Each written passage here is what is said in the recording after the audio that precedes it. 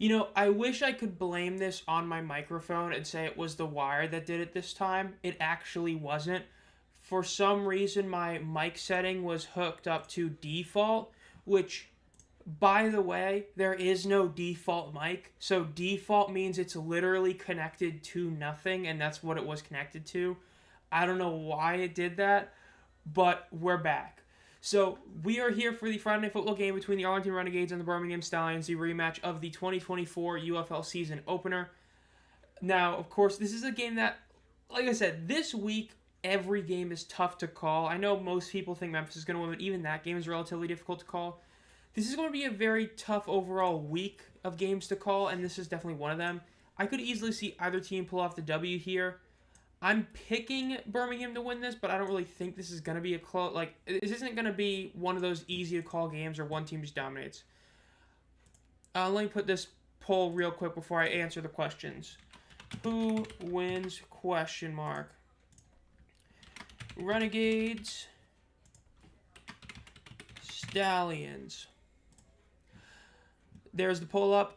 Okay, so I can't... Oh, thank you for covering chat. That's so great. Okay, well, we've got a few guys here. I just saw MB join, and let's see the question. Your opinions on the future of the league after the coaches are dipping. The thing with the coaches, in a technical sense, is that there's no real sense of worrying. Because the Greg Williams move was because of the fact that he's going to be the defensive coordinator of Tennessee State University. And, of course, when you're a coordinator, especially when you're the opposite of the head coach, you matter a lot for that team. So him leaving earlier than expected to go to Tennessee State really doesn't shock me. Now, the AJ Smith thing, essentially, I don't know if it's fully 100% confirmed, but it appears that the reason that he left was because of Wade Phillips and how the whole team was built. He doesn't want it to be this run-first team, but they've kind of forced it to be that way, to where he's kind of forced to call plays a way he doesn't actually want. So because of that, he kind of just booked it, right? He took a chance to leave, and he's fine leaving because he has a lot of issues with how the team is built. It's not what he wants. So it sucks seeing him go, but in terms of is it something that makes sense? It does technically make sense when you view it in that realm of he felt that he wasn't getting to actually do what he wanted, and that's why he left.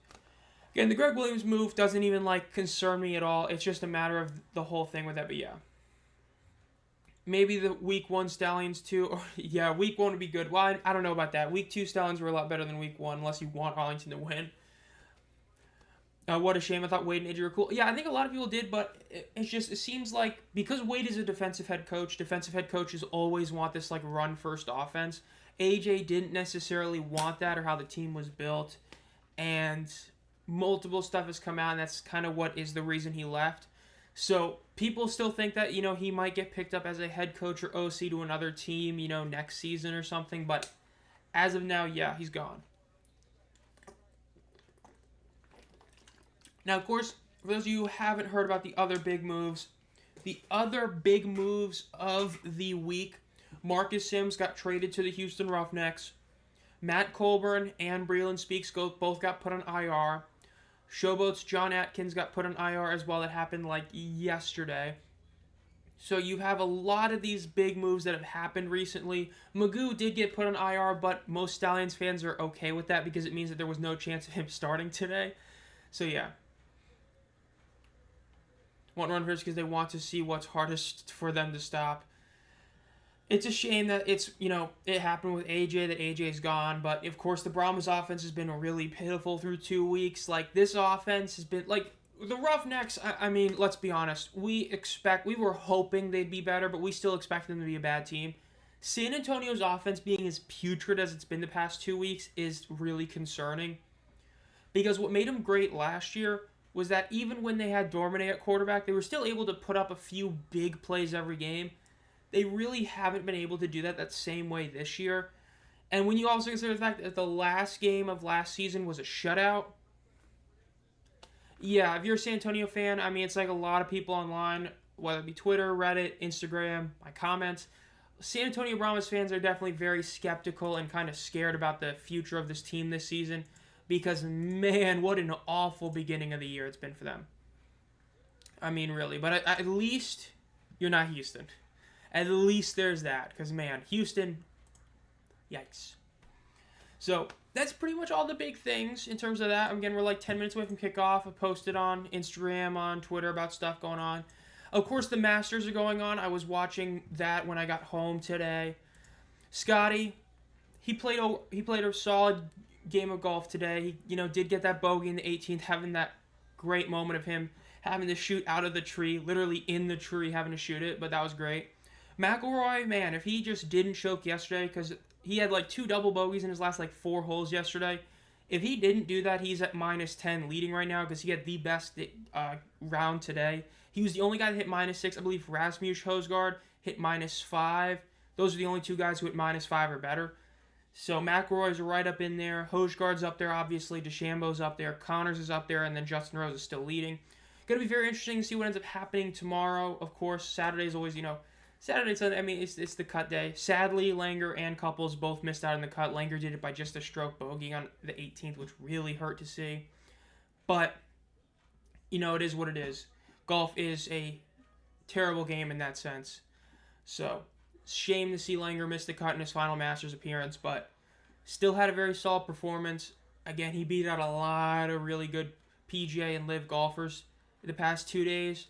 So, got to take some solace there. Because, again, even, being negative, 4, I believe is, tied 9th or something right now. So, this one of those tournaments, it's looking like it's going to be one of those where, the winner's going to only shoot, -12 or 13. Because, Justin Rose only shot -1 today. It's not like he even played, incredible. He just, shot in the red. But, yeah. So, again, this week, the other massive matchup is the last game of the week, which camera's not focusing, which, of course, is the Battlehawks Defenders in St. Louis. Massive game, of course. Hakeem Butler is out again. That did happen. Which, as I've said in the past, honestly, that's kind of a good thing in part of a way. Because the fact that you don't even need Hakeem to play well, or, your offense is fine without Hakeem Butler, that's a really good thing. So, got to give a lot of credit to the Battlehawks receiving core, but against this DC defense, even without Greg Williams, definitely hurts not having him there. Let's try to get this camera to focus. Come on. Alright, well, hopefully it gets better, is what it is. Again, so far we still have the poll up right now for the Renegades or the Stallions on who you think is going to win this game. Again, big matchup. And then tomorrow we have the... Ooh, who's tomorrow? Tomorrow's the Roughnecks Showboats, and then you have the Panthers Brahmas, which... That's looking to be one of the games of all time right there. 2 teams that both have not been looking too hot because of injuries, people leaving. Yeah. Are going to play really good Battlehawks defense. Dude, DC's offense, I wouldn't even say kind of sucks. At this point, I think they're the 3rd worst offense in the league. I think if you eliminate the obvious 2 of Houston and San Antonio, they're the worst offense in the league. Because, yes, even though they beat Memphis by obviously scoring more points, Memphis had a better performance in that game offensively than DC did. It was just a matter of DC ended up having enough. There we go. Ended up doing enough to pull it off. So I think DC is the worst offense that isn't San Antonio or Houston. Now, their defense, it's still going to be good. Again, I don't think losing Greg is going to be too much of an impact. It's going to be an impact, but it's not like losing A.J. Smith where you're losing a really, minded offensive guy. You're basically replacing Greg Williams with, Greg Williams. Because, it's literally his son. So, yeah. But they also added Cody Latimer as an extra wide receiver tight ends coach, which is cool to see. So, yeah. Showboat's going to beat the Roughnecks. I know a lot of people are saying that, and it makes me actually think Houston might have a shot in that game. When you see everybody go to one team, because, PFN put out all their guys who picked their games. That's the only game that was a landslide. Every person picked Memphis. When you see that, kind of a recipe for an upset. But we'll see. I still obviously think Memphis is going to win. I think Memphis is a better team. Obviously. But that's kind of my pick for that one. Now, again, we're about 5-ish minutes away from this game starting. Of course, this is the first game in Birmingham this season. We have yet to have a game in Birmingham so far. So we're hoping to see some decent attendance numbers. We're going to see the short shirtless pyramid, of course, is going to be here with apparently some sort of rules I saw online or something like that. So that's happening. I would assume that they are going to stream the first quarter, or not the first quarter, but the first drive of this game like they did the past couple. We'll see. Battlehawks being 3-0 would be a minuscule lead in the gauntlet that is the XFL. Well, it depends on tonight, because tonight's game is a really tough one. This one, I think, is the Panthers-Brahmas, I honestly think, is the toughest game to call because of all the things that happened. This is the second toughest game to call, in my opinion, because I could easily see either one of these teams pull off like a 14-point win, because Arlington's offense has done everything it's possibly can to lose games. So, yeah. Houston has no chance. Sims is not going to help the offense that much simply because the run game is what's hurting Houston in the first place. I mean, it is going to help him out. I mean, if you get another receiver that's a big threat, it can help the run game, kind of that synergy, but we'll see. Sup, Adam? I know he is not going to be here on Sunday's game, but he is here tonight. So we're going to have all those stats for tonight's game. Birmingham better not have bad attendance. Yeah, we hopefully see them be good. Because, I mean, last season's attendance, their high was 14K against St. Louis. They ain't hitting that tonight. But if they hit 10K would be a really solid number considering 7,000 was done twice. Even 9,000 technically wouldn't be that bad because that would only be 1,000 off their conference championship game. But we'll have to wait and see about that one. Again, who knows?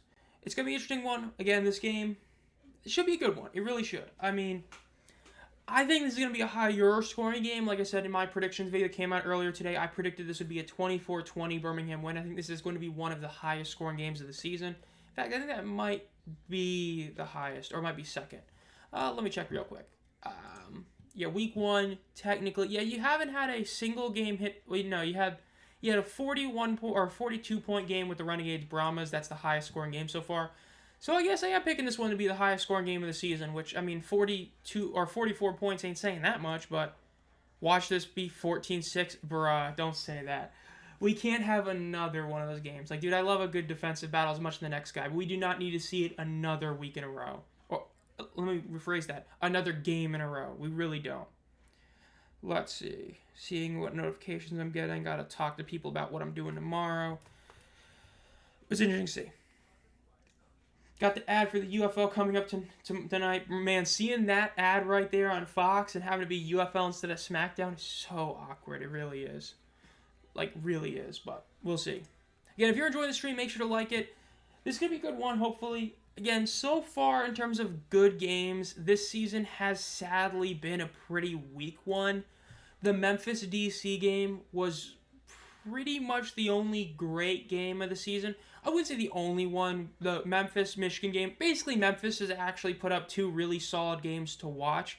Most other games have been not great. Michigan-Birmingham was fun. That was a decent one, but yeah. And even then, St. Louis still has the asterisk that it was against San Antonio and Houston, because that's the reason, the reason the number one spot in power ranking is so difficult to make is because legitimately there's 4 teams you could argue. You could easily put Birmingham at number 1 and say it was just a week 1 jitters. They're still the best team in the league until they're proven otherwise. You could put you can put St. Louis there because they've been the most complete team through 2 weeks. You can put Arlington there because Arlington's defense has been really good and their offense is shooting itself in the foot, not getting beat. You could put DC at 1 because they've had the best strength of schedule and strength of record. So it's a tough one, but to me, I think that as of right now, St. Louis, until their offense really lays an egg, it's the best offense in the league. Well, let me phrase that, second best. We all know Houston's the best offense in the league. If you know, you know. But St. Louis, hopefully they have a good showing against DC. If they put up, like I said, I think they're going to put up like 20-ish points in that game. That's a good performance against that defense. So we'll see.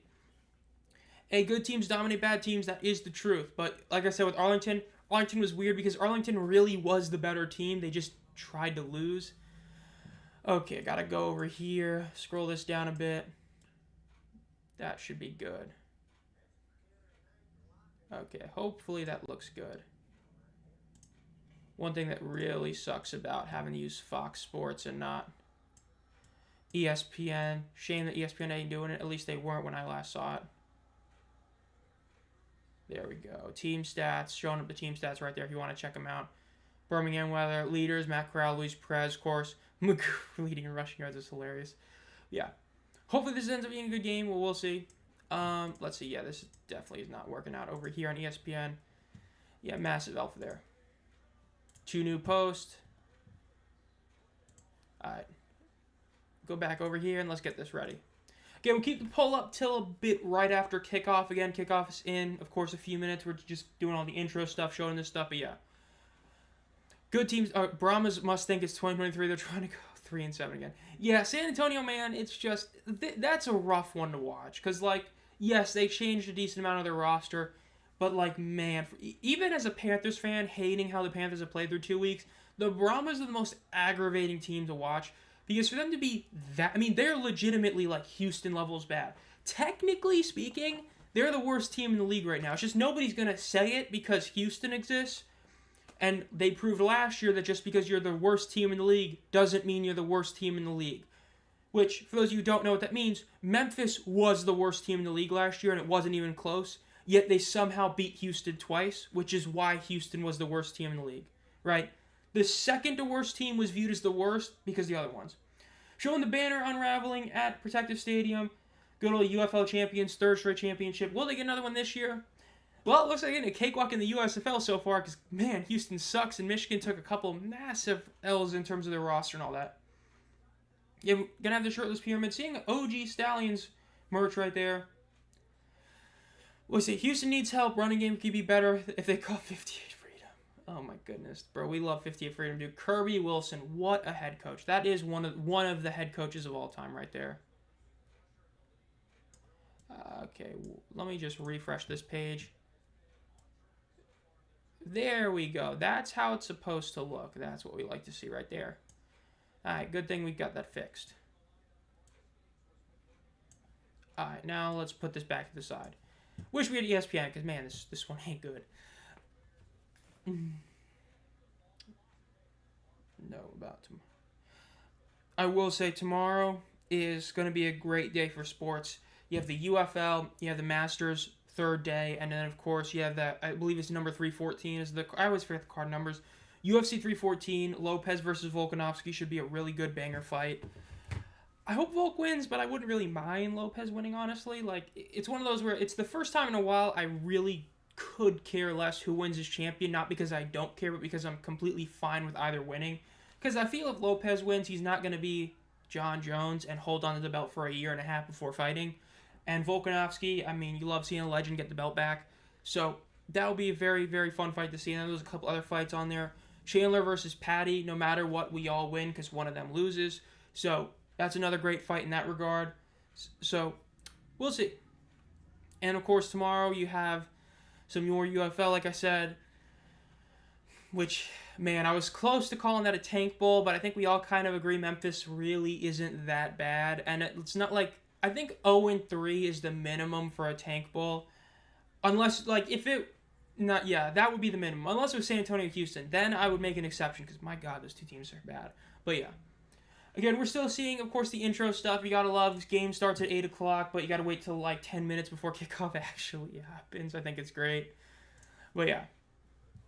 Hopefully, man, we get a good game tonight. I really hope this doesn't end up being another one of those low-scoring affairs. That would just really suck to see for the league's sake. You know what I mean? Showing Skip Holtz on the sideline right now. Of course, Skip Holtz versus Bob Stoops. 4th year as head coach of the Stallions, 27-5 record. Remember, Birmingham has yet to lose more than 2 games in a season. So, we'll see what happens this year.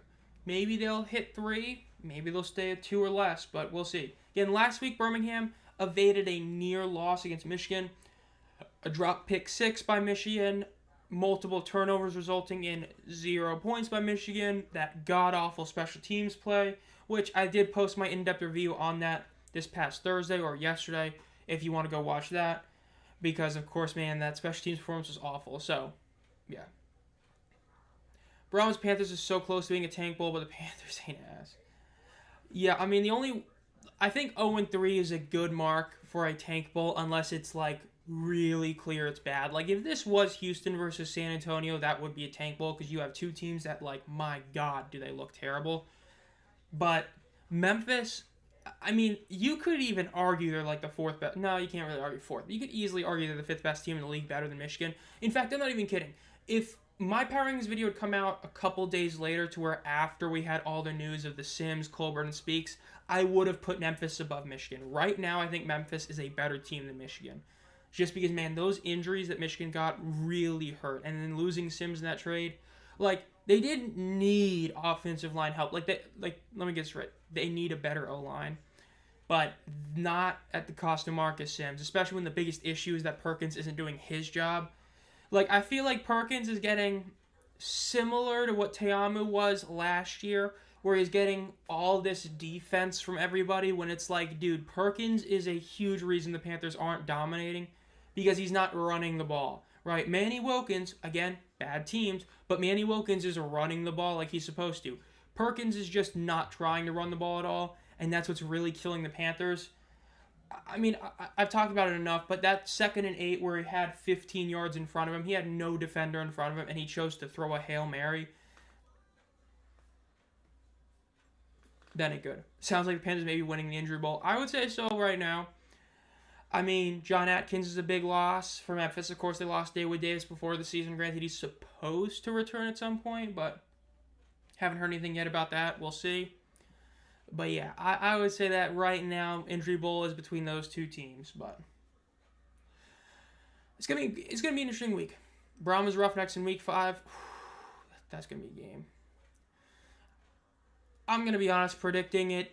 It's tough to predict attendance, especially for the first game. Like, I was shocked at how close I was in predictions for the, like, Renegades and DC game, because I predicted DC's attendance would go up by about 1,000 and ended up doing it.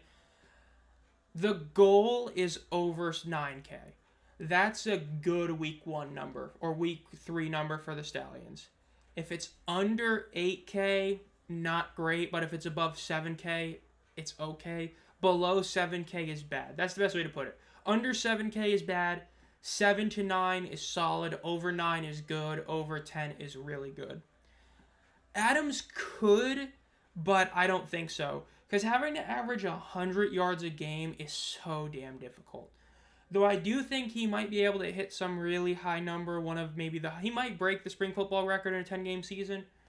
At least the ultramodern record. But we'll see. Yeah, Brahmas Roughnecks, man. That game's probably going to be a tank bowl. Barring we see one team just miraculously turn it all around.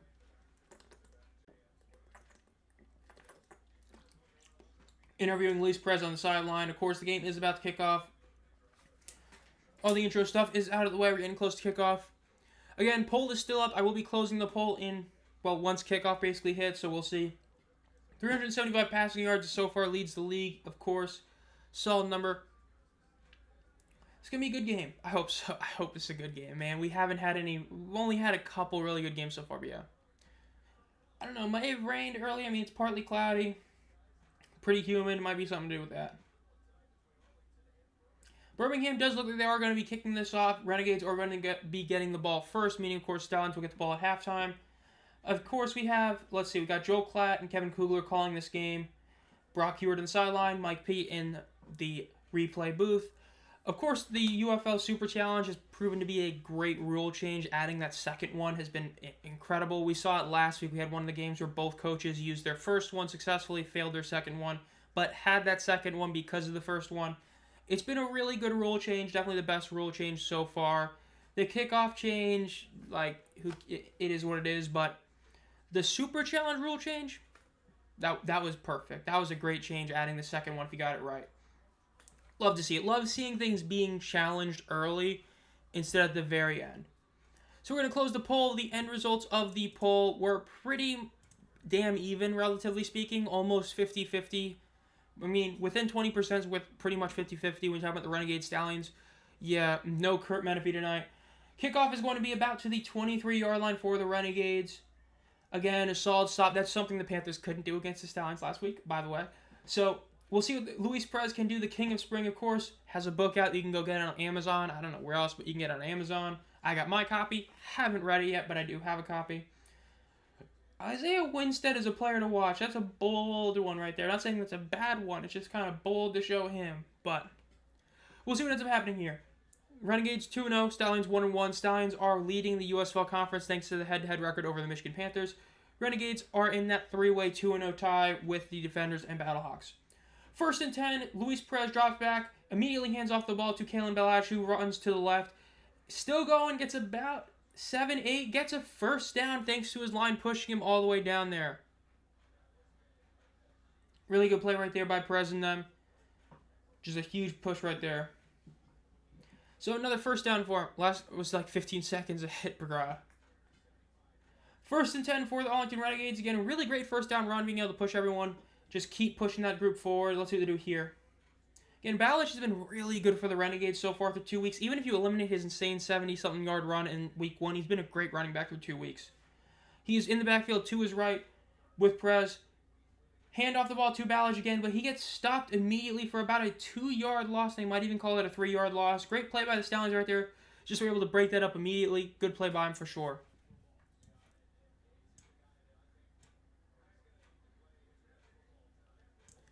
All right, let's Unfortunate. Okay, I'm just trying to redo this because this is not currently looking good like I wanted it to on the stream right here. Perez is by himself in the backfield in 5 wide, motioning Ballage a little bit to the left, drops back to throw, looks to his right, throws it quick. It's going to be caught for a first down by the Renegades. Great play right there. Immediately solid play. Love to see that.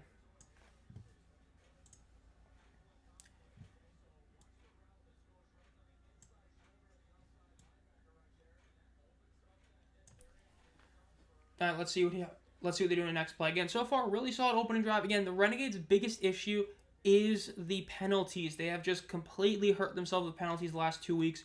Hopefully, for their sake, they actually end up, fixing that a bit, but we'll see. 13 minutes left on the first quarter right now. Do you think the clock rules play a factor in passing production? You could argue that with how kind of fast they end up moving, for sure. It's going to be a play that gets stopped almost immediately. Not a great play right there on first down for them, but not as bad as the last first down play.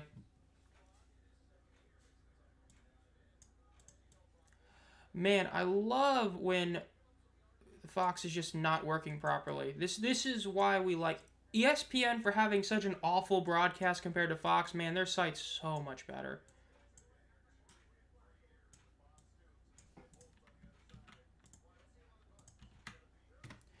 Second and 10 for the Renegades. Perez is in the backfield. One man behind him in the backfield. Let's see what he does here. Ball snapped. Fakes the handoff. Looks to his right. Looks to his left. Throws it, and is going to be incomplete. It was going to be a little slip screen, but it ended up not really working out for him. Sucks to see, but that is one of those it is what it is kind of moments right there.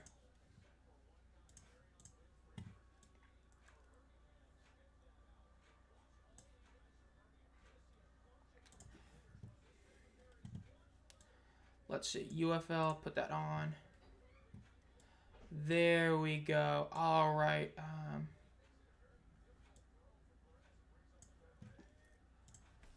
Third and 10 for the Renegades. One man in the backfield. Ball snapped. Drops back to throw. Looks over the middle. Running. Throws it over the middle. It's going to be incomplete again. The Stallions do pull off the stop right there.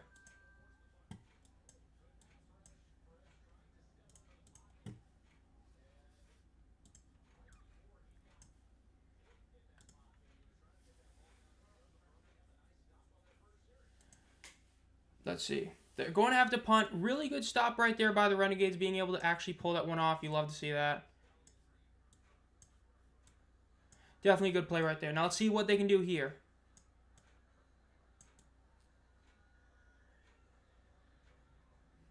Punt is up. It's deep. It is going to be returned at about the 15-yard line. Nope, it's going to keep bouncing and be touchdown about the 5-yard line. Really solid punt by Marquette King.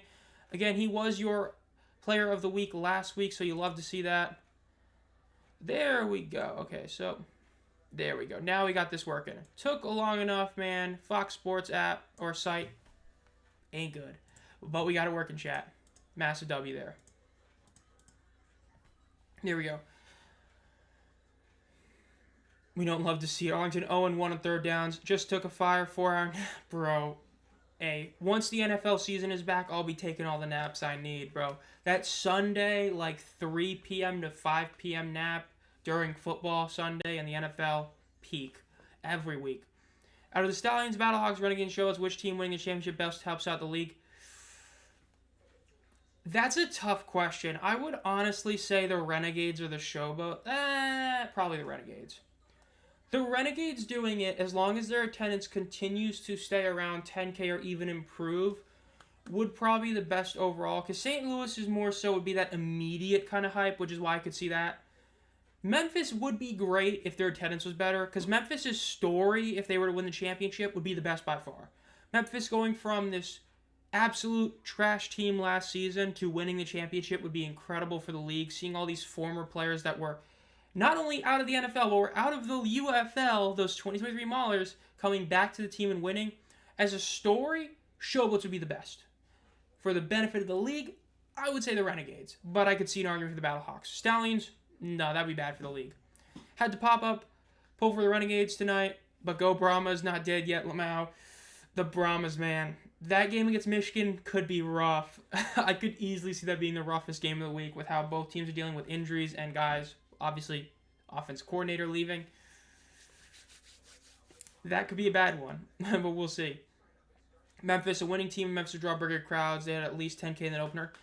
You would hope so. I mean, if they win this week, it would be nice to see. I mean, I believe this game is in Memphis, correct?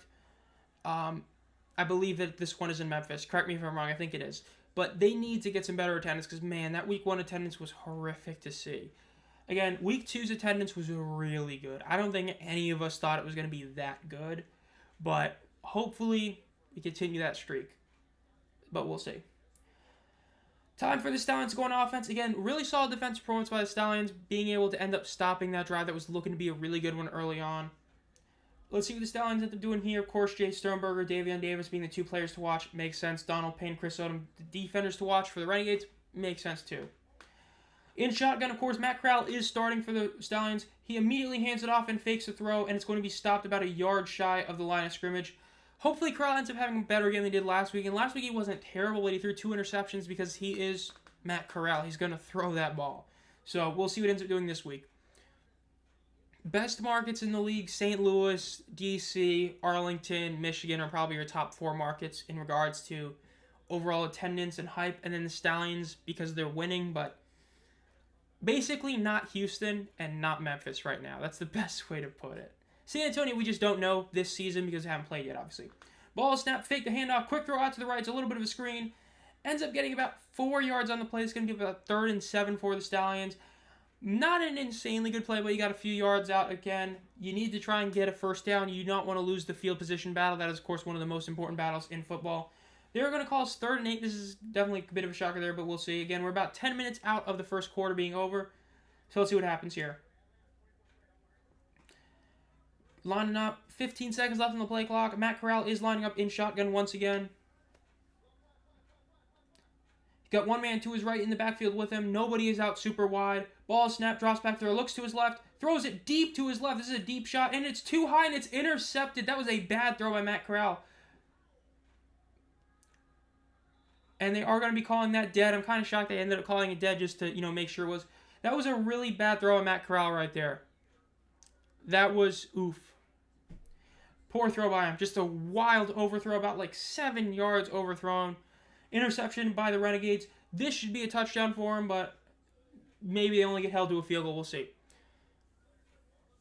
XFL 2020 had like 5.3 million viewers for that first game, and we expect to compete with that. Yeah, the AAF and the XFL, the 2021, the novelty of it when it came out, it was such a different time. Of course, streaming, like, some people want to discount it. Streaming has picked up a ton since COVID, obviously. Cable has gone down a lot. So seeing numbers being that great, it's why Larson was saying that over 500K is a solid Friday night number in his opinion, because of that whole kind of streaming deal and how much people have TV, but yeah. I would say Seattle is a lock, but I think they should definitely be brought back, but we'll see.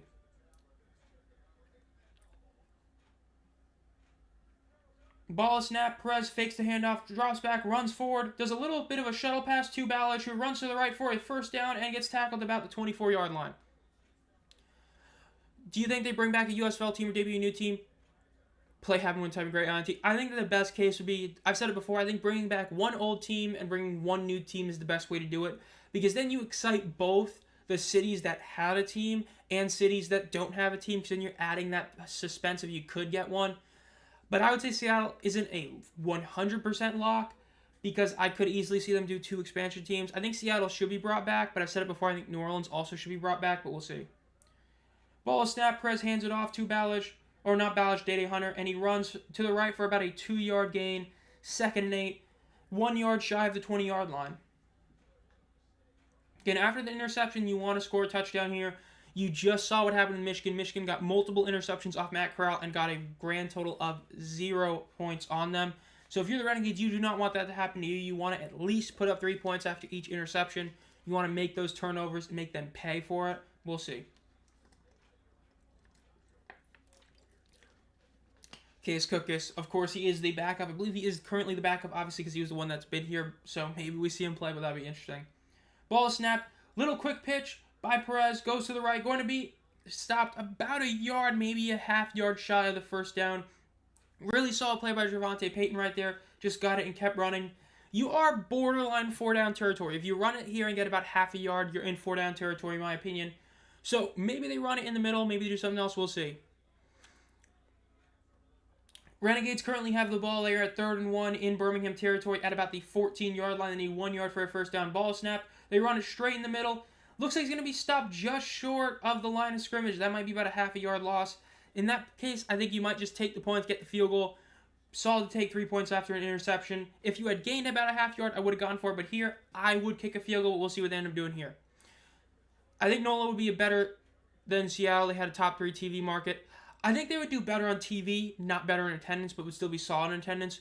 We saw it, I mean, like you said, their TV numbers were really good despite not having a team in New Orleans. So New Orleans, I think, would be great for TV if you add a team there. I definitely agree with that. They are going to be kicking it here. The ball kick is up, and it's going directly through the middle. It is good. 3-0 Arlington over Birmingham with half the quarter remaining. Is a flag, however. Let's see what this flag is.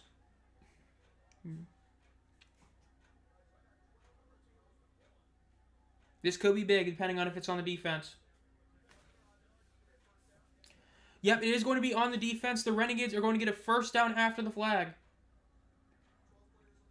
12 players on the field is called. So the Stallions give Arlington a massive break. This is the opposite of what happened last week. Last week, Arlington was one making these crucial mistakes, forcing themselves to miss out on points. This time, opposite happens. Stallions make a big mistake. Renegades get the ball. They're going to be able to keep going now. So, of course, this is going to be 1st and goal for the Renegades here. Not what you want to see if you're the Stallions. 1st and goal at the 9-yard line. 1 man to his left in the backfield. Perez motions the guy in front of him. Ball is snapped. Hand the ball off over the middle. It's going to be about a 2.5, maybe just a 2-yard gain right there. We're going to be 2nd and goal from about the 7-yard line. Stallions so love to see it. Stallions, man, this is not what you want to do if you're starting out right here. This is not a great start for him. Show Matt Corral on the sideline. Of course, it was a bad interception right there. Again, if you get lucky, this is the one issue sometimes when you don't take the points. If Birmingham pulls off a stop here, they might go for it in 4th down and then stop them, which would be huge. But we'll see again. We still got a couple more downs before we get to that. So let's see what happens. Motion in front of Perez. 1 man in the backfield with him. Ball is snapped. Fakes the handoff. Looks to his left. Going to throw a one-on-one pass over the left, and it is too high and out of bounds. Incomplete pass. 3rd and goal. 3rd and goal now for the Renegades. That play, not necessarily a great play right there. Again, depending on how many yards they gain here, they might go for it on 4th down, which would be a really risky play, but we'll see. Again, that was just one of those passes where that wasn't even a one-on-one. It was just too high pass. They couldn't even catch it if he was really at the corner of the end zone. So let's see what they do here on 3rd down. 13 seconds left in the play clock. Down to 10.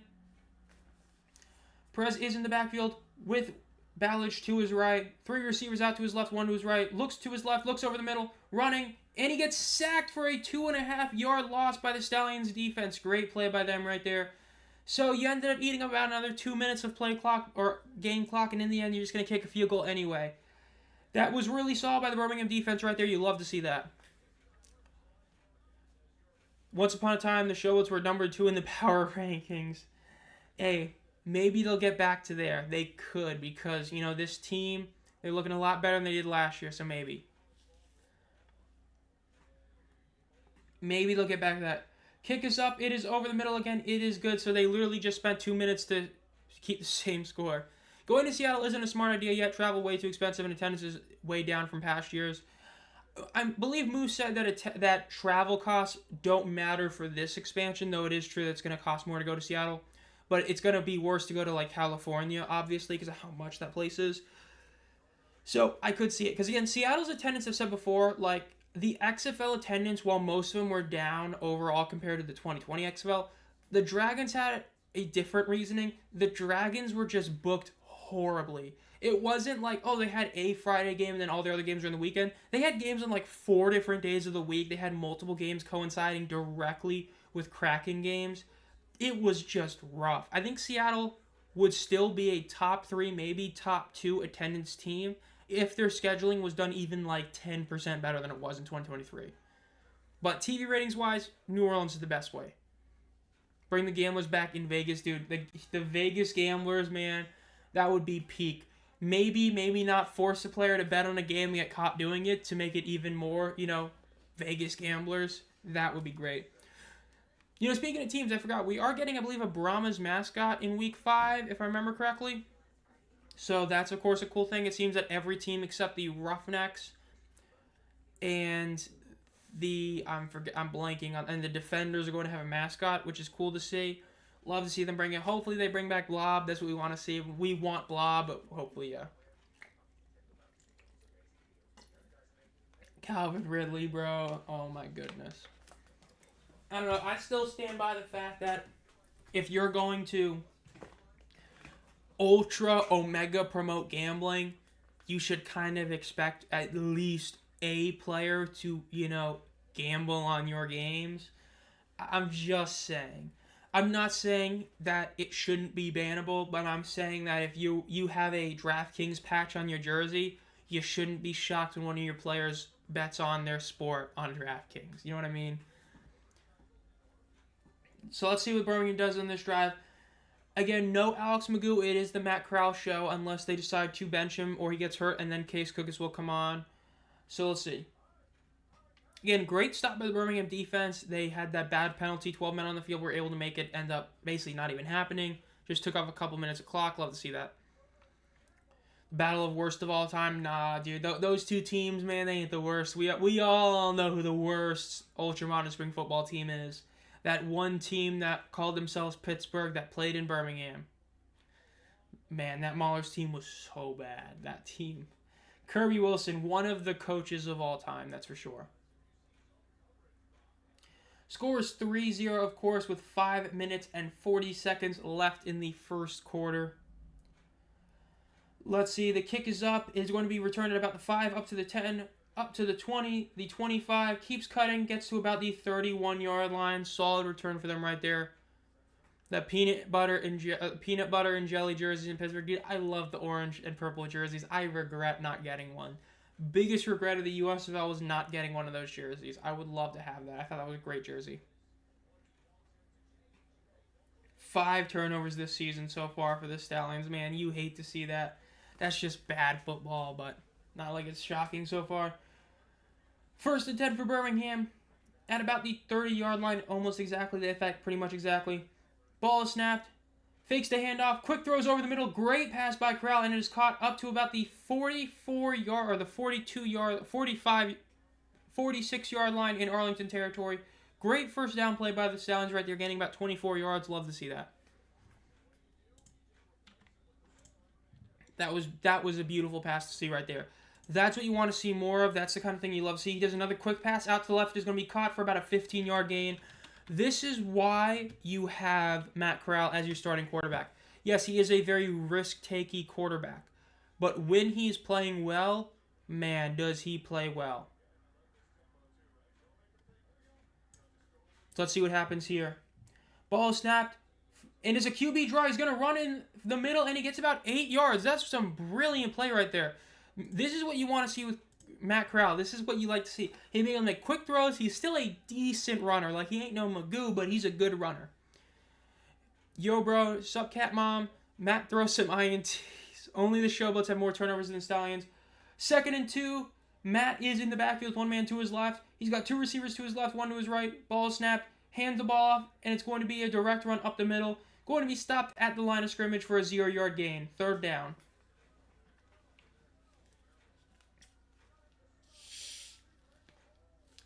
Message retracted. I love how on one of these it shows it and the other one it doesn't.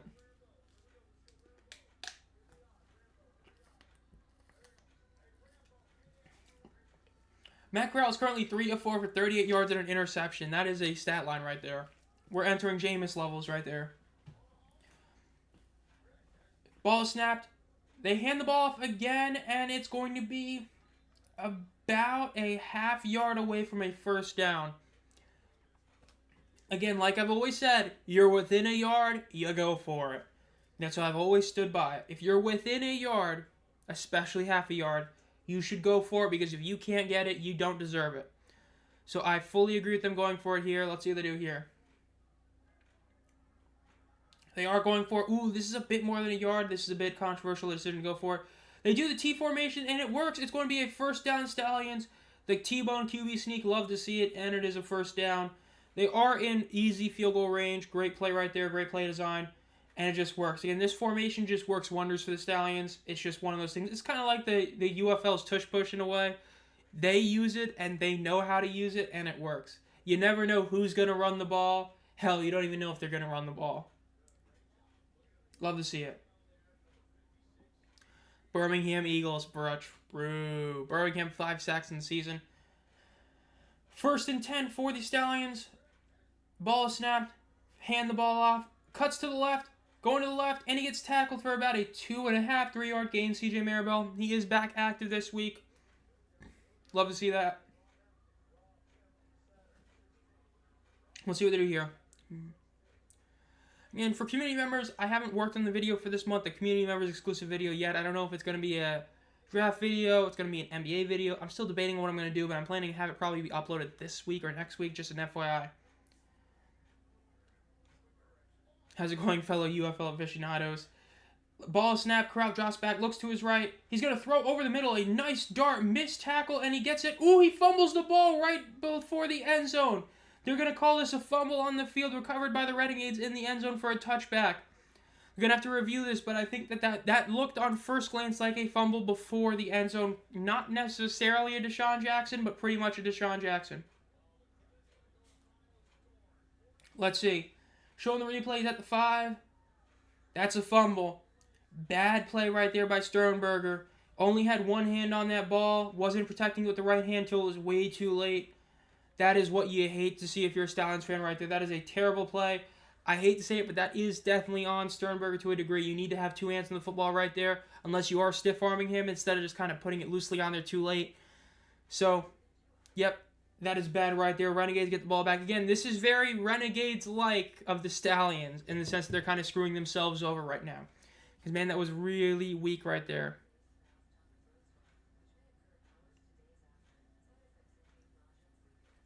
Man, that was a bad play by Jace right there. That's not what you want to see. Let's go over here, see what's going on. 31 new posts. Time to make some waves, showing the Roughnecks. I don't know if they're going to make any waves, bro. Not this team. Depth chart for the Brahmas to Panthers game come out. John Lovett is back at RB1 for this. Brahmas, okay. First points on the board for the Renegades, showing that up there. And then showing some other stuff, blah, blah, blah. And put that back over there. Man, that's still wild. Jay Sternberger making a mistake like that. You never see a guy like him make a mistake. That was a bad one, too. Hopefully we'll see the Renegades do something here. Again, Birmingham's defense did its job so far. Back-to-back drives, they've basically done enough. Of course, they got the 12-man on the field in the special teams play, and were able to make up for it by forcing out another field goal. First drive, they were able to stop them relatively early, but we'll have to see what they do in this one. New era.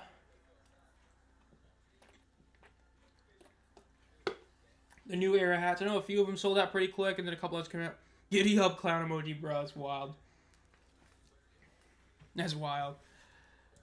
I'm shocked they're not showing any sort of Under Armour thing. Like, the Under Armour jerseys, that's what you want to see.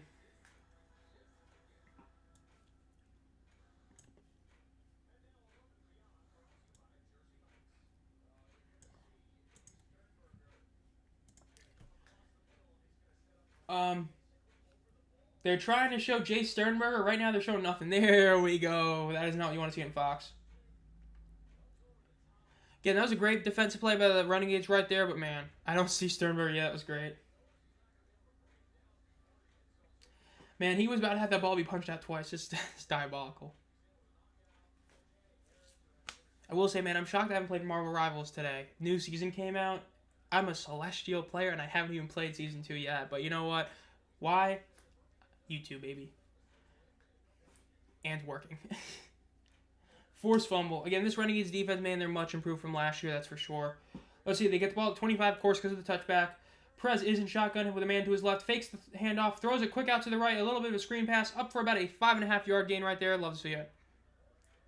Yeah, sir, that Marvel Rivals grind, that's for sure. Got it about like two days before, it might have been like 3 days before the season ended. I ended up hitting Celestial. I was stuck at GM1 for like a while, but then I ended up getting a nice few win streaks. Hit Celestial, was like 2nd and 4 for the Renegades. One man to the left with Perez in the backfield. 3 receivers out to his left, 1 to his right. Ball snap, no handoff. Throws it quick to the right. Going to be caught for a first down. Great catch. Might give him a bit of a half yard, but we'll see. I'm on the Schedule 1 grind, bruh. Chuck Long, the offensive coordinator of the Renegades. I would say that with Greg Williams and AJ Smith gone, your big 3 coordinators. Of course, you still have Jaron Horton. I'd say Chuck Long has a good argument to be one of those big 3. Been around a couple of years, been a really solid OC. Last year it was just a matter of that defense, but yeah. I don't know who the third one would be, though. 1st and 10 for the Renegades. A little under a minute left in the first quarter. Bit of motion in front. Ball snapped. Fakes the handoff. Fakes the handoff again. Throws a bit of a deeper shot. Incomplete. That's probably going to be DPI right there. He basically just pushed him down. That was bad right there. Flag is down. That's going to be DPI.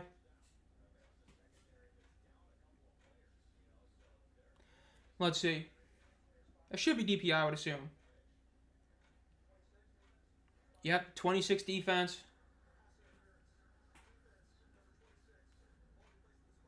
And it will be placed at the spot of a foul right there. Yeah, let's see the replay of this. I'm shocked at that play design. You would think for a play design like that, it would be just a deep shot, though I do see that a couple guys recovered, but yeah. Yeah, that replay makes it seem less bad, but still bad. Like, that's still clear DPI, but that's definitely less bad than I thought it was at first. First down for the Renegades, ball is snapped, hands off to the left, and he gets tackled for about a 3.5, maybe 4-yard gain. This should take us to the second quarter. Again, another low-scoring opening quarter. Well, should be 9 points on the board at least, but of course you had to, fumble on Sternberger, so bit of an asterisk there. But yeah, Jace, man, I know you're on Twitter all the time. You probably shouldn't be on Twitter today. And yet they are going to be ending the quarter right there. Jay Sternberger, that was bad right there.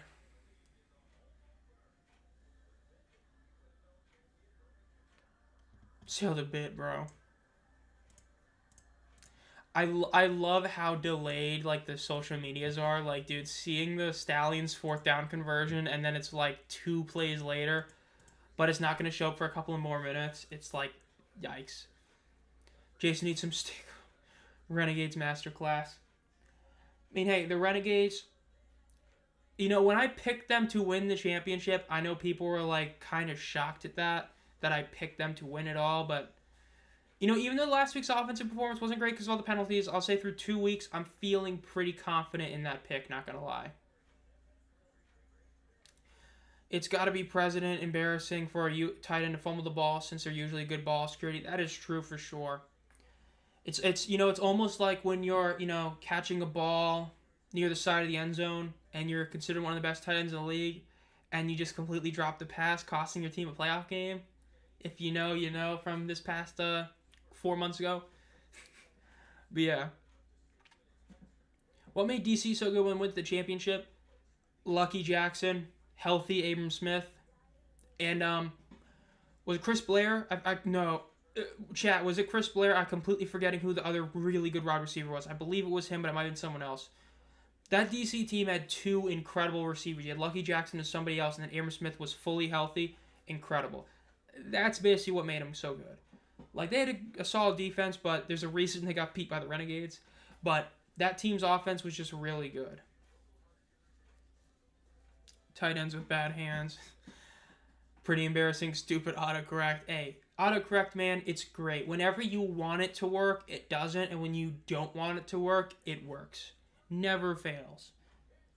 Like, I love when I'm typing, like, I something, and it doesn't autocorrect to being capitalized. But then when I type, like, it's, or, like, you know, don't, it'll just not do it right. And it's like, what if St. Louis blows out DC? That would be a really shocking game to me. But, man, if they do, I would say that if they do, man, this DC team, yikes. Mark Andrews, yeah. Dude, Mark Andrews, man, that was bad. That was bad.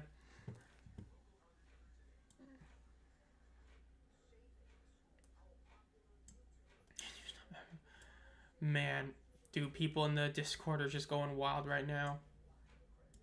Hold up, what was that everybody's just laughing at? Bruh.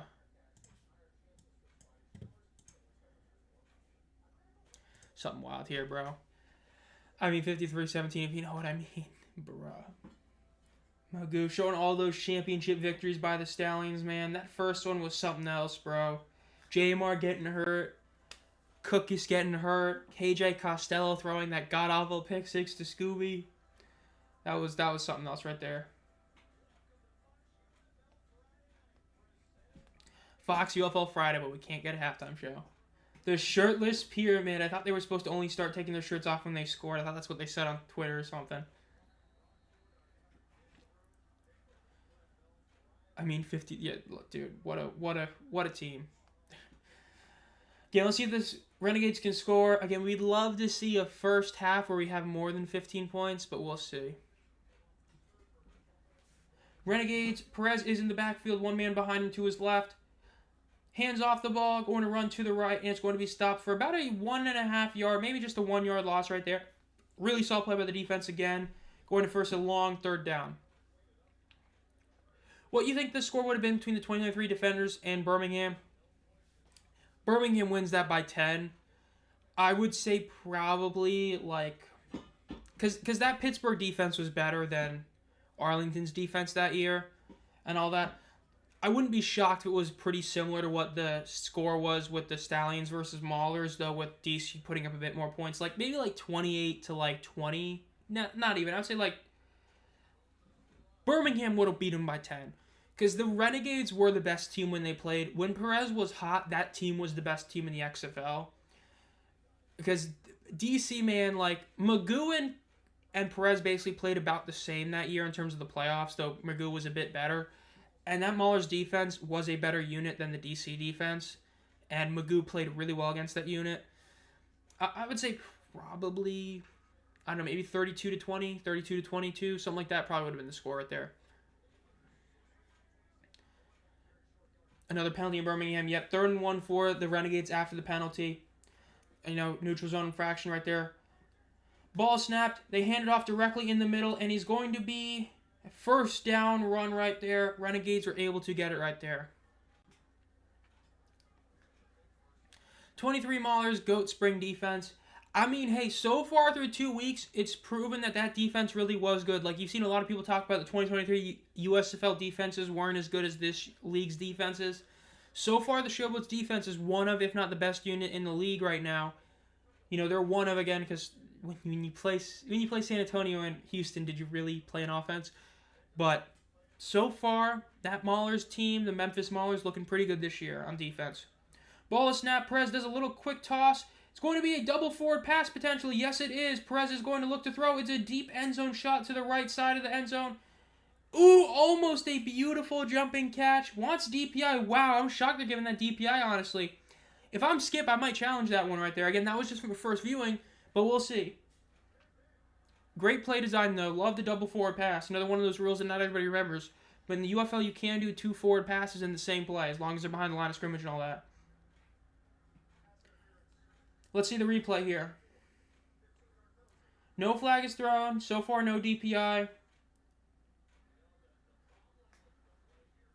I might challenge that if I'm Skip. Yeah, the one thing that hurts Tillery right there is that he kind of hit him like that. He, not in the chin, but in, the face mask. That's the only area I would see this could be DPI. Because before that, there was no DPI. That's the one thing that could be. Again, you have to get your first challenge right to have a second one, so it looks like Skip doesn't want to challenge it again. If it wasn't for that, it would have been good, but because of that, I do agree with the decision to not go for it again. It's not directly to the spot of the foul, so they're only going to get the ball, a few yards, so I'm okay not challenging that because that would have been tough. Perez is a quick throw over the middle. It is incomplete pass right there. James Morgan, oh my god. Dude, the Maulers quarterback graveyard was so bad. Kyle Laletta, Josh Love in 2022, Roland Rivers. He had Vad Lee, he was good. For like the 1 week they let him play, and then they benched him like 2 weeks later for no reason. President shotgun, one man to his left, 2 receivers to his right, 2 to his left. Ball is snapped, drops back, looks to his right, throws it deep. It's another end zone shot. It is going to be another incomplete pass, and another DPI flag is going to be called, dude. This is wild. This is insane, and they're all on the same guy, dude. It's just every single time. This is wild. Yep, calling another DPI 15-yard penalty. That's insane. Let's see. Grabs him over the shoulder. That is a penalty right there. This is just bad play by Birmingham's defense right now. I wouldn't even say that. I would say this is, just refs, trying to hand the game over to Arlington, but these are all penalties. Like I said, the last one, not this one, but the one before it, because he hit him in the face mask, that's a penalty. Like, these are clear penalties. This is just bad play by Birmingham. This is what Arlington's offense did last week, was what Birmingham's defense is doing this week. Just playing awful football, making mistake after mistake after mistake.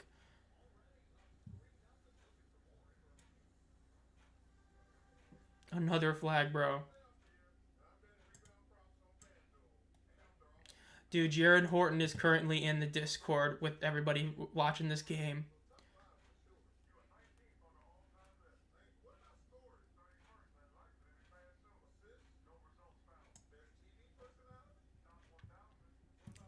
Bro, this is insane.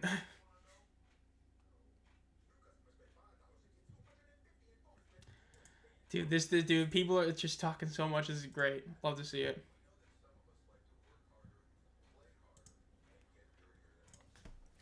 Again, so far, hopefully we see another score here, because, man, I really hope we don't get another, sub 30-point game. That'd be so bad to see.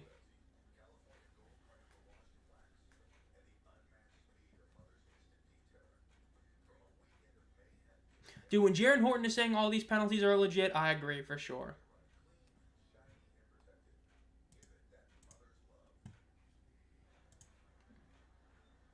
This ain't the AFC Championship, bro. That's diabolical.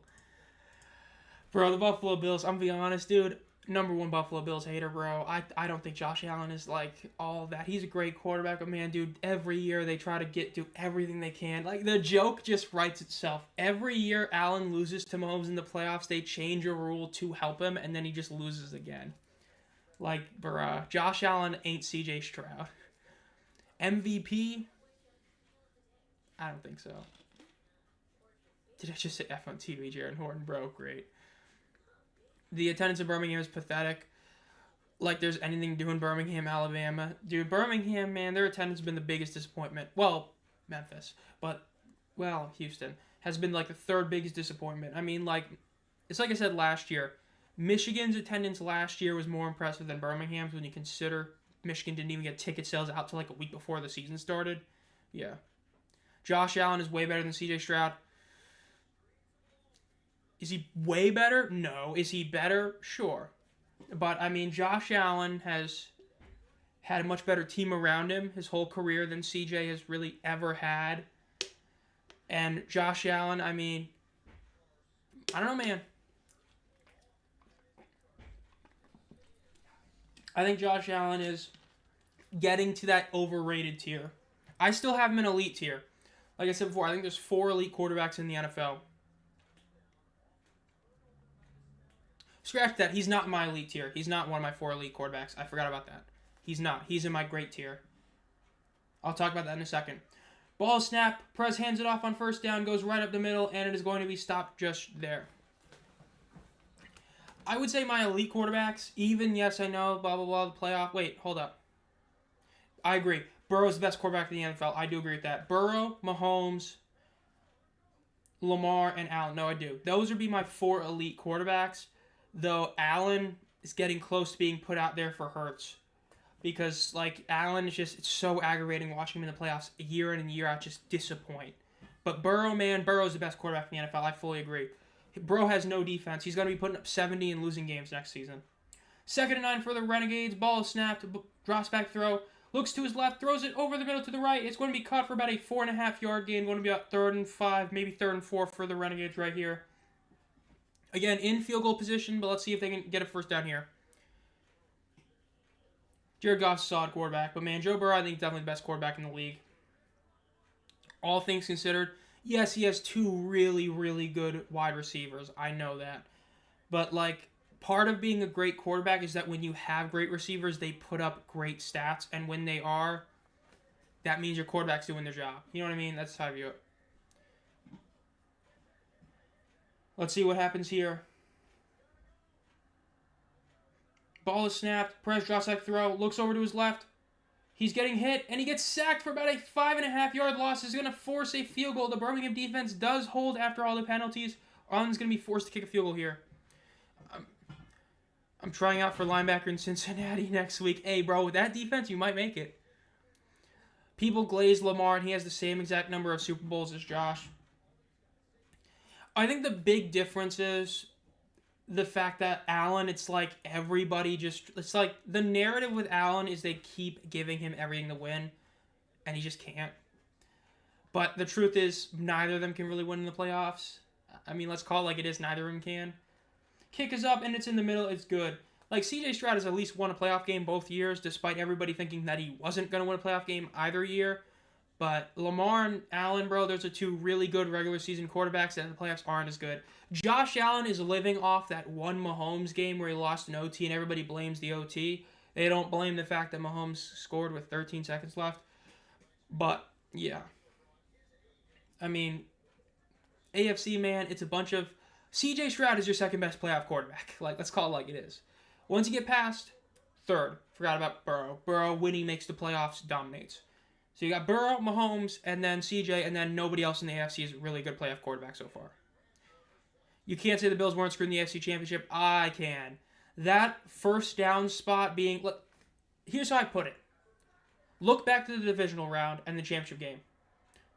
Compare it. The Texans, mistake after mistake after mistake. They lost by about 1-score game, right? The Bills played an almost flawless game, lost by about a score. When you see that, that means that CJ had that team played poorly and still almost won. The Bills played basically their peak game and couldn't get over the hump. That's what makes me say that they're better. CJ still can't get past second round. I mean, Lamar has yet to win 2 playoff games in a season, I believe. Because I believe the one year he got to the championship game was when he, got a first-round bye and won a playoff game in that round. I mean, I think we can all agree it's not about how far you get in the playoffs, it's about how many games you win. Because, you can easily make the divisional round year in and year out if you get a bye, but that doesn't mean you're actually winning in the playoffs. That's why Burrow's so good. Because Burrow's made it twice, and he's lost once, and he's won at least 2 playoff games every time he's been in the playoffs. That's peak quarterbacking right there. But, I mean, I will say that, blaming the first down spot for why the Bills lost, it was a bad call, but, I don't know if it's up there with, the Bengals-Chiefs one with the late hit, how if that didn't happen, the Bengals, you know what I mean? But yeah. Burrow is just something else, man. When, Dude, people can glaze his receivers all they want, dude. Let's call it like it is. You put any other quarterback to those two receivers, they're not putting up those stats. And I mean, no disrespect to Allen, Goff, Hurts, anyone, but Burrow is giving Higgins and Chase those stats because he's a damn good quarterback. Kick is up to the 20-yard line on the return for the Stallions, up to about the 30, and he gets tackled at about the 33-yard line right there. Birmingham point of franchise curse or something. It's not CJ, it's Houston. They can't get past. Dude, the 24-0 lead was hilarious, bro. Dude, that decision to, like, what was it, the fake punt on 4th and 4 in, like, the second quarter? Oh, my God, that was great. Lamar playoff record 3-5, 1 conference championship appearance. And that one appearance was on a divisional round, first round bye, right? So he didn't even win 2 playoff games that year, right? That was when he had a first round bye and he beat, like, Tennessee in the divisional round, I believe. 1st and 10 for the Stallions. 6-0 to score. Ball snap. Crowd looks over the middle, looks to his right. Throws a deep shot to the right. It is going to be caught, but there is a flag that is probably going to be defensive pass interference, and it looks like that catch should be caught. Incredible play again. That's why you do want to see Matt Corral as your team's quarterback. He is going to either throw an interception or throw a deep pass. He is this league's Jameis Winston in a lot of ways. Offensive pass interference. Now that is hilarious. They're calling it on the offense. Let's see this. Let's see. I got to see a closer replay because that looked like he was pushing and he was grabbing. I want to see a closer replay on that one right there.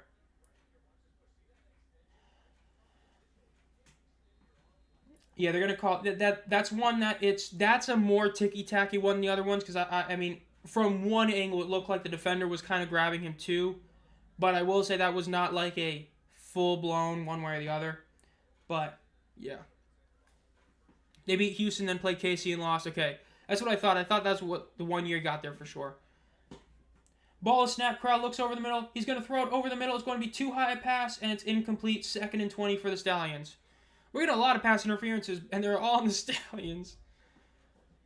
Dude, exactly. I was talking about this. I don't know how long you've been here, but that's what I was talking about earlier. The Stallions' defense has been playing like the Arlington Renegades' offense. Playing incredible, then doing flags that screw them over. I mean, the fact that Birmingham's defense has only allowed 6 points is remarkable. Like, Arlington easily could have like 12 to 16 pending on extra points if it wasn't for how good the defense has been playing for Birmingham. 2nd and 20, ball snap. Matt Corral drops back, throws a deep pass over to the left, and it's going to be incomplete. Too high a pass. 3rd and 20 for the Stallions now.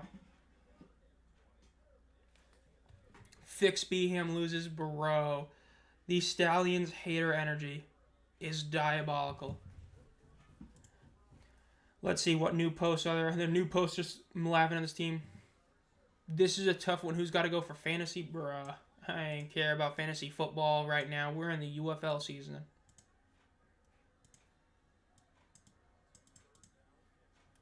Third and 20. That is insane. Ball is snapped. Crowd drops back to throw. He throws it deep over to his left, and it's caught, and he stays in bounds for the first down. Gets to the 50-yard line. Incredible play by the receiver right there. I couldn't see who that was at first. Incredible play right there. It was about a half-yard short, then he made a move, stayed in bounds. Amari Rodgers with an incredible catch and an incredible run after the catch. Great play right there. That's a white corner, bro. Wild. The only thing I hate about the Stallions are their fans don't show up. True. We would love to see them show up, but man, they showed up the week 1 of 2022. That's about it. Crowd drops back to throw, and when A.J. McCarron was in town. Throws to the left is going to be incomplete, out of bounds. 2nd and 10 for the Stallions now. Dude, he is legit. Corral is just legit heaving this ball, like play after play. Interviewing Case Cookus, the chef himself. Crowd looks a bit better than it did earlier. Again, I don't think it's going to be anything world-breaking, but looking better than it was, but still not great. Case Cookus, okay. I hate everything about the Stallions with Jordan Thomas. Dude, Jordan Thomas is a dog. The fact that they showed up once and never again makes it more stupid. Especially since that game was so good. I mean, that game, like, that was peak football, bro. First or second down rush is going to be stopped right at the line of scrimmage. 0-yard gain for the Stallions. Going to be 3rd and 10 at 50-yard line. Really bad place to be stuck at 3rd down for sure. My goat is washed. Hey, don't say that about Case. He saw an opportunity to sit on a bench on a team, maybe play a game or two in the Stallions. He said, yeah, I'm good. I'll take it for sure. Why not? 3rd and 10 for the Stallions. Corrals in shotgun. Let's see what happens. Ball snap, drops back to throw, looks over to his left, looks over the middle. He gets hit as he throws. Incomplete pass. Going to be 4th and 10. They're going to have to punt it here. Really bad place to punt it at the 50-yard line. You suck to see that, or you hate to see that, but yeah, giddy up clown emoji, dude. Stallions, man, they haven't been playing great so far on offense, but the defense has been playing incredible so far. Birmingham 1 of 4 on 3rd downs. Skip Holt's talking to Matt Corral on the sideline right now. So far, it's been giddy down, bro. Good field for us. Punt is up. And it's going to be a fair catch at the 9-yard line. Let's see what happens here. St. Louis is going to bring 35K or more this weekend, especially since it's against DC, and DC is good. This definitely should be a really packed house for St. Louis for sure. I definitely agree with that one. When you consider that, I think it should be. In the wood chipper, I don't know. This game is going to be a good one. The DC game, because Manny has not played a defense this good this year. Like, the St. Louis defenses they've played are really weak ones, but this DC defense is a legit one. Like, dude, I hate watching DC's offense. It's so pitiful. But this matchup, St. Louis's offense versus DC's defense, this was going to be a really good matchup. It's going to be very interesting to watch who ends up winning that one, because I think that's what's going to end up determining the game. By 14 or more, I don't know about that one. I don't think DC's defense is going to allow for it to be that much of a blowout. I picked St. Louis to win. I picked them to be a close win, but not like a 3-point. I think it was like a 5-point game I picked it by. Just because St. Louis is a better team, but they have not played a team as good as DC yet this season, especially with Manny. And especially considering that the offense did take a little bit of a step back from week 1 to week 2, and again, that was against a San Antonio defense that wasn't all that great either. 3rd and 20, no problem. No way they just tweeted this out after they just got forced to punt, bro. That's bad.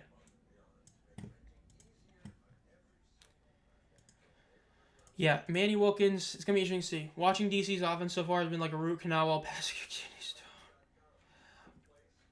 Yeah, but I mean, that's the thing. Like, DC's offense hasn't even had to do anything in their winning games, because their defense is just so good. That's the thing that scares me if you're St. Louis, is that you're playing a really good defense. You can easily make a case DC is the best defense in the league. Because, again, DC's strength of schedule, while they haven't played a conference opponent, they've played really the toughest. Really, Memphis has played the toughest. Them and DC have played the 2 toughest schedules so far. And the fact that DC has been able to win both those games and do it without even really putting up many points on the board. Like, if you keep a game under 20, your offense could be the Houston Roughnecks level of bad, and you could still win that game. 20 points is a mark that any team could get. No matter how bad you are, you can get a lucky break here or there. You can get a lucky pick 6. You can put up 20. Or we'll call it 18. DC's defense has been able to do that. If you can hold a team under 15 like DC's been able to do a couple times, like, you don't even need an offense, and you can win games like that. Someone's probably following the game via Twitter post for sure, brother. Waiting and waiting to see. But even then, if you're following Anthony Miller's got your tweets out even earlier than that for sure, too. I would say the Battlehawks currently are the best team in the league just because they were able to beat the 2 bad teams by far. That's why I put them at number 1 above the Renegades this week. Just because they were able to do their job against those 2 points, so yeah. Ball is snapped. Handed off. Runs to the left. Gets tackled for about a 1.5-yard gain. Yeah, but I would say that is a massive asterisk. The only offenses worse than DC are San Antonio and Houston. So forcing them to under 10 points really isn't saying all that much. Because, I mean, Arlington was able to do it as well. So then if you're saying it like that and you're saying Arlington's defense is just as good, if not better than St. Louis, which I don't know for sure. Yes, it's still Anthony Brown. He gave us 1 good drive, and CJ was like, man, that's my quarterback. Perez in the backfield, ball snapped, throws it to his right, quick pass, it's going to be caught. Runs for a first down and about 2 more yards, going to be past the 20-yard line for the Renegades. You would hope so, but I mean, that is going head-to-head against the Masters, which you hate to see, but it should still have a solid rating, especially considering how big a match it is. CJ Johnson's the coach. Dude, Curtis Johnson versus Kirby Wilson would be a great coaching battle right there, dude. That would feed families. Or make people starve, depending on how you view that analogy. Yeah, Anthony Brown had that one good drive, and at the very end of the game, it looked good, but it was one drive. I mean, if we're doing one drive, dude, Troy Williams is the starting quarterback. Ball snapped, handed off to Bellagio, goes to the right, and it's going to be about a 2.5-yard loss right there. Not even McCarron could save Houston. Bro, dude, they need a new head coach. They need a new quarterback. They might need to do some other stuff. That team is just yikes.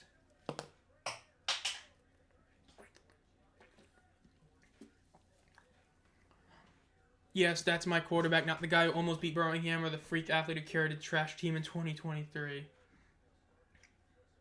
Pass is thrown over the left, and it's going to be, they might call it a catch. You couldn't see right there on that angle. Looks like they're going to be calling it one.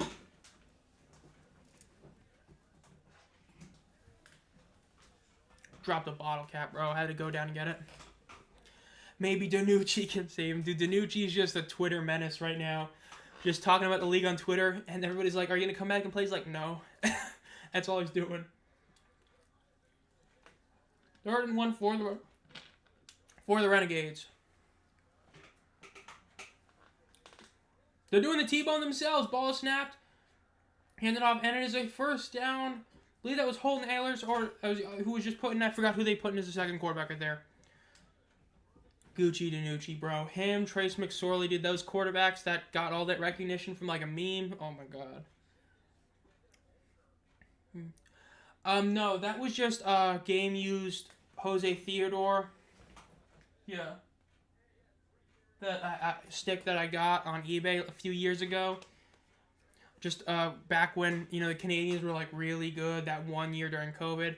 Ended up getting that. Just one of the cooler items I have. Okay, yeah, I can't really move that much, but yeah. Ball snap, Perez drops back, looks to his right, throws a quick pass. It's going to be caught for about a 4-yard gain. I need Trace McSorley. Good old NHL goalie stick. Then I got my Pierce game issue jersey. I saw there's some Jerome Ford game used jerseys or game worn jerseys on eBay. Man, I kind of want them, but I don't want to spend $600 on them. You know what I mean?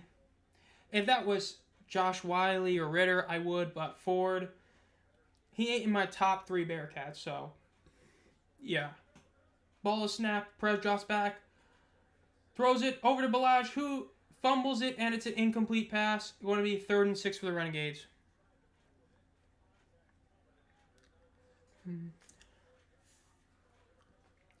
I do not know. I did some of the QB moves that have happened the last couple days. I don't know fully about a lot of them. I mean, I didn't even hear about that move, so that was like just happened, I'm pretty sure, today. But the quarter, I mean, at the end of the day, it's like we all know Duggan is the backup, and that Cordero is probably going to be the other one. So I wouldn't say I know about him. I've never even heard of Trey Self at all, but yeah. Let's go. Instagram. Insert ad, bro. I can't believe I can do that. XFL analyst. Let's see. I've signed Trey Self, played at Stephen F. Austin, 43 yards, blah, blah, blah. Yeah, I don't know who got hurt, but yeah, I haven't ever heard of him. I mean, going to one of those like lower end schools, that's probably why I haven't heard of him for sure. Highest graded PFF players, DJ Miller and Jay Adams are the top 2 this past week. Why am I not surprised? Jay Adams has been insane this year, dude. He is, man, he's always been good. My God, this year's been great. A white wide receiver, bro. Had to point it out. The attendance prediction, I've given up on attendance predictions. Unless I see the numbers and I can base it off weather and stuff, which is what I did for DC and Arlington, I don't do it. Because, I mean, like, I'm shocked I was right about DC. I said DC would go by about, like, 1,000. They ended up going up by 1,000. Yeah, I mean, dude, like I talked about, when Hakeem Butler not playing has, like, no effect on the receiving room, you know you got a really good wide receiver room. Like, I mean, that's like I said. Like, when Andy Isabella got cut and people were like, oh my god, I can't believe Isabella got cut. I said in my video, like, I'm not shocked. If you have a great receiver room, a good receiver's gonna get cut.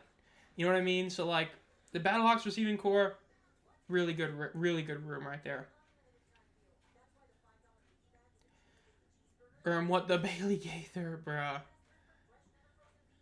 You could say that for Memphis too, bro. Memphis, they need to bring back Vinny, bro. We need to see him. Dude, Vinny back, David Davis back, man. We need to see that.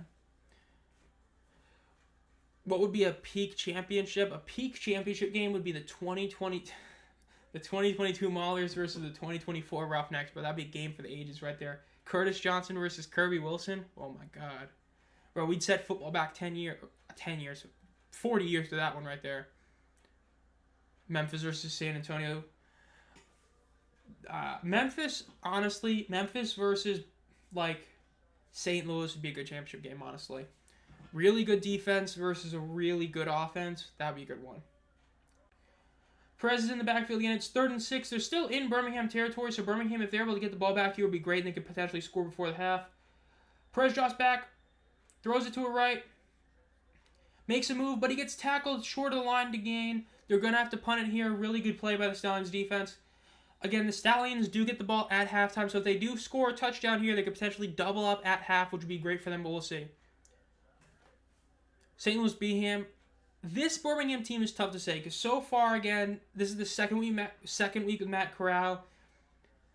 I can't say for certain that this offense is going to be as good as Memphis once they get going with, of course, Ken Wisenhunt being back.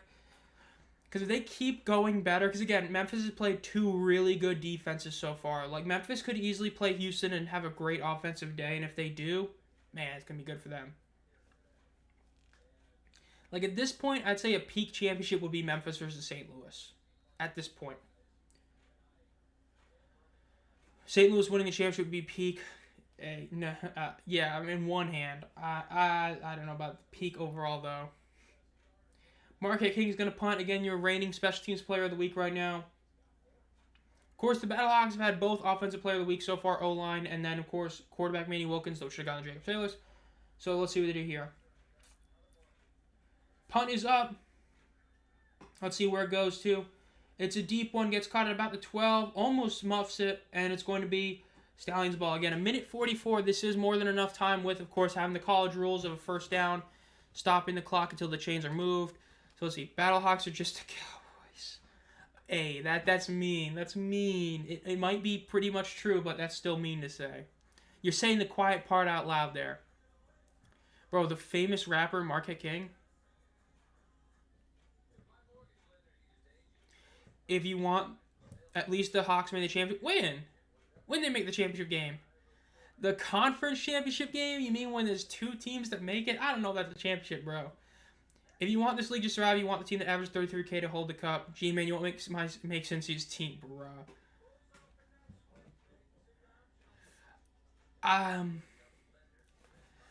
In terms of that, I would just say Birmingham not winning it. Like, Birmingham winning it would be the only bad thing. St. Louis winning it would be great, but I don't know if it's necessarily the best thing for the league. Like I said, story-wise, Memphis winning it would be an incredible story. Houston, if they fired CJ, then their replacement one would be hilarious. That would be peak cinema. For sure. Battlehawks never made the championship game, brother. Yeah. Gotta drink real quick.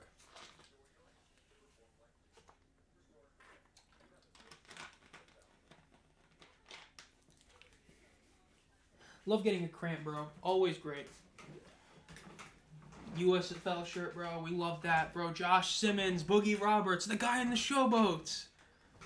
What? Wait, the San Antonio Kicker has a YouTube channel? Bro, don't say that. Dude, good old D. Schroing, bro. I've seen a lot of Brahmas fans complain about him, bro. Which is hilarious to me. Dude, seriously, I need to get this out. God, I hate getting cramps, bro. I will say, even though I, said this, a year ago, my room is, finally almost cleaned up. I'm, actually within, 20% of getting this whole room done. For a while, I had, barely touched it, but it's getting close, so.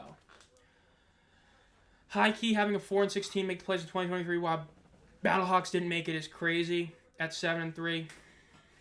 Yeah, but as I've said before, when it comes to that, that's proof of like why having division games matters so much. Because when you have a team that actually, wins in the divisional matchups, it matters, and it shows why it matters. Because if you eliminate having your conference winners and second place getting to the playoffs, it makes this game not really matter anything.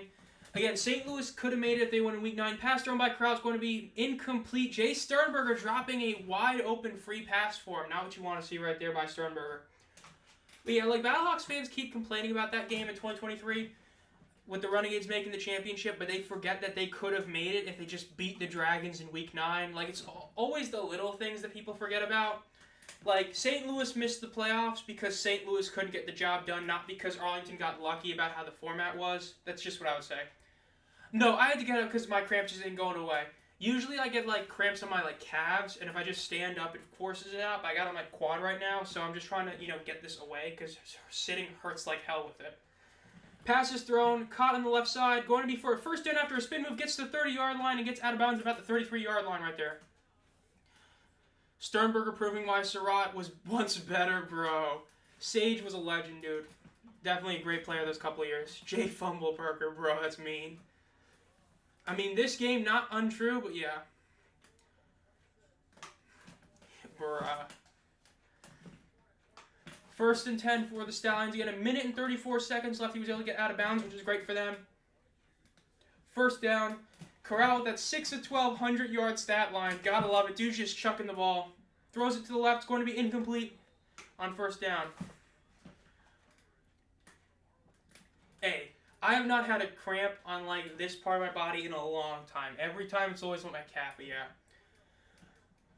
I don't want to talk about that trade. I talked about it a bit earlier, dude. That trade sucked.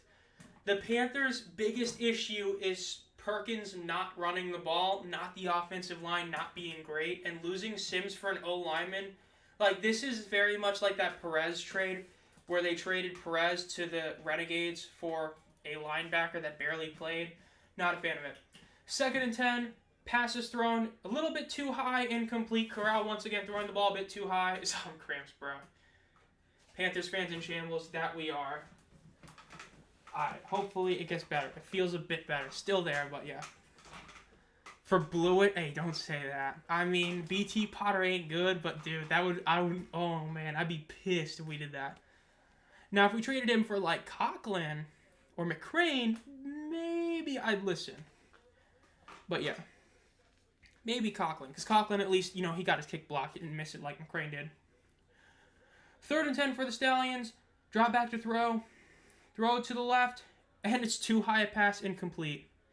Sims for Justin Hall. That would have been a peak trade, bro. 1-for-1 for no reason, bro. That'd be hilarious. Renegades Vipers trade makes me happy to this day. Still wild that they actually did that, bro. And they're going to have to punt. True. BT Potter has not been great. Missed 2 kicks in week 1. Blew it. It is wild that happened for sure. That is definitely one of the more wild things that happened. 4th and 10. They barely get the punt off before the play clock ended. Again, Arlington has 2 timeouts. They could do this. They're going to get the ball at about the 30-yard line almost exactly. They could score a field goal here. Matt Golden Corral totally going off. It's a tough call. Corral is legitimately just... He's playing like Jameis Winston. He's just throwing deep shot after deep shot. And like 1 in every 2 is accurate. And it's what he's doing. Cookus, bro. I want to see Case play, dude. Cookus is a legend. He got so shafted last year in Memphis, bro. So did T-Will. They both got shafted there. Matt Winston, bro. I just love how, like, everybody, like, all the networks started realizing everybody loved Jameis, and they just started giving him a microphone and said, just go walk around. Like, in New Orleans, bro, that was great. They just handed him a mic and said, go walk around. Saying the same thing, really? Dude, I gotta see that. Pass is thrown to the right. It's going to be caught. It might be out of bounds. We'll see.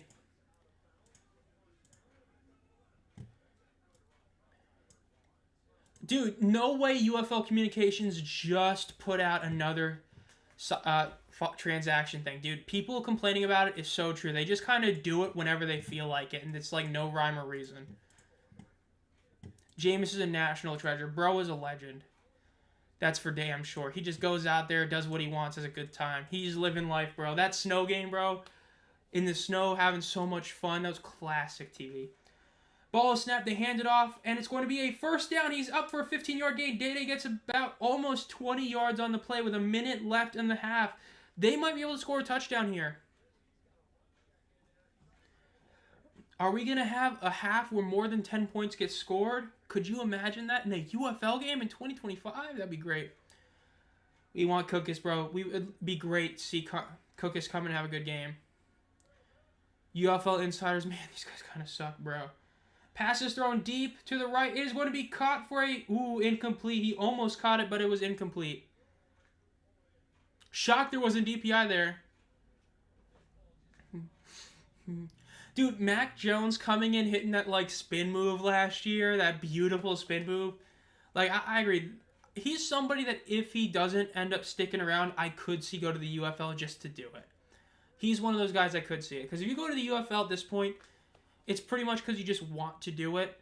I wouldn't be shocked. I know, bro. No flag? I can't believe that. Dude, the defense actually doing something is wild. Ball is snapped. Perez drops back. Throws it deep over the middle, and it's going to be caught for a first down and then some by Sal Canella, doing what Sternberger has not been able to do today. They're going to be getting the ball about the 15-yard line with just under 40 seconds left. They need to score a touchdown here, of course, because Birmingham does get the ball at a half. Field goal, it's only a one-score game. Ball is snapped, they hand it off. Runs to the right, runs to the middle, gets about 4.5, maybe 5 yards right there. They're going to call timeout here. 25 seconds left in the in the first half. J. Morris Smith putting out laughing emojis. Bruh, that's diabolical.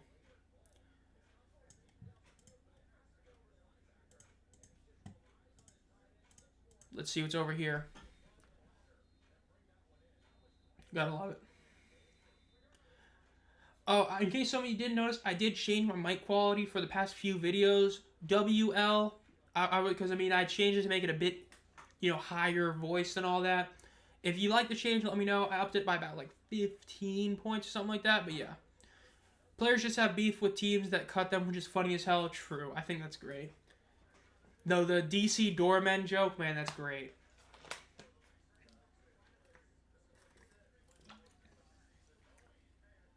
Second and 6 for the Renegades. Let's see what happens here. Canelo's moving the left side of the ball. Perez is in shotgun, one man to his right. Ball is snapped, drops back to throw. Throws it to his right. It's going to be caught for if with forward progress, it's going to be about a 4-yard gain. Let's see. I don't think he formally retired, but he retired. You know what I mean? Like, he didn't formally say it, I believe. Like, Skip said it. But he retired. That's the best way to put it. And third down for the Renegades.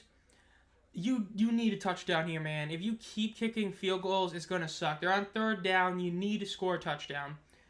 With Birmingham getting the ball back at half, they could easily make this into a one-score game, because it is a one-score game, 9-0. They score a touchdown, they go for 3 and tie it. That's going to really suck if you're a Renegades fan. They need a touchdown here. Send a message, score a touchdown. Because if you don't, you're showing the Birmingham defense is better than your offense. Third and 3, 18 seconds left. Arlington is out of timeouts. They have to get a first down here. If they do like a run or something in the middle and they don't get a first down, this is going to be really bad for them. So let's see what happens here. Again, risky using that timeout when you did, because you have to have your field goal team ready, or you have to be going for it on fourth down here. Let's see. One man to the right in the backfield with him. Ball snapped. Looks to throw. Throws it quick to the right. It's going to be caught. And he's going to be stopped short of a first down. They're going to have to quickly do something here. 10 seconds, 9 seconds, 8. They got to move. Why'd they stop the clock? Flag. What are they calling here? Roughing the passer. We got to see this replay. Whenever you see a roughing the passer, you got to look at that replay immediately and see if it really is a penalty or not. Let's see. They got to show the replay, man. They got to show this replay because usually these roughing the passer calls are kind of debatable. Let's see. The Chiefs treatment.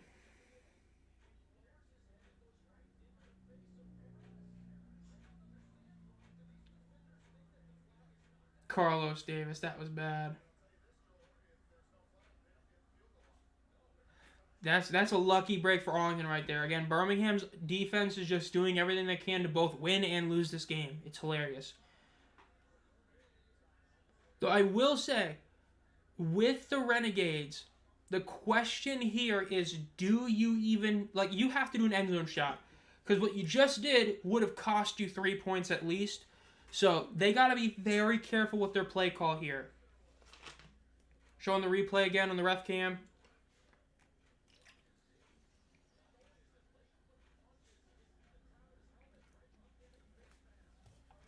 I mean, the commentators should. I mean, like, this is the kind of thing that's just so bad, bro. It's like, come on.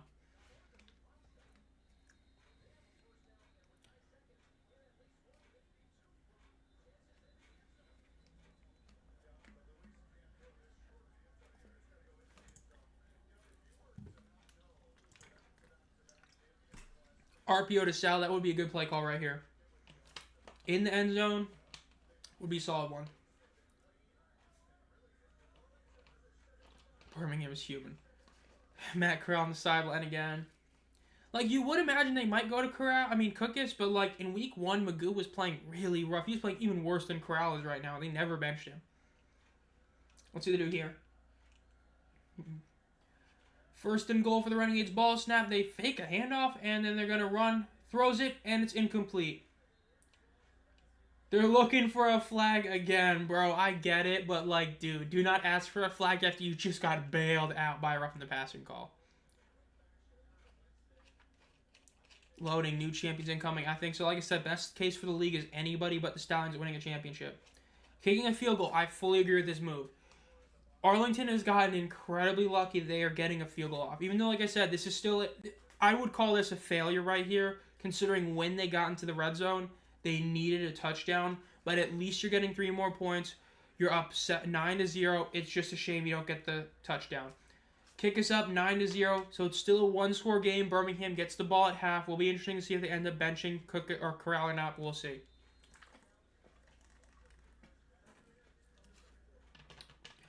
Well, there goes 2 of my drinks. Gonna have to get another one, probably. Underwhelming drive, I fully agree. They needed a touchdown, especially with how fast they got to the red zone. Not scoring a touchdown does hurt. They put their alt logo on the helmets, true. This has been a game so far. Has it been a great one? No. This is another Friday. Like, dude, the Friday Night Football tier list, when that video comes out, man, so far it ain't looking too good. You know what I mean? We haven't had a really good Friday Night Football game yet, which sucks to see, but yeah. Let's see what... Okay, I did not click on that. Dude, I do not care about Mavericks tweets, bro. This Mavericks team is so aggravating. Like, dude.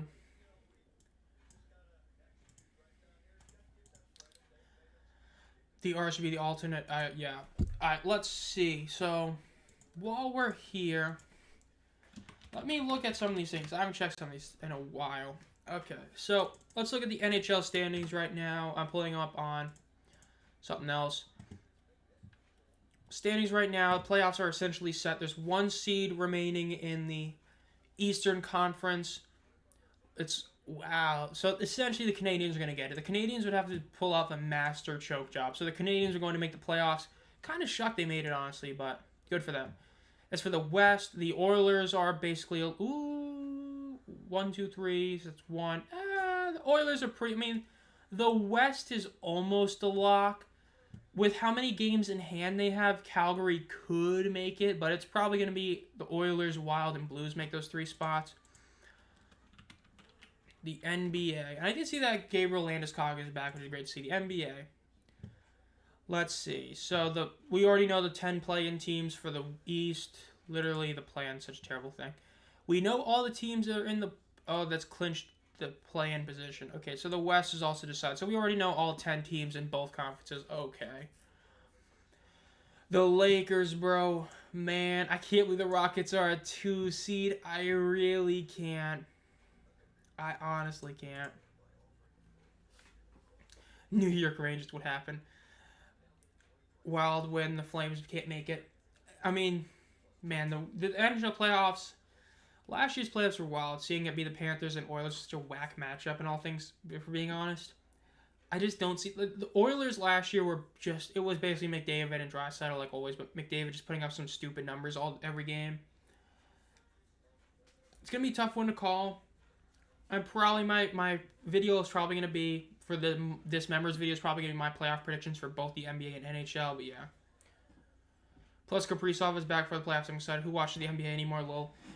Dude, I have watched, like, one Mavs game and, like, one Lakers game. And by one game, I mean, like, a half of each. That's pretty much it. Because it's like, I just don't care. Like, every game's almost the same. The playoffs, I'll watch the Lakers for Luka, and that's about it.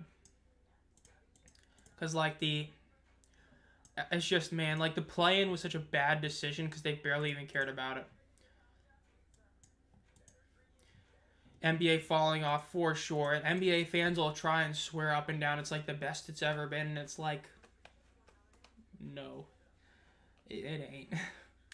Our insiders are ruthless, that's for sure, dude. I mean, you got guys like Mike Mitchell and James Larson. They've basically all but publicly said the coach of Houston should be fired.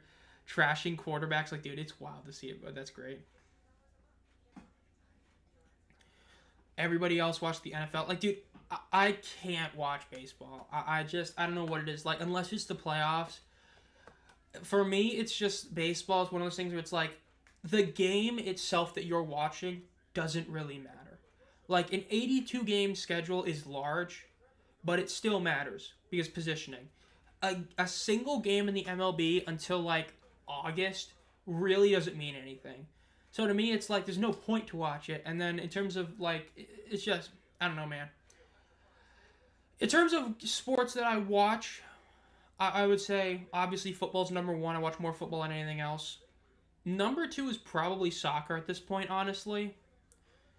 With mainly just the Champions League, a bit of Premier League, and then La Liga with Madrid. And then third would be the NHL or golf, and then fourth would be the other one. No, I forgot. UFC would be up there as well.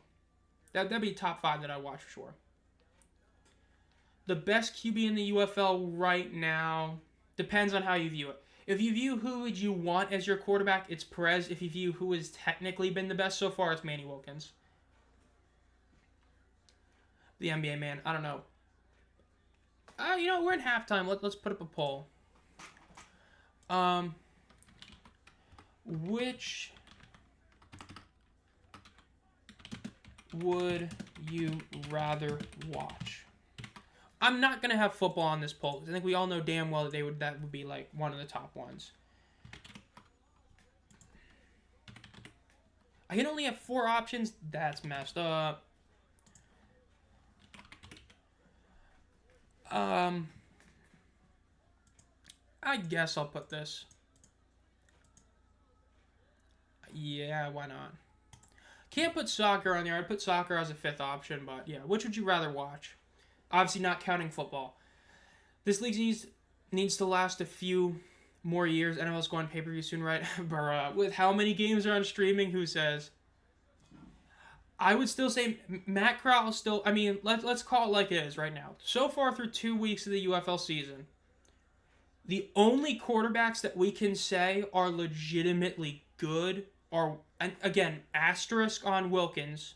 Perkins we think still is, but his lack of running hurts. Perez hasn't been playing great. I mean, quarterback itself has been bad this year. Let's call it like it is. I mean, when E.J. Perry is probably in your top 5 best quarterbacks, I mean, chat, we might be cooked. I mean, he's probably top 5 right now. Let's see, you'd have Perez, Wilkins, Perkins, I guess. Then what? Etling 4? I mean, not Etling. Perry 4, honestly. I mean, maybe. Wild to say that, but that's kind of true. Because, I mean, Teamu has been awful. Anthony Brown has been even worse. Kellen Mond has been in the middle of those two. Etling is what he always is. He's Danny Etling. T-Will in the little he played, honestly, might be the 5th best quarterback. Where does Corral rank after tonight? Probably 6 behind T-Will, but still higher than guys like... I still stand by it. Corral over Teamu would be an upgrade. I'm not saying it would be a massive upgrade. It would be an upgrade. But it's just quarterbacks this year have been bad. That's the truth. I would call it 4. Like, let's call it 4 interceptions. Because, I mean, that was a dropped pick 6 last week. That should have been an interception. Knock out another guy, no flags. Like, it's been pretty bad quarterback play this year. Like, when Manny Wilkins looks like your best quarterback, there's a problem. Because they talk about dual threat quarterbacks, and then Perkins isn't running the ball, so then what the hell is the point of a dual threat quarterback if you're not going to, run the ball? So, yeah, QB play this year has been pretty bad. So, Corral would still be, a top 7 quarterback. And that's just because there's guys worse than him. Which, you know what I mean? Take that as what you will, but it's kind of true. Memphis, I would say, is arguably 2 of the 5 best quarterbacks this season, and that's just purely because everybody else sucks. But yeah, it is what it is. Again, if you're enjoying this stream, make sure to like this stream. So far, we got another half football left. We got a poll up currently about which would you rather watch between 4 different leagues that aren't, or not leagues, but sports. Couldn't put soccer in there. I would put that one there, but yeah. Hot take, Manny Wilkins getting carried by a supporting cast. I would say that that's not a hot take, but I'd put that on it's a little bit of a sizzling take. Because part of it is this is a great receiving core. I mean, when Hakeem Butler and Andy Isabella either A, don't make the team, or B, are inactive and it doesn't hurt your team, yeah, the best running back in the league. I mean, this is like Teamu with the 2023 Defenders, right? Teamu was carried by a great supporting cast, that's for sure. Stallions missing Adrian Martinez, that's for sure. Kind of shocked the NBA is leading this poll, honestly, because I would put this in second to last in my rankings. Maybe last. I don't know. Depends how much I would put into regular season versus playoffs. Purely regular season, I'd put it above the MLB. Playoffs, I'd probably watch more playoff baseball than I do basketball. So, tough call, but I would rather watch golf and hockey than those other 2 leagues any day of the week. And that's what I've been doing the past 2 days. Past 2 days, I've been watching the Masters. If somebody tells me they're going to watch an MLB game, it's not the playoffs. The All-Star game. The All-Star game is good. It's the only All-Star game that's good. And I'm saying All-Star game because the 4 nations, I don't view that as an All-Star game versus its own competition, which is great. The NHL and MLB have the only 2, All-Star special things that are worth watching. The NBA All-Star game is a joke. The NFL Pro Bowl games is an even bigger joke. I mean, the dodgeball is the event. Nobody cares about the flag football game. The dodgeball game is all we care about. But the MLB All-Star game is a fun time. Them, interviewing every player, that's the best festivity of a weekend. And then, of course, the All-Star or the NHL 4 Nations face-off was incredible. I hope they keep that up every year.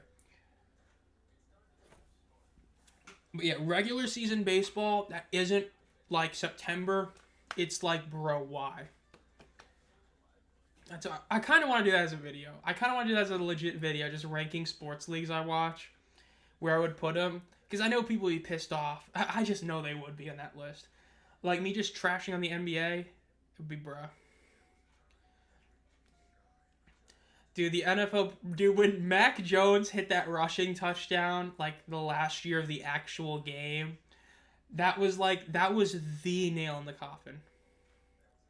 I disagree with that. Ballage has actually been pretty solid overall, all things considered. I think that overall he's been one of the better running backs. Not the best running back, he's been a really good one. I actually think that he's been a pretty good running back. Excuse me. If possible, they should swap the bottom 2 nations for a new nation for the face-off. I would agree with that, but a big issue is with Russia and how Russia is in international stuff. You can't really do that one. And that would be a massive one that you would replace them with. So it's kind of hard to pick two new nations when like Russia already would be like one of your three biggest ones and you're already not allowed to use them. So yeah, Day is better. I don't know. I've only seen a couple of really solid runs from Day, whereas Ballage has had a few decent ones. But yeah, Jordan Love Glazer. Dude, the Jordan Love Toyota-thon stat line is one of the best stat lines of all time. Again, we still got the poll up for which would you rather watch of the four sports. Again, I couldn't put soccer on there. I would have put that one. I would have also put UFC on there. But yeah. Hell, I could have put WWE in there. That would probably be number one too. But yeah. Dude, true. Russia versus Ukraine would be an insane game. Iceland, bruh. For NHL, of course. Best meme? That's a great question. I'm glad you asked. That's the best. This is a classic. For spring football, this is the best. This is number one. Pizzagate number two. Best offense in the league, number three. That'd be my top three spring football memes. Pizzagate number two. CJ Johnson, bro. This is a great image. I'm so glad Nope sent that to me. But yeah, that's the best meme. It's got to be the showboats. Todd Haley with that face, bro, and just that pure. Oh my god, that's cinema.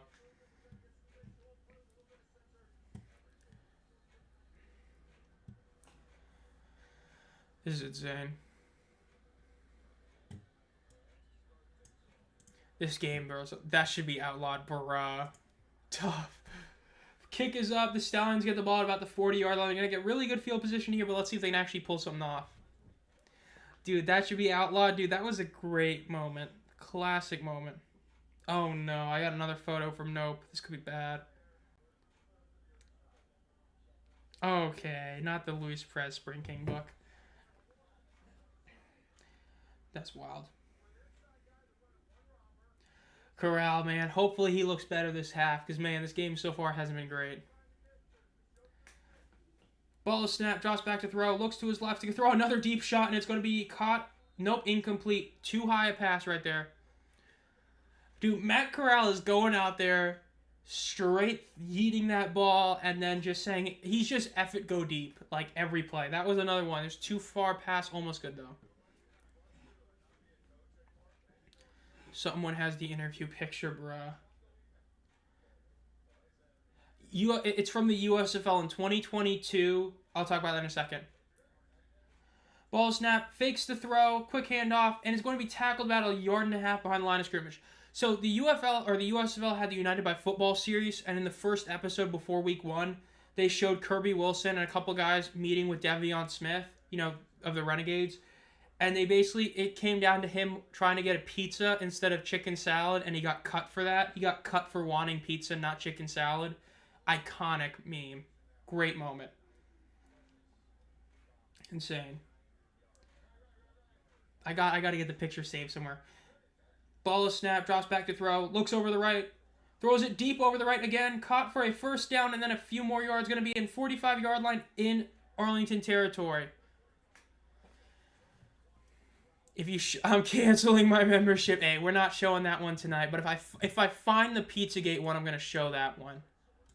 I will find it, but I gotta do this one. Tell Holtz to get his crap together, bro.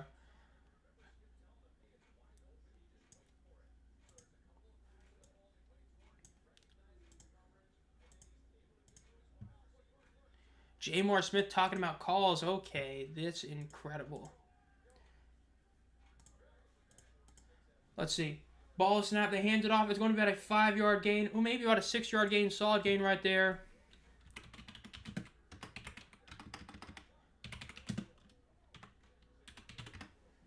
Second and 4 for the Stallions.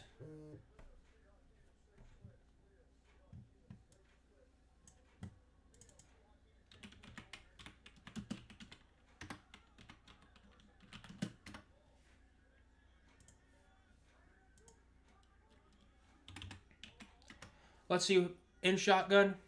Ball snapped, fake the handoff, throw, and it's going to be incomplete to the same one once again.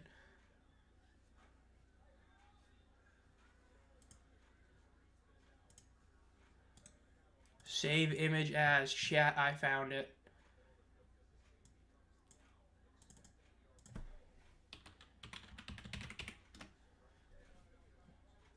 I'll pull it up in a second.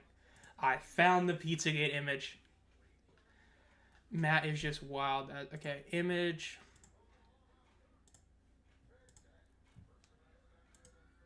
Ball is thrown to the left. It's going to be caught for another first down. This has so far been the best drive for Birmingham. Well, second best. Of course, the fumble was the best drive that ended up failing, but solid one so far.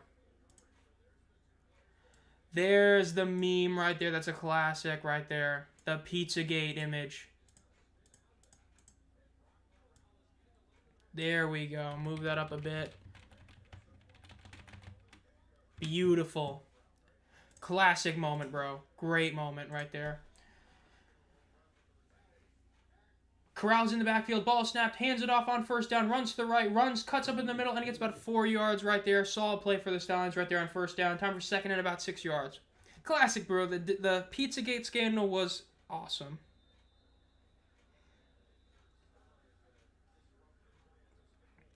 Let's see. I got another image sent to me.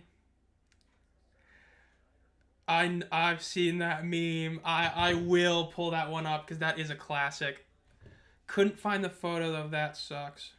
Oh, never mind. You got it. Okay. I gotta get that. That's a classic. Okay. Messages. Nope. Let me just copy this.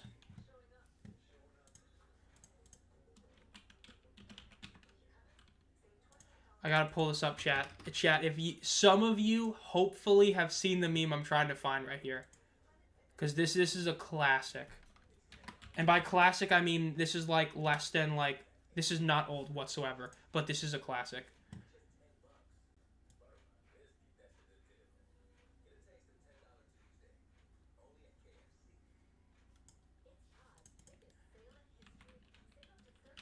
Never forget.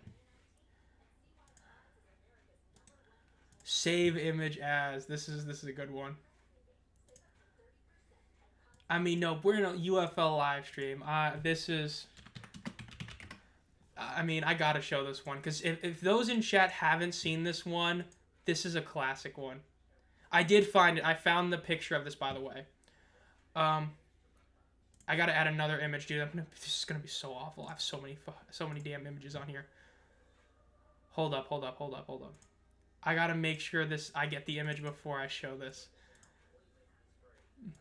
So some of you have probably seen this one that I'm about to show because this was a classic one on like Twitter, and I think it got posted somewhere else. But this is an all-time classic one right here. That's a good place. So yeah, this one, yeah, good old S-Dem posted this one on Twitter. This is a classic. This is going to go down as a classic right there. That's a good one. If you know, you know, bro. That's a great one. Dude, it's Curtis Johnson, man. We love to hate that guy. Most memeable figure in UFL history, in spring football history.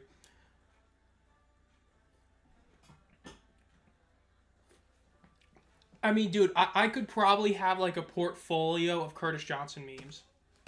The two I have, the interview from the best offense in the league, and there's probably a couple other ones I'm forgetting that I could put on here. Like, dude, Curtis Johnson, man. You know, part of me agrees with Daryl Johnson. It's a good thing he's still in the league, because then we have this guy that everybody gets to make fun of. And you always love to have that. You killed the man, but not the idea. True, I know. Yeah, I've seen that. I think I saw that one. Yeah, I did see that tweet. Ball snap to the right. It's going to be about a 3.5-yard game. Stallions are getting close to the red zone. They're about 4 yards out of the red zone, but they're about 3 yards away from a first down. They're on third down here. Again, a little over 11 minutes left, but when they call this play, it's going to be under 11 minutes. Need to score a touchdown here. Need to get this to either be a tie game if you go for 3 or just make this a close game. We'll see.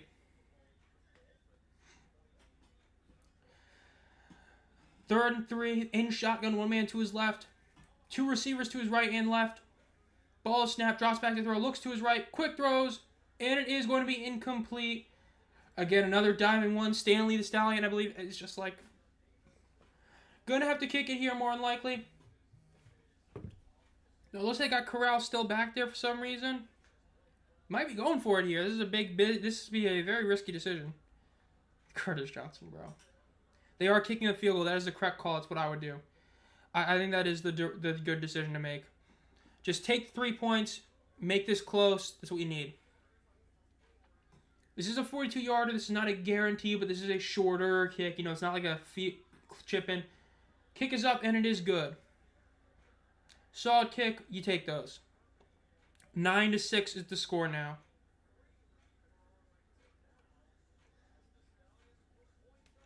The thick is good, bro. Ain't no way you just said that. The shirtless pyramid, bro. They finally scored.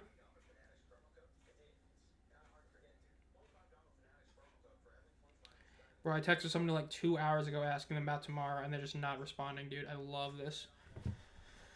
What a game so far. Who was the interviewer doing practice plays? I don't know. Oh, I know what you're talking about. I think I know what you're talking about. I don't remember who it was, but they UFL tweeted it for sure, yeah.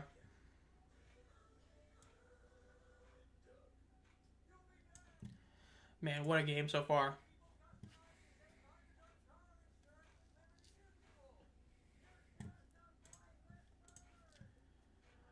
This is a game of all time, bro. Maybe we get some more scoring this quarter.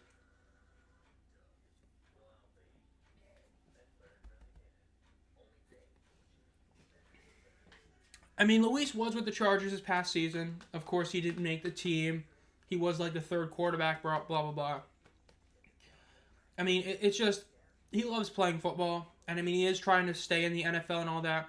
But I mean, if you get to go to the NFL, be in like a practice squad, or compete for a job during the preseason for a few weeks, then go back to the UFL, you get to not only keep playing football, but you're making some damn good money. And remember, for how much players, like some players that people want to complain, making over $50K for a season in the UFL, it's pretty damn good money when you consider just how short a UFL season is, really.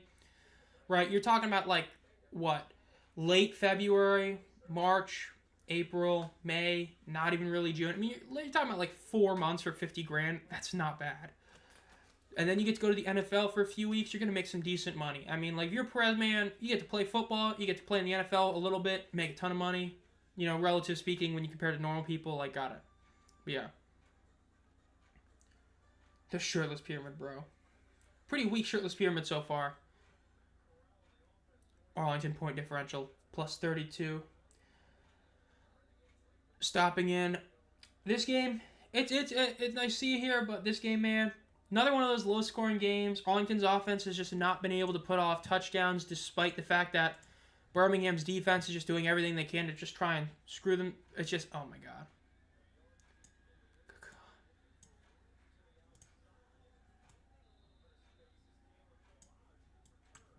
9-point game. It is still a close game, that's for sure.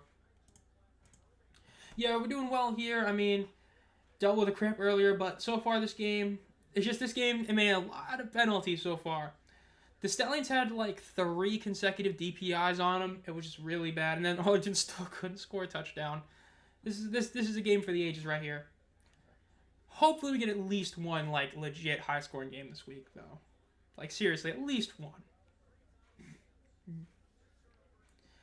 Time to see what the Arlington offense can do here.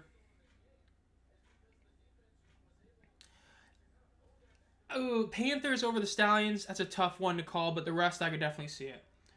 It's just the Stallions over. I mean, Panthers over Stallions. I don't know. Pass thrown quick over the middle is going to be caught for about a 4-yard gain. Just because like the Panthers already haven't been looking as good as they did last year, and then you add in these big 3 losses, it just hurts. But Renegades Battlehawks, I think, is going to be the XFL matchup for sure, though. Casual Luis Perez numbers, 14 and 21 for 120 yards. And this year, so far, that's a really good stat line. Again, the quarterback play this year, or just in general offense, has just not been great so far, which you hate to see. But I think it's a lot of the defense has just gotten a lot better. 2nd and 6 for Arlington. Ball is snapped, handed off, runs to the right, gets through a hole. Ballage gets a nice run up to about the 42-yard line in Birmingham territory. Really good run for him right there. Again, under 9 minutes to play when this quarter is in the third quarter. Again, really solid run by Ballage right there. Love to see that. Again, they're past midfield. 1st and 10, Perez does a delayed handoff to Ballage once again. And he gets to the line of scrimmage and goes down. Dude, I kind of want to purposely say Ballage's name like 6 different times. It's just a running joke. Just because, like, I kind of just want to, bro. It'd be kind of funny. Wasn't on my bingo card to start the season. Hey, it's what happens when your offense isn't good. I mean, like, the defense has been playing great this game. Like, yes, they had a lot of penalties. Like, let me put it this way. For how many penalties they've done, the fact that this is a 9-3 game is insane. But the offense, my God. I have not played the new season of Rivals yet. I just haven't had the time. I'm probably going to play it tonight after the stream. This is either going to be another neutral zone infraction or encroachment, or it's going to be a false start on the Renegades.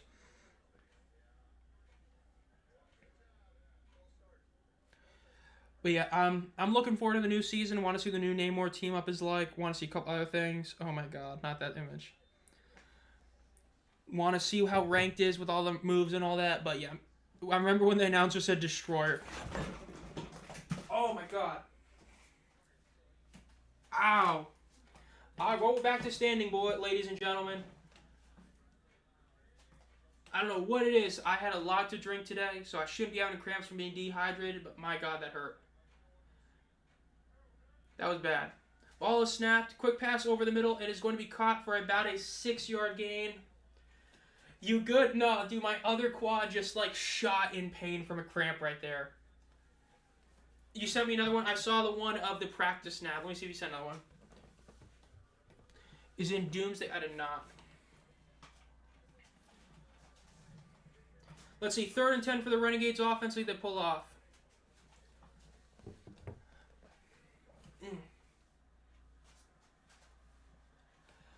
Height reveal. Okay, height reveal. This camera's not even fully good right there. Ball is snapped. Drop back to throw. Looks to the left. Throws it. It's caught. It's going to be about 2 yards short. Ball is out, but I think that was down before he got it. Oh, we're talking about Avengers Doomsday? Yeah, I've kind of vaguely been following all that stuff about who's in it and who's not in it. I hope it's a good movie. Marvel has been, let's just say, hit or miss the past few movies. So we'll say.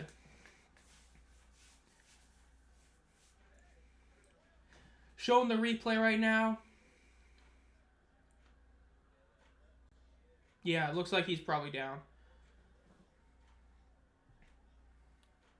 I think that's probably down before he loses the ball, but maybe not.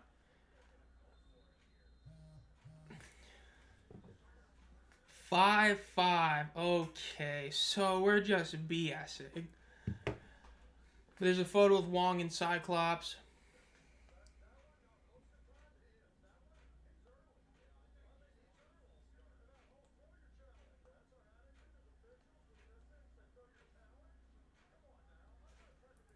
Bro, Skip Pulse is getting mad with the official right now about a false start potential.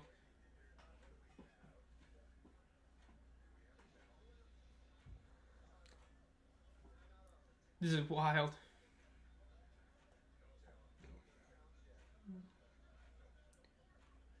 Bro, that was such a wild interaction, bro. He's just like zooming in at him.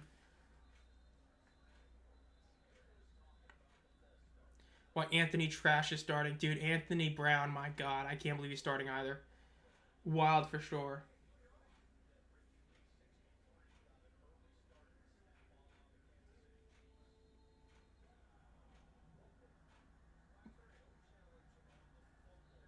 So it looks like there's no challenge whatever. Okay, really weird interaction. I guess that Skip was upset there wasn't a false start call, but then didn't challenge it because there's no point to do it on 4th and 2 anyway.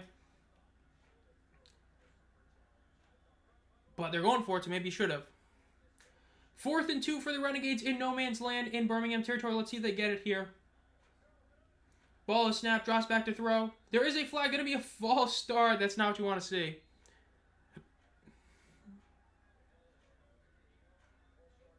Anthony Dudu, Anthony Frown, bro.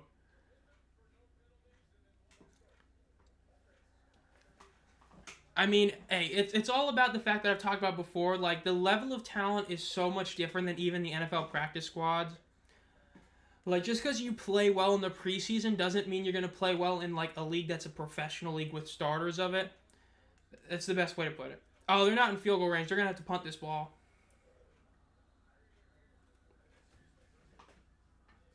Unless they're going to go for a really bold kick right here.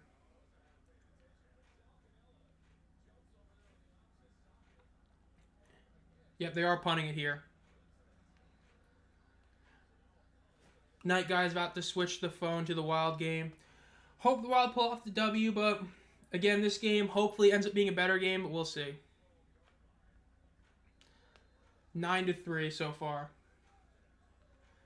Market King, though, doing his job as a punter, making really solid punts, but man, Matt Corral trotting back on the field, bro. Are we going to have to insert that Jimmy G meme of him going out there to win the game, and it's just the Jimmy G walking out in the Super Bowl, bro? That's a classic meme if you haven't seen that one.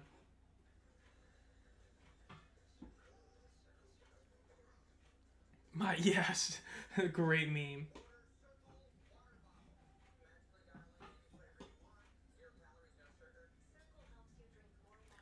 Let's see. Jimmy Jesus, bro. In like week 13 in 2020, he had like 20. He went like 24, 49 for 0 TD, 2 interceptions, bro. Is Garoppolo walking out in Miami? Oh my god. Jimmy Garoppolo, man, what a guy. Man, quarterback tier list vid. I kind of want to make an NFL QB tier list, but like I kind of don't because it's a lot of work. And it's also like, man, dude, people are gonna be pissed when I put Brock Purdy in like 2 tiers lower than like a lot of people would. Or when I put Matt Stafford like 2 tiers higher than most people would. Thanks for ending my Chiefs drought. Jimmy Garoppolo, bro. That Niners team, man. Something else. I might do it when the NFL season comes around. Might make a rare non-UFL video that isn't a members exclusive video and make that. I could see myself do it. For the NFL draft, probably not. If I were, it would be the first round, but I'm probably not going to because it's gonna be like it'd be a third stream that week, so I probably won't. That feels like too much to do, especially because like this draft, I basically know about like 5 main players. Like in terms of knowing the draft players, not as much as I did like the year before. So yeah, Ghetto Gronkles make fun. My NFL team is sadly the Carolina Panthers, which sucks, but yeah, Carolina Panthers. Still need a Tank Bull movie leading up to the Roughnecks Brahmas, bruh. I actually think Thunderbolt's gonna be a good movie. I'm excited to see that one in theaters. I think it's gonna be a rare, new era Marvel dub, honestly. Fighting for win number 1, bro. The Roughnecks show. Oh my god. Bryce Perkins, the human highlight reel, except he just doesn't run the football anymore for some reason. But yeah. I mean, Bryce showed promise, but like, man, I don't know. 3 games on ESPN platforms, yikes. Gotta watch Aaron Dolan. Oof. It would be cool to see us win the division. I don't know if I'm going to say that. Like, the Derek Carr news is beneficial to us, but the Falcons, they're still going to be a good team this year. Ball snap, they hand it off on first down, runs to the left. Person goes out to the left, gets just shy of a first down. They might even give him a first down right there. Really solid play for him right there. Good one there. Nothing like a Hail Mary and a missed second down run and calling the highlight reel. Bruh. Yeah, this game is something else so far.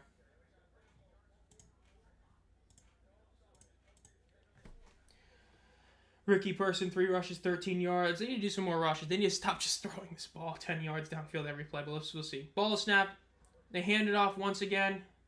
Might give him the first down there. Might call him a bit short, but I think they're going to go give him the first down there.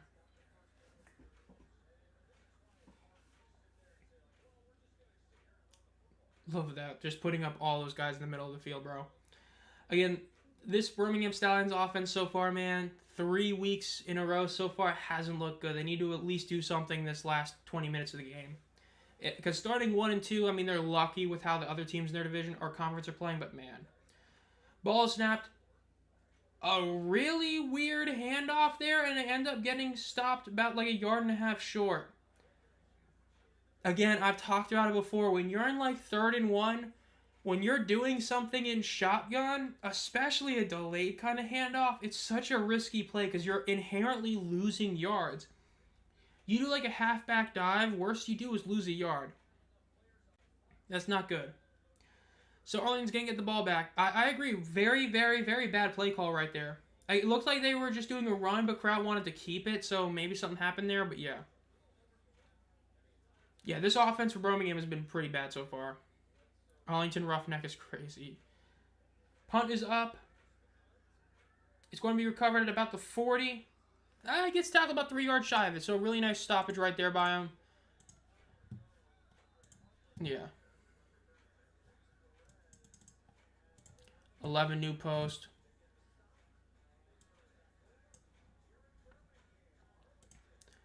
Yeah, I agree with Larson's tweet a lot. This has been pretty bad so far.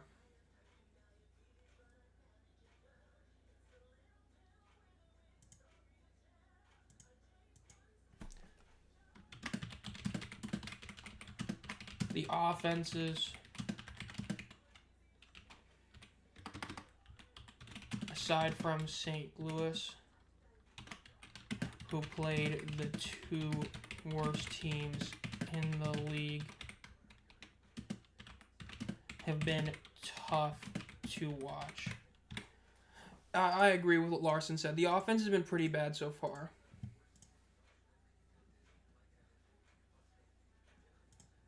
Like, I mean, seriously, like, Memphis arguably has, like, the 3rd best or even 2nd best offense through 2.5 weeks. Like, or 2.5, basically 2 1/4. Because Memphis at least had a decent couple of games. But, like, man, this is pretty bad. I think the biggest issue is, honestly, the defense has just got better, and the offense has pretty much stayed about the same. That's what it feels like so far, honestly. I think Matt has been good as yards per attempt. I mean, yeah, but that's just because he's throwing deep every time. I mean, if you're chucking the ball 15 yards every play and you get like 1 in every 3, you're not going to have a bad one. At least Houston scored 9. You did. You predicted it's going to be a low-scoring game. But, like, the thing is, so far, right, Memphis's offense has gotten better week to week. It's been only 2 weeks, but a lot of that's because you got Ken Wisenhunt back, and I think they're going to be better this week. Michigan's offense, it looked like it had promise in week 1, then week 2 they just didn't do it. If Perkins is going to play like Bryce Perkins, then this offense ain't going to be good. Birmingham, yikes. DC, mega yikes. And then Houston and San Antonio. Also, if the league is so backwards right now, shows for Roughnecks going to be the shootout. Why not? Best rapper name with QBs of UFL name. I don't know. King Perez. Dude, they're showing this. This is a good graphic, but like we've already seen this one before. Dude, the Spring League shout out. That's a shout out I don't want to hear, bro. The Spring League. Man, that's like going into the trenches right there. That's like knowing the Hawaiians from like the WLF or yeah, WLF I believe, or WFL. I don't even remember the name of it. The World League of Football, I believe it was called. I mean, hell, Perez's stat line ain't great, but goddamn, this is like probably the like 4th best stat line this season. They're in shotgun, 3.5 minutes or 4.5 minutes left. Ball snap, drops back to throw, looks to over. He throws a deep pass over the middle. It's going to be too high, incomplete. I wouldn't be shocked. I vaguely remembered anything about the Spring League at all. I just knew that it played a couple years. The Spring King, I have that book. It's like not in this room. It's in the room behind me. It's like in that room. But yeah. Are technically 1-time champions. Okay.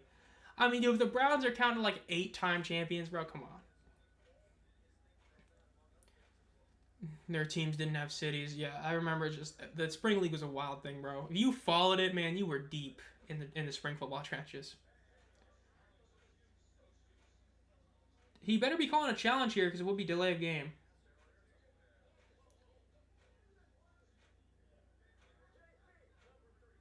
Looks like they're calling for DPI right now, trying to do a super challenge on it.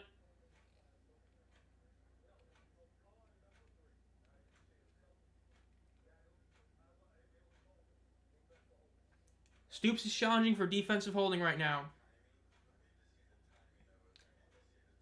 That is defensive holding, but it's pretty early.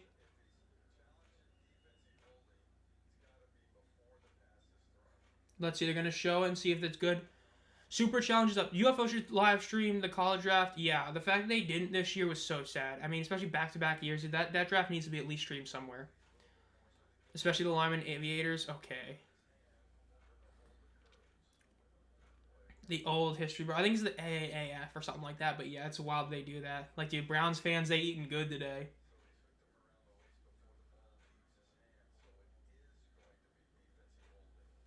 Looks like it is going to be a successful challenge. Is defensive holding. So a successful challenge by Bob Stoops for defensive holding. Big call right there. Love to see that. Super challenge is working.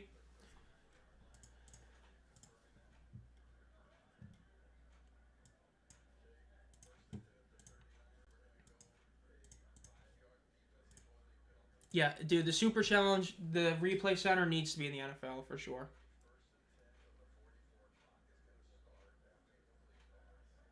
9-3 Arlington, man, what a game. Birmingham is cooked.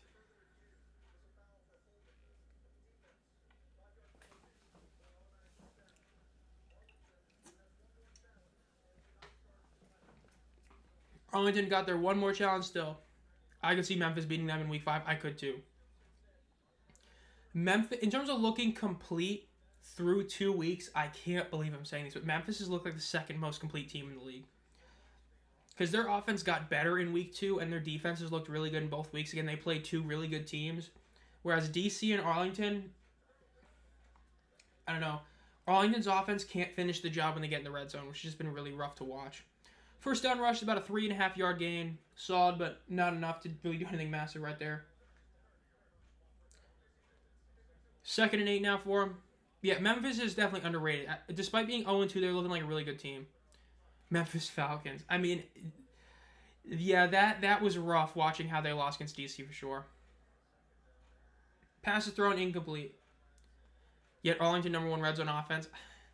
Like, dude, Arlington, man, the amount of field goals they've been forced to kick all 3 weeks, really, mainly the last 2, it's just rough. 3rd and 8. I mean, if Birmingham's able to stop them again after another penalty, that'd be insane. Yeah, Memphis could easily be 2-0. If a couple things went well for them or went right for them, if they made that field goal and they were able to make the 4th and 12, right, if the Panthers, they were able to actually have that second drive and didn't throw the immediate pick 6, it could be. The Stallions fans. Ball is snapped. Perez drops back, looks over the middle, throws it over the middle. It's going to be caught by Sal Cannella for a first down.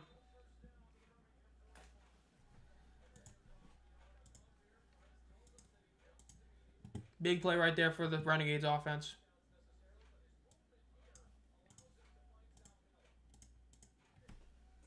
Again, still, man, what a high-scoring game, 9-3.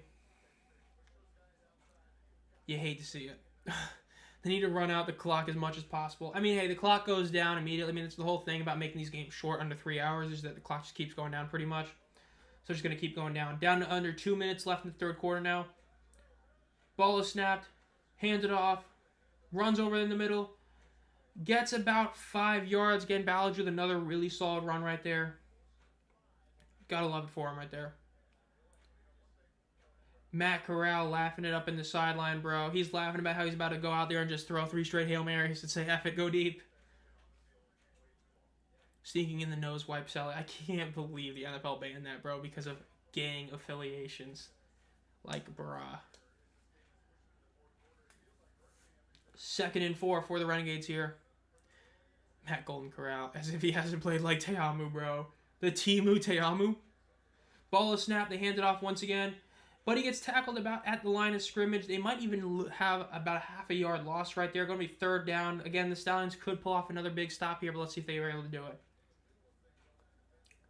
9-3 is still the score with a minute left in the 3rd quarter. The Polynesian Corral, bruh. 3rd and 4. Matt Peterman. Okay. I don't know what that Peterman, bro, throwing deep. I don't know if he could really do that. I almost thought there was supposed to be a 2-minute warning. Jameis Corral. Yeah, that's a good one. Perez in shotgun with going 5 wide. Ball is snap. Looks to his right. Throws a deep shot. Going to be caught for a first down and then some. They're really big play right there. The Stallions were just not able to cover that. Really good play by the Renegades. First down for them once again. There will be one more play before the end of this quarter. Might be able to score a touchdown here. Might see the first touchdown of the day. Great pass by Perez right there. Just a beautiful one. Why does Arlington wide receivers, when they catch it, look like they're in an edit? Bruh. Good play by Deontay, bro. Love to see it. Matt DeVito. It's always home openers when a team doesn't show up.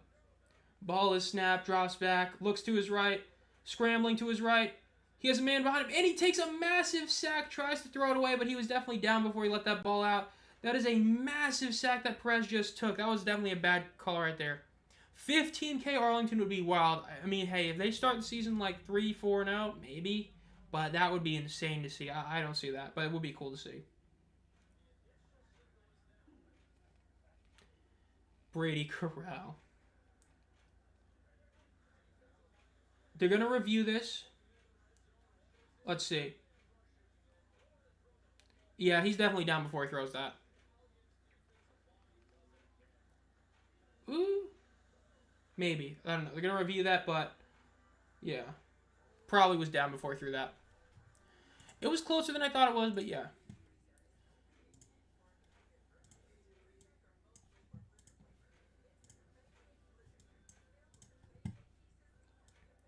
I'm just looking at the comments right here. Yeah. Even Teamu. Okay, Larson. You don't need to glaze Teamu, bro. Dude, people glazing Teamu in those comments. Like, dude, no. He's been exactly what we expected him to be.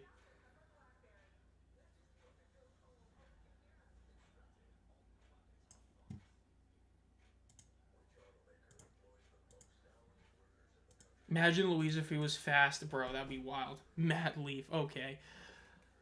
The offense has just had some head-scratching mistakes today. Luis threw to actually nothing a few times. I mean, it's pretty bad.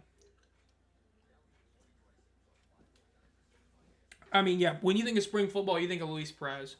I mean, bro has just been around for so long. I mean, the legendary Birmingham Iron player, Luis Perez. He is spring football embodied for sure. But yeah, the Renegades offense right now, it's just like, it's aggravating because this offense should be really good with how good the receiving core is, the running back. I mean, this is an offense that on paper is like the best in the league or the second best in the league behind like St. Louis. And they just ain't playing like it. A lot of self-inflicted mistakes. Again, like you would say this is because they're playing a good defense in Birmingham. But like they did last week against Houston. So yeah. Matt Garantano. Okay, now that's bad. Being an NFL immortal had a similar vibe. Offense bad, defense good, flag calls have been saving them. True. There's been a lot of defensive penalties on Birmingham to help them out. Matt Mond, okay. Okay, we're stretching this a bit much with Matt Mond. They're gonna celebrate our game with fireworks. Okay.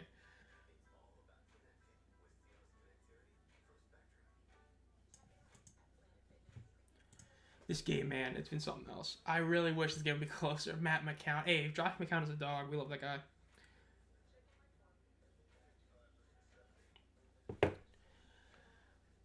It was all... dude, this is something else. Man, hopefully he gets some touchdowns. I mean, dude, this is another game that's going to be pretty bad. Have something that never had a winning record. True. Grover, Cleveland, bro.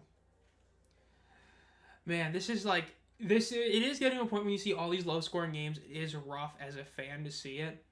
Especially for casuals. It's just, man. It's not what you want to see. Like, again, I've said before, a good defensive game is always great, but, like, you don't want every game to be that, especially because, like, a game like this compared to the Memphis-DC game, like, Memphis-DC was a defensive game. This is the Birmingham Stallions offense saying, chuck it, go deep every time, and then the defense getting penalties and then just bailing themselves out. Like, bro. Matt from UPS. They're called casuals for a reason. Like, dude, Corral on the sideline having a ball, it's like, that's cool and all, but, like, bro... you ain't playing good.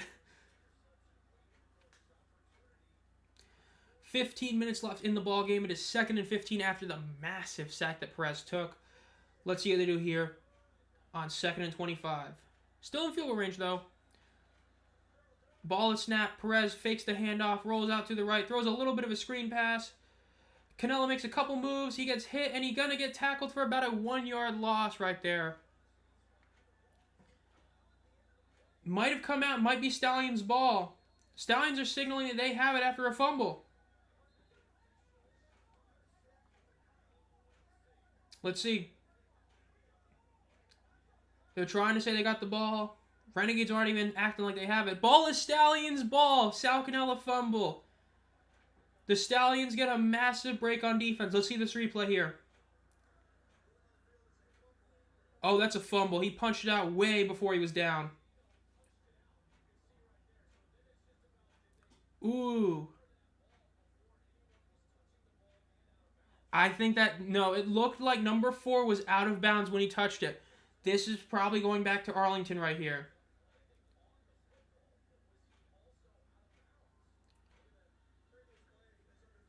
I think this is going to be Renegade's ball.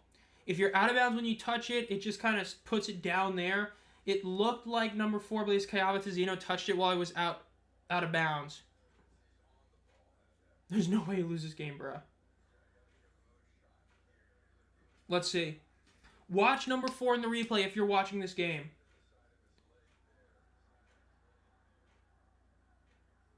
Number 4 hits it while he's out of bounds, it looks like.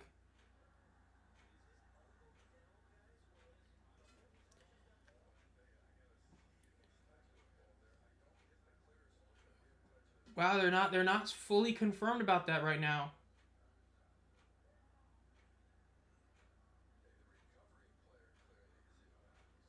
Yeah, 97's clearly inbounds. That's definitely obvious. 97, the guy who recovered the ball, definitely was inbounds. Yarborough, he was fully there, but yeah.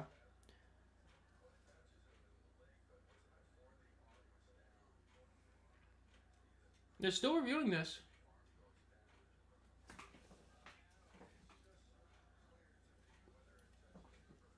Wow, they're going to give this to the Stallions. Wow. I'm shocked.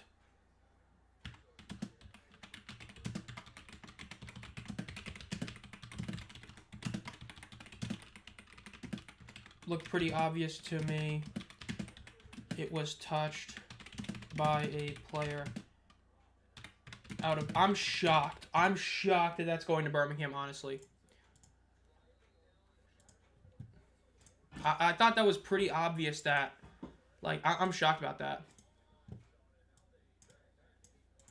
Well, it is what it is. They reviewed it, and it's Stallions' ball now. Quick pass to the right. It's going to be caught for about an 8-yard gain right there. Sal looks big. Yeah, this team is mid, bro. Insurrection. Matt Garoppolo gonna choke. Refs want Stallions to win. Hey, you can't say that after all those DPIs earlier in the game. But yeah, I will say I'm shocked. I thought the Renegades were going to get that ball back. I thought that was, like, to me, I get it, you know, calling the field, obvious ball, blah. I'm still shocked. 2nd and 3 for the Stallions in shotgun. Doing a couple moves. Ball is snapped. Drops back to throw. Looks to his left. Quick throw. And it's going to be caught for a first down by the Stallions.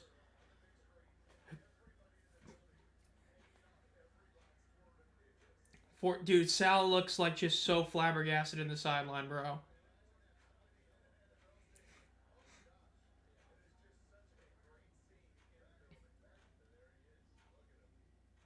Ball is snapped, runs up in the middle, gets about 2.5 yards there. 2.5 yards there.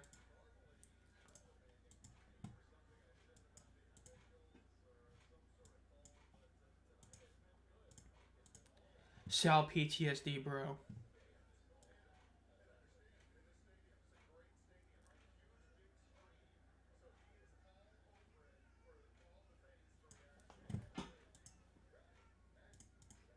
Ball is snapped. Quick throw to the left on a screen pass. And he gets tackled almost at the line of scrimmage, but he gets about a yard and a half right there. Oh, shit. I said, okay. Sal PTSD, bro.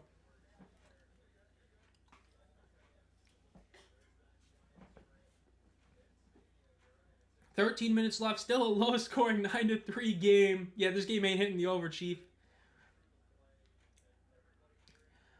Luke Lennon, I mean,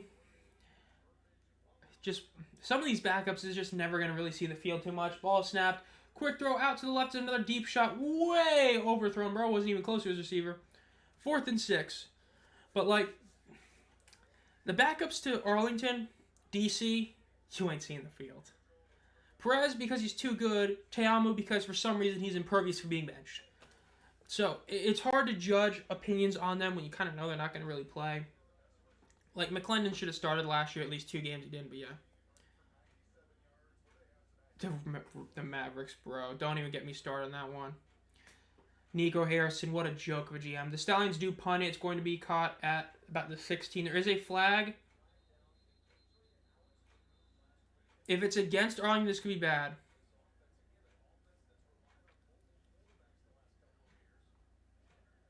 I mean, it's just a matter of how it is. I mean, like Spencer Sanders should get some playing time for the defenders, but he ain't gonna because of Teamu. Just like Perez. Like, Lennon will get a player here, but, like, it's Perez's team till he gets hurt or something. It is what it is. It's just for some reason how spring football is. There's a couple guys that just don't get put or anything. 12 players on the field receiving team. It's 4th down. They're going to redo this. I would go for this. You're getting a yard. You're in no man's land already. You go for this. Playing 2 minutes. Yeah, he's been in there a little bit. 3 years is bold. I wouldn't be shocked if it's more like 2 or something. I could see if he's going to be here, it's going to be a bit earlier than that. Because I don't know how many more years he's going to be here. I could see it being sooner, but who knows. 4th and 1 for the Stallions here.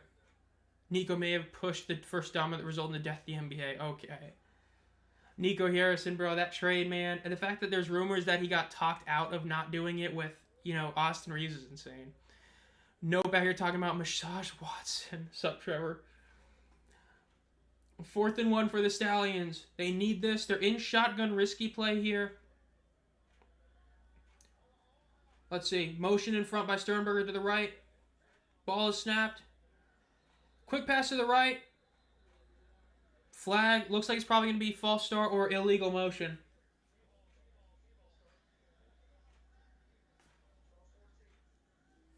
Let's see. Yep. False start in the offense. Not on Sternberger, though, but on the offense. False start.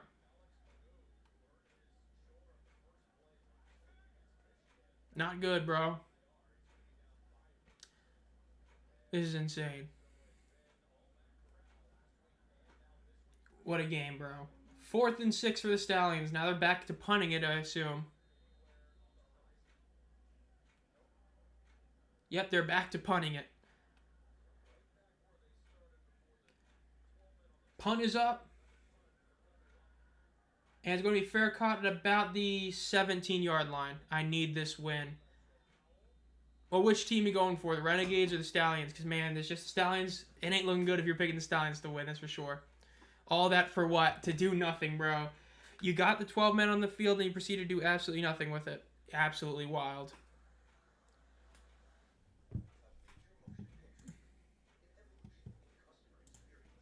Let's see. New after the shock that stayed there.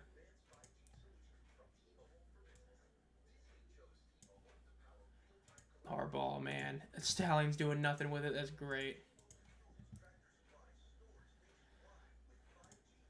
What a game, man. This is wild. I predicted Arlington this week. I predicted them today. I predicted them at the start of the stream. I mean, man, I thought Birmingham was going to pull off a much better offensive performance, but, man, this is really bad. Renegades, yeah, I think the Renegades win this game. If they don't, that's scary. But like I said, if Arlington loses this game, they deserve it. Like, we can all agree on that. If Arlington somehow loses this game, they deserve it. Because they've played much better than Birmingham. But, yeah. The analysts I'll give this game is, my God, Birmingham's defense just keeps doing penalties. Arlington's offense can't find the end zone after week 1. And my God, Matt Winston is still a top 7 quarterback in this league, but that ain't saying much. Yeah, if Arlington loses this game, they did it to themselves for sure. I mean, like, this game has been handed to them. I mean, Dude, Birmingham is just played so bad. Yet, again, it's like last week with Houston. Houston nearly pulled off the upset because Arlington let that game be too close. Remember, this score, Birmingham scores a touchdown, it's a tie game. They get an extra point, they win. Anything can happen. I mean, hey, when you include the backups that have played, I mean, top 7 is somewhat respectable. And by somewhat, I mean not really, but still. Like, I mean, we've so far seen about, like, what, 11, 12 quarterbacks legitimately play so far. So, yeah. Exactly, dude. The Stallions, man, yikes. This is actually the jersey. This is the jersey from last year. This is not the Under Armour jersey. I only have the Michigan Panthers Under Armour jersey, but this is the UFL jersey from last season that they had.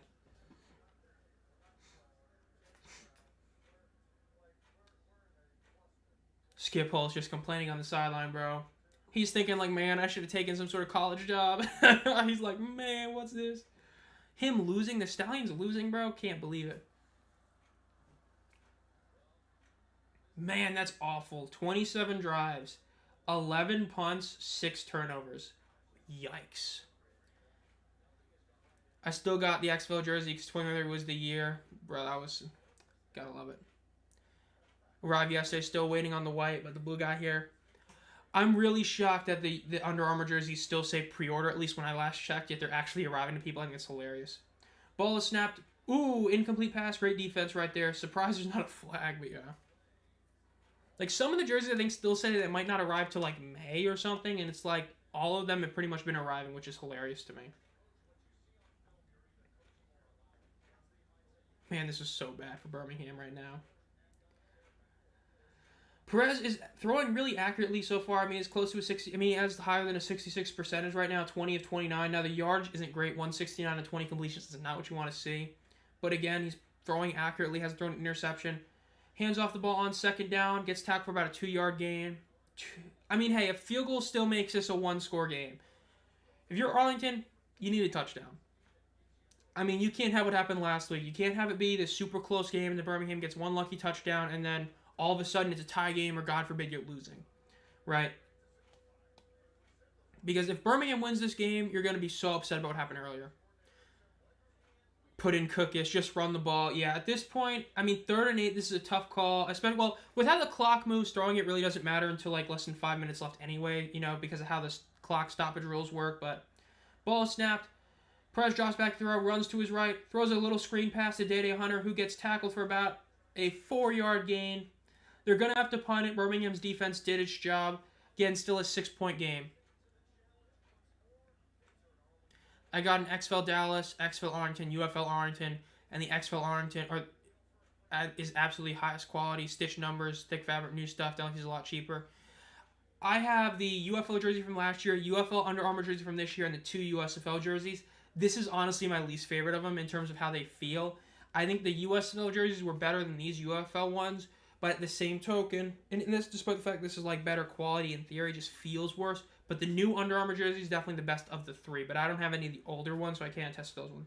Punt is up to about the 40-yard line, makes a move, gets about to the 43-yard line. Stallion's going to get us in good field position. Wow, they did hit 10K? Hold up. Wow, I'm pleasantly shocked at that.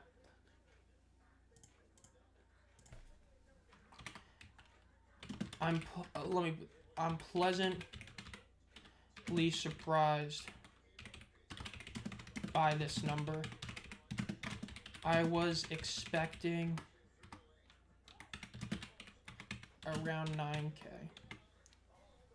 I'll say it's a good number. Like I said 10K would be a really good number, all things considered. When you look at what they did last season, and you look at it, like last season's opener for them had about 12K, and we've seen most of these teams go down about, like, you know, that amount. So we'll take this.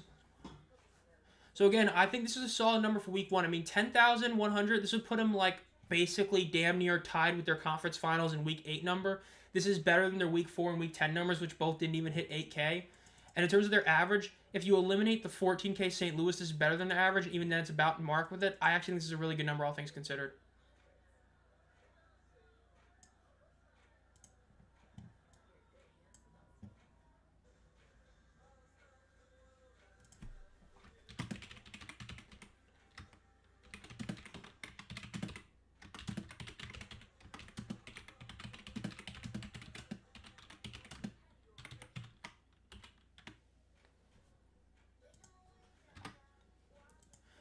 I'd say this is good attendance numbers.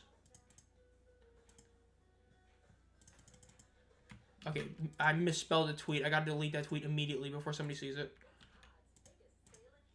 Can't let people know I misspelled something a single time.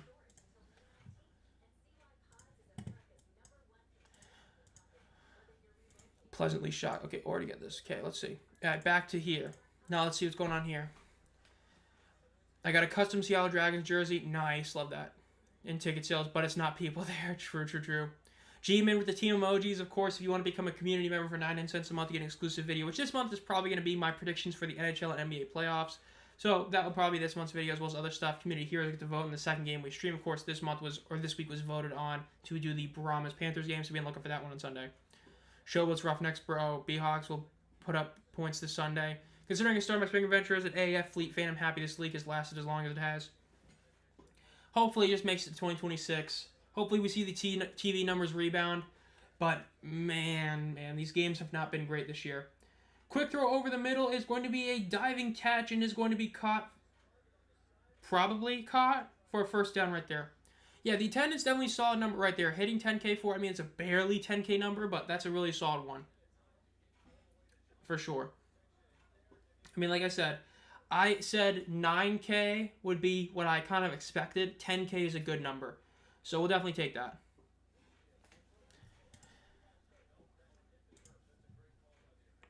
I mean, again, I'm kind of shocked at how I'm getting better at predicting attendance numbers. Like last year, I was really rough, but this time I'm getting pretty good. They did call it a no catch on the field, so it's going to be 2nd and 10 for Corral and the Stallions. Might be a holding penalty right there. Ball, quick pass to the left, going to be caught for about an 8-yard gain. Stoops could challenge that. I think that was one for sure. 10K is a realistic benchmark. Yeah, I thought they were going to hit 9K in this game. I just had the feeling that 9K was the number they were going to get this week, but 10K, we'll take that. Yeah, Corral's stat line is hilarious. 12 of 26 for 158, 1 interception. Dude is just throwing that ball. He's just heaving it. Sometimes it works, sometimes it doesn't. 3rd and 1, ball is snapped. Quick pass over to the left, and it's going to be caught for a first down there past midfield right there. And they need to keep doing this. If they score a touchdown, man, they can get the lead with any extra point. So it'll be very interesting to see if they can pull it off. Actual Teamu stats, bro. I don't know, Teamu would have a lot less yards in my opinion, but maybe. That was almost a catch. Bobbled just a little bit too much when it hit the ground.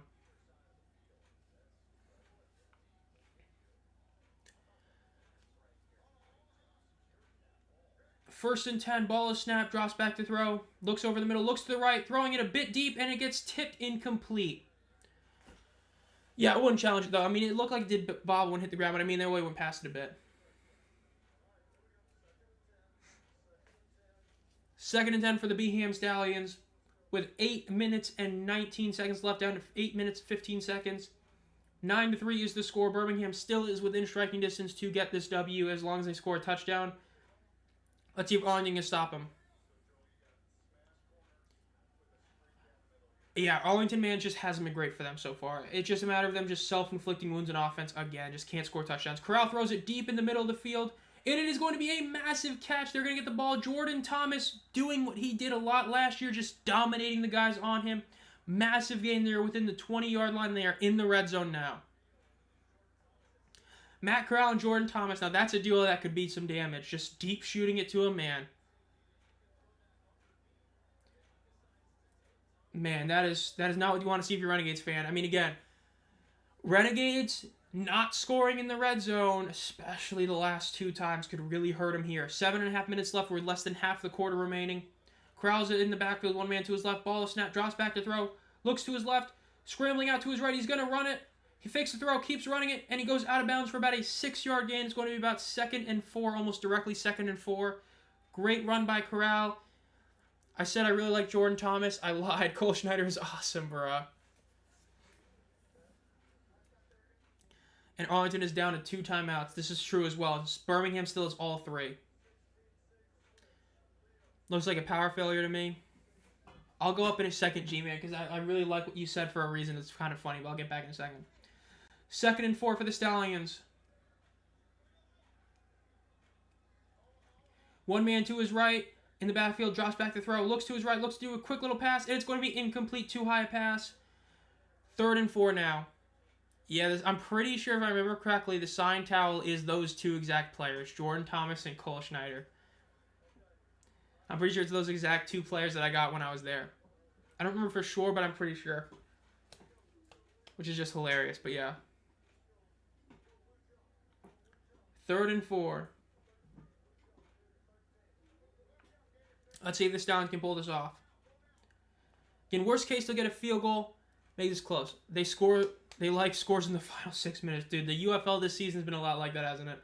Corral looks to his right. He's going to run to his left. He's going to throw it to his left. He had a man wide open, and he missed it. Incomplete pass. They're going to have to kick a field goal here. Yeah, this is definitely not going good for the Renegades, that's for sure. I think we can all agree on that.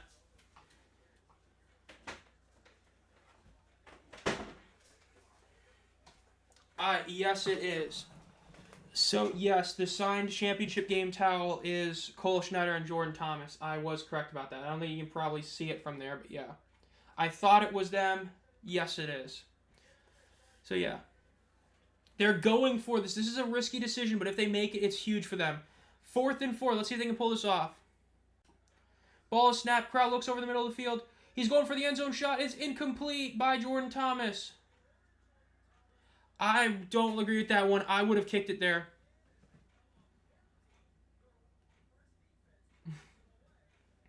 I don't like that decision. I would have kicked it there. That was a poor coaching decision. I would say that was a mistake by Skip Holtz right there. You should have kicked the ball there. Your defense has dominated Arlington. When you're not getting penalties, the defense has dominated Arlington tonight. You should have just kicked that field goal. If you were going to go for it, you should have just gone for it on the 4th and 12. Not a fan of that. That was a very poor decision by Skip Holtz right there. All right. I'm going to put this back. By the way, no, I still have not found a place to hang this up yet. I've got this and about like 3 other things just kind of on the ground trying to figure out where to put it. Hell, my Matt Colburn jersey is still like on the ground over there. I just don't have enough room in this room. Suffering from success, as the joke goes. Have too many things to hang up, so I can only hang up so many things. So now it's like, I don't know what to do. But yeah. Man, I can't believe they didn't kick that there. That, like, I get that a lot of people hate being conservative nowadays in, like, football and all that, but, like, you needed to kick that one. Stallions should have kicked the field goal. I'm not a fan of that call. Dude, ESPN just put out an article about the Derek Carr thing. Dude, we knew about that, like, a while ago.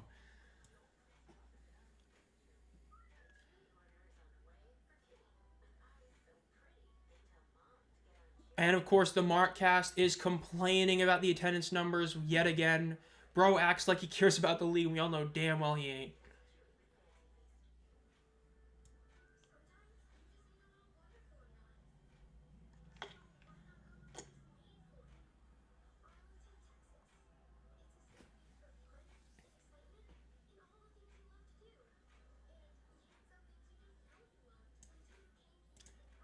View quotes. Let's see what else has been saying. Okay.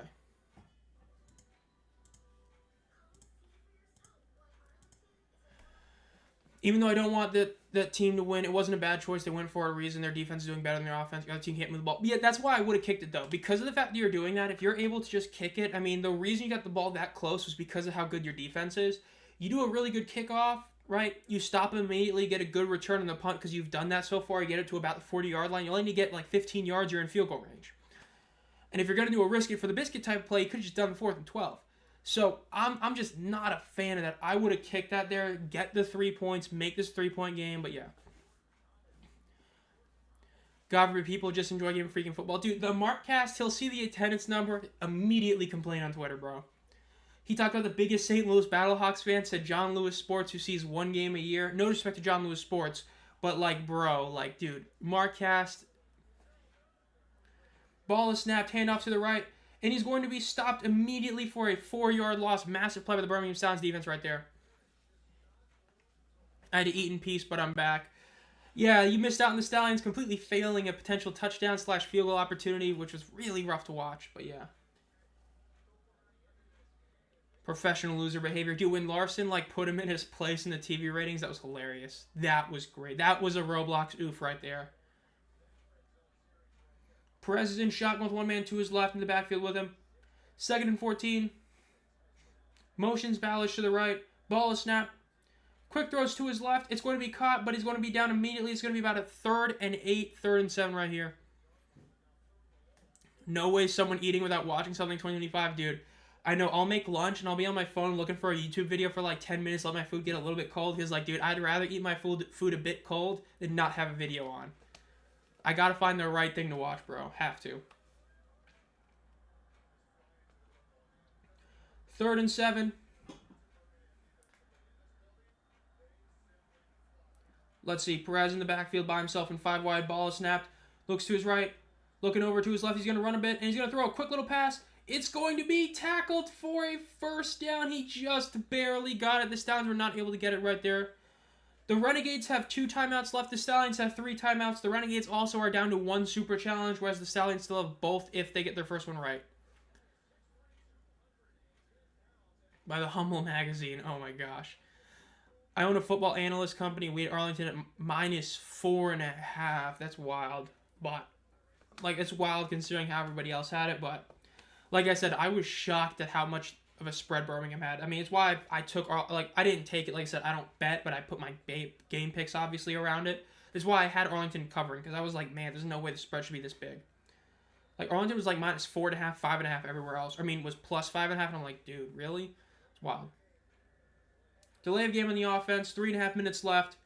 Again, Birmingham still has all 3 timeouts, but yeah. 9-3.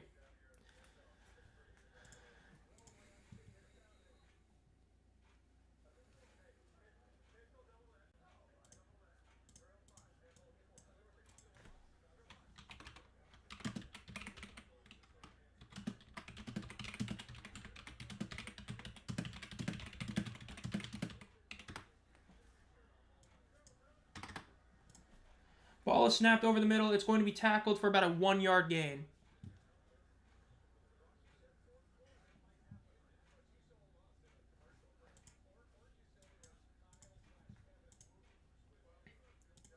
This is insane, Zovar. What a game. Sub format. This game has been something else. My low scoring prediction was Einstein. Even I overshot the score. Well, G-Man, although I own the company, I'm the only employee, but yes. Okay. They've been barking at you to take your shit off all night. Thanks, Kevin Kugler. Barra. Ball is snapped. Perez drops back to throw. Perez is rolling. He's rolling to his right. He throws it away. Incomplete pass. 3rd and 13. No, the Renegades do have the ball, but it is 3rd and 13 here. What brought up the most likely valid market? The attendance number came out. It was like a little... the Renegades have the ball right now. A little over 10K, which, as I said earlier in the stream, 9K was what I expected. 10K was a good number. Mark Cass was immediately complaining, saying it was a bad number, going back to the 2022 UFL opener. Just complaining about the attendance like he always does. And yeah, I was just... And then everybody was doing their L Mark Cass with like usual, bro. Yeah. They took that L earlier today with the whole, you know... Battle Hawks fan thing, but yeah. Renegades are calling a timeout here. 2 minutes and 20 seconds left. Some would say this is a bit of a risky timeout here. You don't necessarily need this 1st down here. Or like to save 5 yards, but yeah.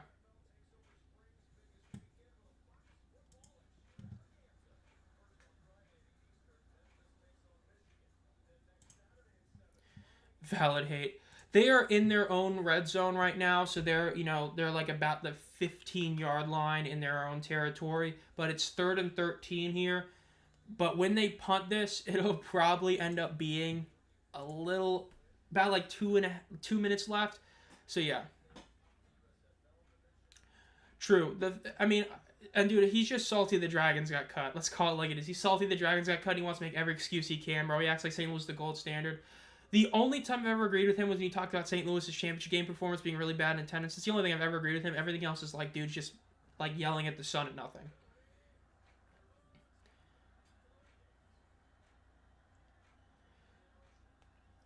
Renegades are in third and 13. Ball is snapped, drops back to throw. Rolling out to his right. Perez throws it to the right. It's going to be caught. Trying to make a couple moves, but gets tackled. It's going to be a punt here. 4th down. I bet this game's so blind, it's unreal. I'm literally trying to watch this through you on YouTube, bro. So wait, I know you said it earlier. Did you take this one straight, or did you take Arlington plus 4.5? Because, I mean, if you took Arlington with the points, I mean, you're going to win. But if you took it straight up, money line, it's a different story. Because, I mean, right now, Arlington is still up, but it's only by 6 points, but yeah. Man, the over-under in this game is 40 points, dude. I'm so glad I don't bet on this league right now. Last year would have been pretty solid, but this year, no. Bad. Dude, if Birmingham muffs it, that'd be poetic, because that's how they won last week, was Michigan muffing the punt. That would be poetic if they do that here and lose the game because of that. But man, Arlington, they ain't moving up my power rankings. They're staying at 2, or they're moving down to like 3 or 4, honestly, because this is a rough watch again. Betting under on the Roughnecks is free money. Punt is up. It's a deep punt by King to the 20, but the return is up to the 25. Barely stands up, and then he gets down to about 28. The money line. Okay, that's a bit of a bold one, yeah. I mean, let's see. This is more than likely the Stallions' last drive. 2 timeouts, 2 minutes. They're going to get the 2-minute warning, but they have to go about 70 yards, and they have to score a touchdown here. Again, like I said, your defense is playing incredibly well. If you kick that field goal, you make it. It's a 3-point game instead of a 6-point game. Get the ball back here. Now you only have to get to a field goal. But instead, you have to get a touchdown here. It was plus money. Yeah, I believe it was like, I know when I did my game picks video, it was like plus something, but like plus 150. It might have been something else. I don't know, but that was like a while ago when I did that one. Here's how you do defense after punting the ball. Cough, Panthers, cough. Okay. Dude, the Panthers return coverage, man. I'm so upset the end-up-the-review video didn't do that well. I was pissed in that video, just complaining about the Panthers, man. I wish that video did better. That was like the weakest performing video in like a while. Arlington is challenging that there was no block in the back foul. Again, 2 minutes left. Might as well use this challenge here, see if it gets successful. I love the Renegades, but I'd stick them at 3 until they start winning convincingly, and if somehow they lose this, drop them straight to the bottom, because this... It's a tough one, because a lot of it comes down to how DC and St. Louis plays. I'm not even kidding. If DC goes out there and does get beat convincingly, which I would say is like 15 or more, I would even argue Memphis should be above them if Memphis beats Houston. That's only because Memphis, like I said, played better than DC, but they just kind of choked in the end. I don't know. The power rankings this year, it's like you can easily move so many teams. Like, I wasn't joking. You could put 4 different teams at number 1 heading into this week. After this week, who knows?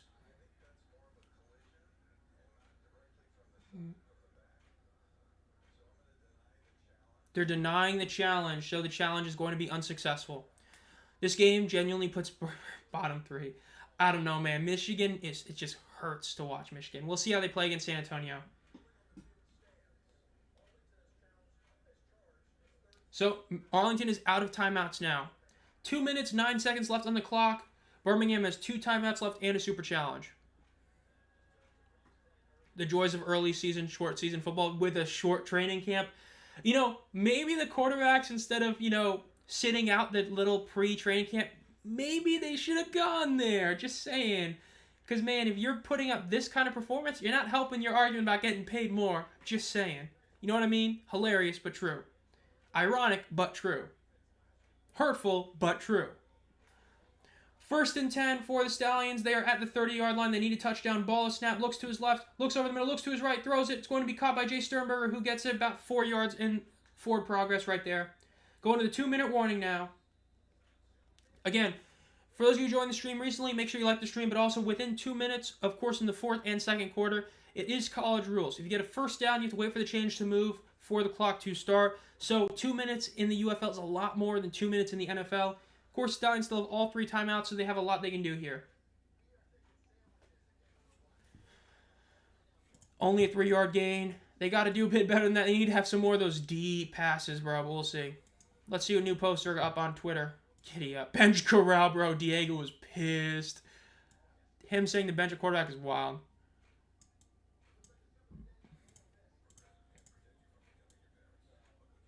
Get the dub. Okay.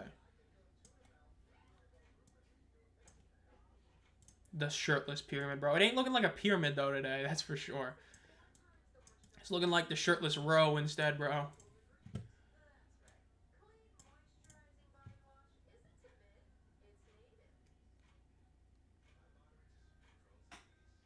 Dude, everybody keeps talking about Oliver Luck would save the league. Like, he was a great guy, but I don't know if he would, like, it's a wild take in my opinion, but yeah. Birmingham has 2 timeouts. That's what I thought for a second, but yeah, 2 timeouts left. Again, they still got the 2-minute warning right now, so they got 2 minutes, 2 timeouts left. Again, clock stops on first downs for a little bit, so we'll see if they can pull this off. Do something. Man, what an inept offensive performance by both teams. This is a game. Pokes with stick. Yeah, I know it did a great meme. What a game. This is rough. I mean, if Birmingham wins, though, like, I think we can all agree. If Birmingham wins, this just looks horrid for Arlington. Like, it's one thing if Birmingham loses like this by playing poorly, but, man, if Arlington loses, that's just pitiful. I mean, really. What a game. I will say, man, it sucks that 3 for 3 Friday Night Football. I mean, so far, the Michigan-Birmingham was the best Friday Night Football game, and even that wasn't really a great game. It was just an okay game, but yeah. This is one of the best offensive performances of the season. The USFL Championship rings, man, that classic USFL Championship ring was a nice one. Are they really only doing the close-up look on the first ring, really? It's kind of wild. They're only showing the first one. Watch, there'll be a pick 6 when the studs are in the red zone. Dude, that would be hilarious. 30 for 30 bound, bro. The greatest offensive showing ever. 9-3. Bro, Houston, San Antonio, I would love if that game ended 2-0. Somebody went off a safety, bro, and that's it. That'd be hilarious. Last home loss, 2023, May 13th against Houston, when Houston pulled off another massive upset over them. Ball is snapped. Corral drops back to throw in 5 wide. Looks to his left. Looking over the middle. Throws it quick over the middle. It is incomplete. Almost intercepted. Minute and 54 seconds left to 3rd and 6. 2 timeouts left. Technically, they could punt it, but let's call it like it is. This is 4-down territory. If you don't get it, yeah, it's over. Kind of hating you right now, bro. It's like you're rooting for the other team. You're wearing your Renegade jersey. You want the other team. I want this game to be good because I want the league to succeed. And the fact is that it's just not good to see this game end 9-3. You want to see Birmingham score and then make this game go to OT because we haven't done an OT game yet. That's what you want to see. Ball snapped. Crowd drops back to throw. Quick pass over the middle. It is going to be incomplete. The Renegades do another massive stop there. Going to be 4th and 6. 1 minute, 49 seconds left. I would go for it here. If you don't go for it here, yeah, they're going for it. You have to. This is the game pretty much. If Arlington stops them here, Arlington will get the W. Essentially, they're just going to end up, kneeling it. And that's pretty much it. Yeah, this Arlington defense is really good for sure. 4th and 6 for the Stallions. This is essentially the game in a lot of ways. If they get this, they'll keep going. If they don't, essentially Arlington gets the win. I mean, technically Birmingham get the ball back, but they won't.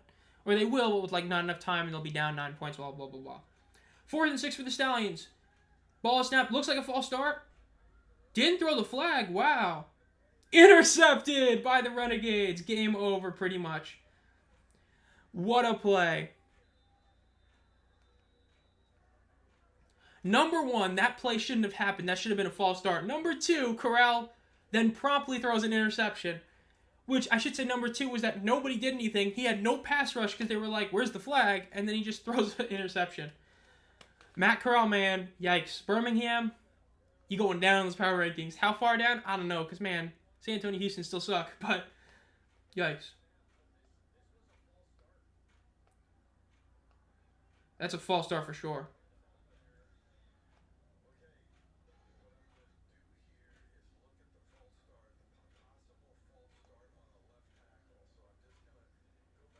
They're reviewing this?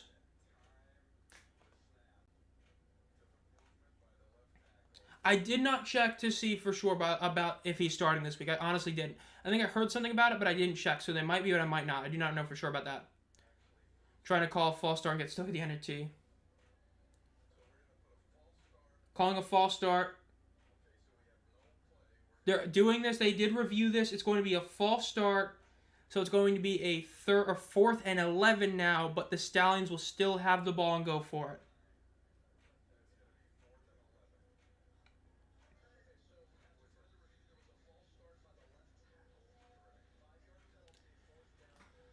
That's wild. That's the power of the UFL replay booth right there.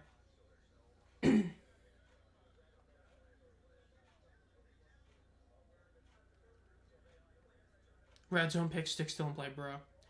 They reviewed the play, and it is going to be reviewed and changed to a false start, which makes the play dead. It's going to be now 4th and 11 for the Stallions instead of 4th and 6. Really wild to see that. Watch him throw another interception. Like, watch him throw another interception. That would be hilarious. Let's see what happens.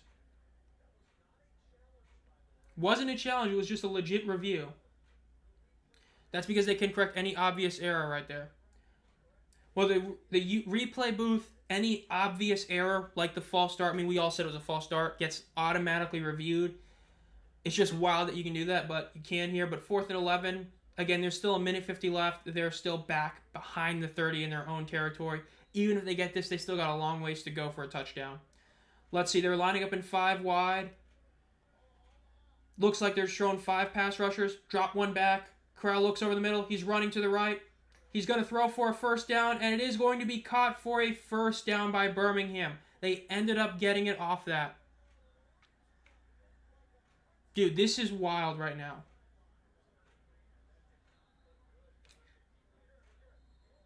And it looks like he got hurt. He's trying to jog to the sideline right now.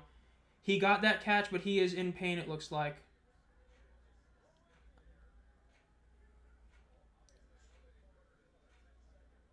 Yeah, he just ran off the field to avoid the 10-second runoff, being a team player right there. He looks like he's a bit fine on the sideline, though. He still looks to be in pain, but just not in, like, insane pain. 1st and 10 for the Stallions. They're trying to show the replay again. Let's see.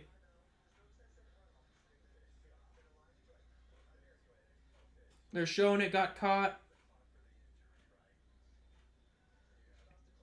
Ooh, maybe it looked like it might have been his knee. During the stoppage, he was injured. They're calling it.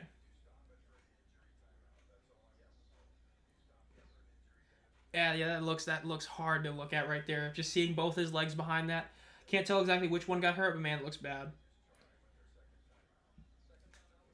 Bro had to literally bend almost fully.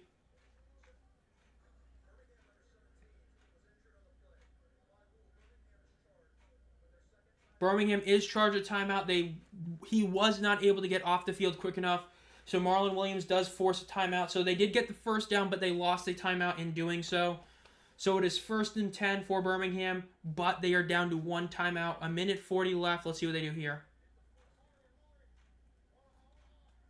At the 42-yard line, ball is snapped. Corral drops back to throw. Looks to his right. Looks over the middle of the field. Throws over the middle of the field.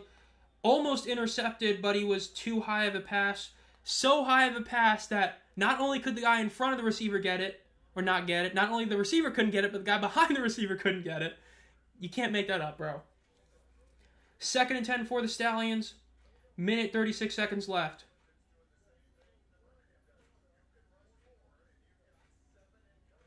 Dude, what a throw by Corral.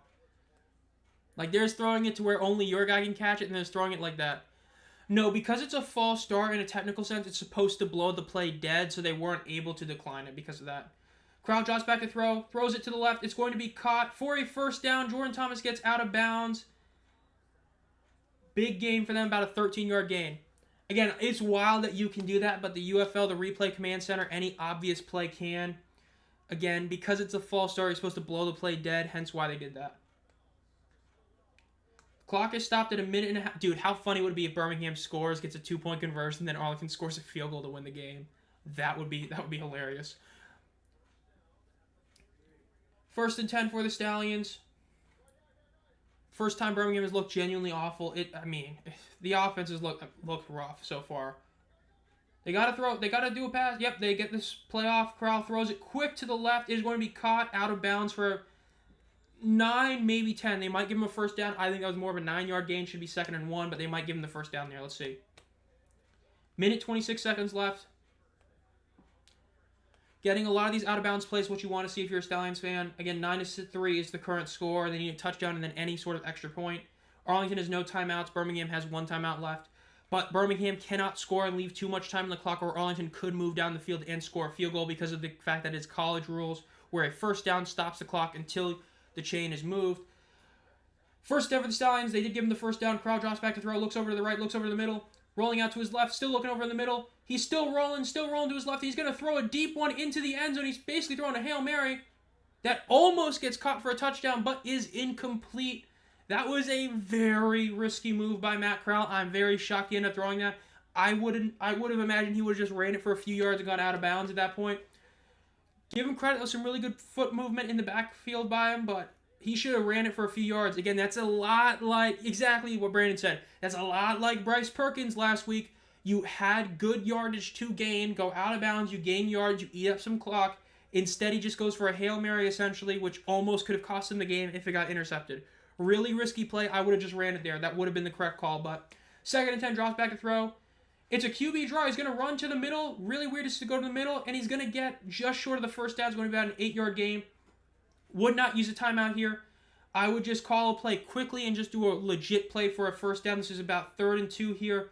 Less than a minute left. They got to eat out some of this clock because they do not want to allow Arlington to have time left on the clock. Ball is snapped. It's going to be handoff directly in the middle. It is going to be a first down for the Stallions. Again, the clock will stop until the chains are moved, so they're going to stop this for a couple of seconds. 18 of 40 is an insane stat line. That is legit a Teamu stat line right there. This might be a 30 for 30. 1st and 10 for the Stallions. Clock is going. 40 seconds left. 15 seconds on the play clock. 36 seconds left in the game. 35. 34. Ball is snapped. Fake the handoff. Crowd drops back to throw. Looks over the middle. Looks to his right. He's going to throw another end zone shot. It's caught for a touchdown in the end zone. Wide open. Arlington's defense did nothing, but there is a flag. Let's see what the flag is. This could be offensive pass interference. Could be some sort of offensive penalty. He was literally wide open in the end zone. Might be an offensive penalty. Let's see. Let's see what the flag is. Nope, it's on the defense. It is a penalty on the defense. There is still 26 seconds left. That is still enough time for Arlington to get into field goal range. And, of course, Birmingham has to actually score an extra point. Birmingham should go for 1 here. I always say go for 2, but in this scenario, just go for 1 because you need to get the lead.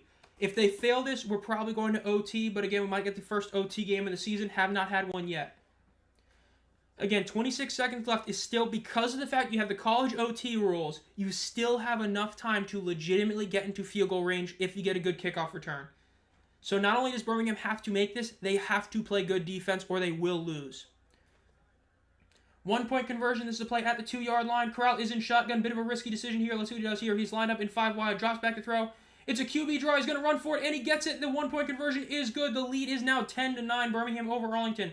But there is still enough time for Arlington to potentially get a game-winning field goal. If they get a good kickoff, they can do it because of the college rules.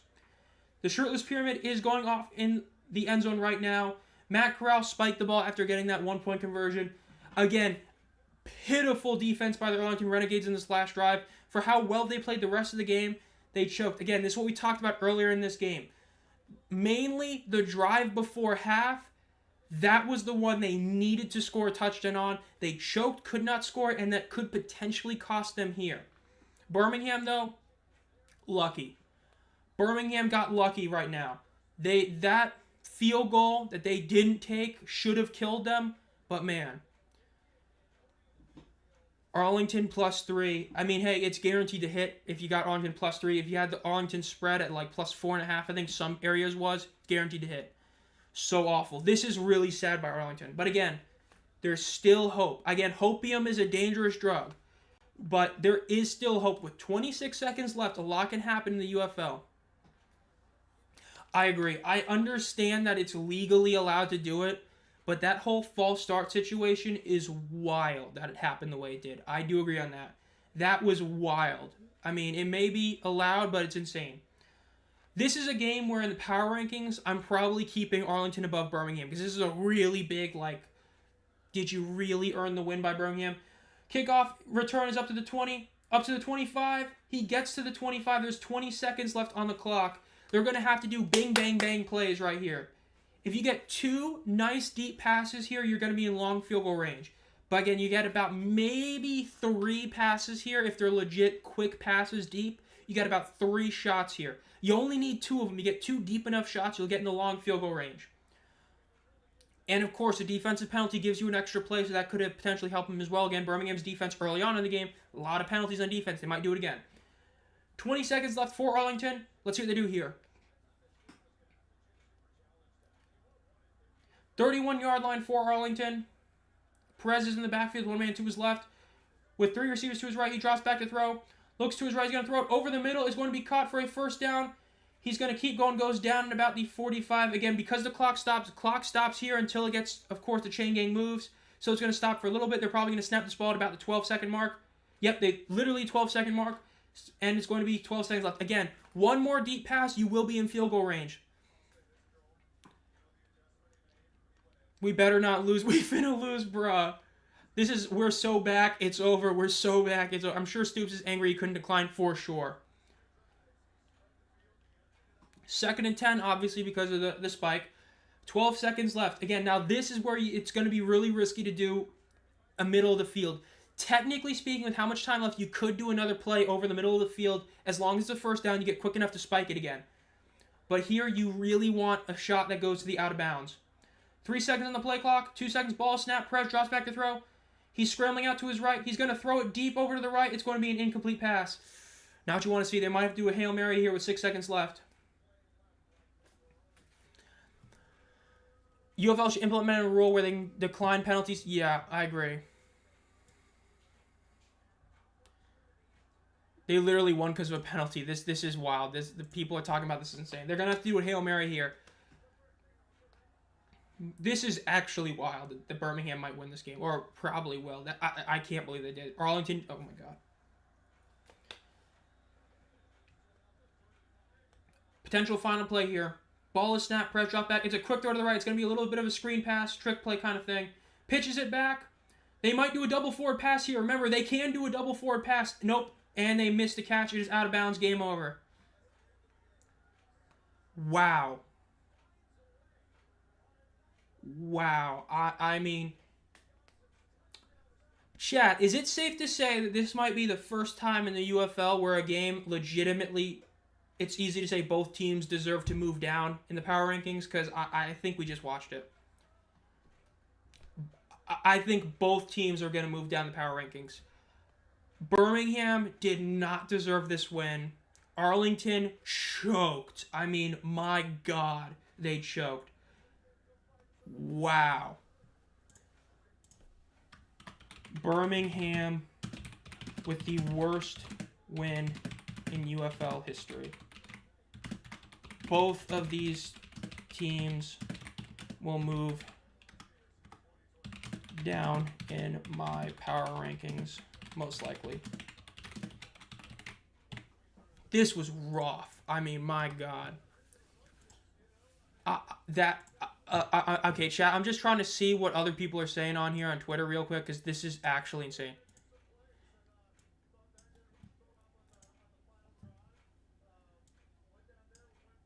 That is just, I mean, really. I mean, bro, really?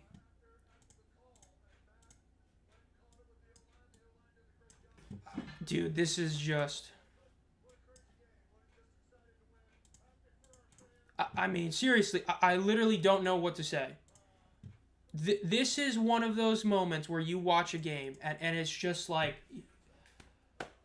Seriously, yeah, let me, my God, I feel depressed after this. Battlehawks and Panthers are finna move up. Panthers maybe. If they beat San Antonio, yeah, they're gonna move up a couple spots. Memphis money line. This was a truly a game of all time, brand true. Battlehawks about to be the only undefeated team left. Game of all time. Memphis could lose and would deserve to be higher, maybe. I mean, out of 10, yeah, this is a low tier game. Like, when you see a score of 10-9, in theory, that's at least a B tier game. Unironically, this might be an F tier, because it was so bad. Because, like, look, I always shoot it straight when it comes to spring football and my thoughts on it. This was a bad watch. Number 1, the Birmingham Stallions DPIs. Oh my God. That is some awful football. When you get almost back-to-back-to-back DPIs, that's just terrible football. Especially when it's not even like, it was a close one. No, they were DPIs. That's bad. So, L number 1. L number 2. Arlington's offense, again, could not score in the red zone. Like a touchdown. They would get these great drives and then choke. The reffing. This was the first game. I know I've seen some people complain before. This was the first game where the officiating legitimately was bad. And that includes Mike Pereira, who you guys know how I really like Mike Pereira. That fumble, I thought as clear as day, was Arlington's ball. Now, to make this as transparent as possible, I was a USFL fan over the XFL. My favorite XFL team is the Renegades. So in this race, my horse is on both. I want to see the USFL beat the XFL. The Renegades are my favorite team. Arlington had that ball. Number 4 was clearly out of bounds when his leg touched it, in my opinion. That was clear as day to me. The fact they never showed a true slow-mo replay makes me feel like they knew it was as well. That was bad. The false start, look, from a rulebook technicality, I fully get it. It's a false start. The play's supposed to be called dead. It's supposed to be. It wasn't. The play went down. Like, it reminds me a lot of that Raiders-Bengals game, if you remember, in the playoffs, where a whistle was blown during the play. That touchdown was scored because the defender heard the whistle and stopped playing, because when you hear the whistle and you tackle somebody, you get an unnecessary roughness penalty. And I'm pretty sure they ended up giving Bengals the touchdown there, if I remember correctly. Correct me if I'm wrong in the comments. It reminds me a lot like that. The play happened. We know what happened. We watched it. You reviewed it, then got the penalty, then said, it doesn't count. Now, if Skip had challenged it, it's a bit of a different story there. I can see that. But it was official review. Stoops got screwed. This was a rough one. Despite the score being the closest game of the season, all things considered, score-wise, I would venture to say this is the worst game of the year so far. From overall football played, despite the fact both defenses played great. Both defenses, aside from the penalties, played really well. Aside from the Birmingham penalties, like, Arlington's defense can only take so much blame when at the end of the day, they held Birmingham to literally nothing for almost the entire game, and they scored a last-second touchdown. Like, you can only bend so much before you break. This was a rough watch. This was rough. This was the worst game of the year so far, I would say. Let me put this up. We got like 34 people here. Let me see. Worst UFL game of the year so far. Let's put that poll up, because I think it was. This was a tough one to watch. Really was. Yes. Okay. I mean, if it wasn't an idea, get it. But what they did, I mean, like, you had the play go through, then reviewed it, and then took it away. It's like the whole point of why when you do a play after, like if you do a pass, it gets caught. It's called a catch. Another play happens. It wasn't actually a catch, but another play happened. You can't go back and review it because then you're changing history. It's like when they did that one like Browns-Jags game. But you had the play go down. You didn't like stop it, kind of. Yes, again, we all called it. I called that immediately. A few of the offensive and defensive linemen literally did nothing when the ball was snapped because they're like, it was a penalty, right? Wasn't. The play still happened. You never called it down. I don't know. This was a rough one. Not the worst game. Yeah, Houston is rough to watch. I agree. I could see what you mean. But it's also like, dude, Arlington's offense for the second week in a row was just pitiful when it mattered. They'll play really solid until it matters, and then it sucks. And then the defense, the offense on Birmingham, like, look, it's funny because it is funny. Corral literally just throwing like 20-yard bombs every single damn play is hilarious. But at the end of the day, it's not a good offense. At least Houston is funny, I agree. The rigged part, like I said, the fumble felt really bad. I honestly think the fumble was worse than the false start. I'm not even joking. Because to me, it looked obvious from the very first replay I saw that he was out of bounds. Like, if you hit the out of bounds, then lift up your arm, you're still out of bounds. You have to reassert yourself in bounds. So it's not a matter of was his arm down when it hit. It's if his arm hit first, and it looked like his arm hit first. Because remember, when a fumble, the ball isn't called dead until a team recovers it or a guy out of bounds hits the ball. Either way, to me, it was obvious that he touched it out of bounds. Whether his leg hit it and then his arm hit out of bounds, or his arm was out of bounds and then it hit his leg. If he's touching somebody who's out of bounds, I'm pretty sure that's supposed to mean you're out of bounds. That one, especially because they never really showed a true slow-mo replay. Like, you're able to do, like, frame to frame to frame, and I didn't see that. Not saying it was. I'm not saying they're trying to make it, not Stallions at 1 and 2 because of blah, blah, blah. People complained about the USFL when they had, 4 and 6 teams make the playoffs, the Renegades, blah, blah. I am saying that was bad. Just gave you a fall in the X machine, thank you. This was hard to watch. Like, this was a bad one. Again, poll's still up. Was this the worst game of the year? Like, this is tough. This is a tough one. Friday Night Football, man, I love that we have it, but 3 for 3 games have been... Birmingham, Michigan was okay. It was... I'm trying to not be upset about it. It was okay. Special teams was horrid, but overall it was an okay game. Season opener, bad game. Bad game. St. Louis, Houston, wasn't even a game. Let me turn my TV off. This game, this is bad. This is a bad one. I can't really say anything else about it. Like, this one,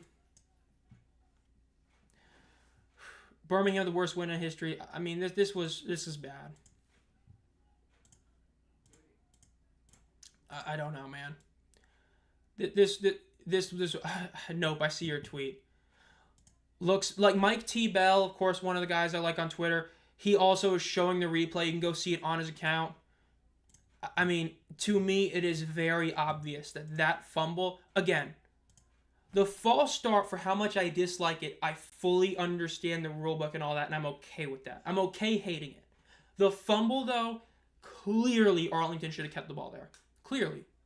Sal Cannella, bro, bless his soul. He got knocked out, and it looked like he got knocked out, and that's why he fumbled the ball last week.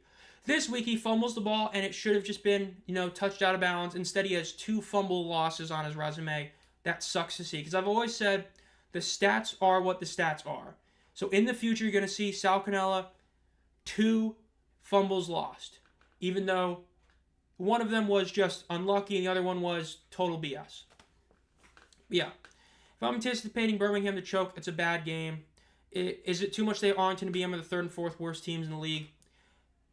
Depending how Michigan plays San Antonio, possible. It's possible. Because, again, San Antonio and Houston, until they prove otherwise, are the worst teams in the league. So it's hard to put anyone above them or below them. And Arlington only played those 2 teams, just like St. Louis. That's why St. Louis we need to see. It's bad. My dad caught the tail end of this game. I need to see him out. I might, honestly.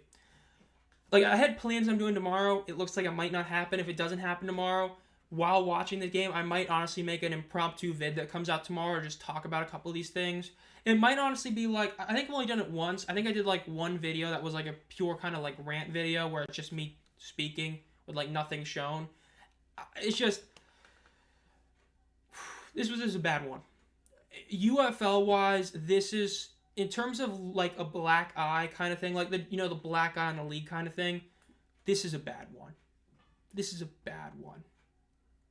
Really, like, it might just be a rant video, because I believe I did one, right? Like, Nope G-Man, I think you two remember if I did one. I think I did one of them, like, a couple months ago about, like, predictions or something. I probably might do it again, because, like, this was one where it was just bad. Because, man, this was a rough one to watch. Showboats one. I know I did, like, one kind of like the Showboats. Let me go check. Videos would have been about before the season.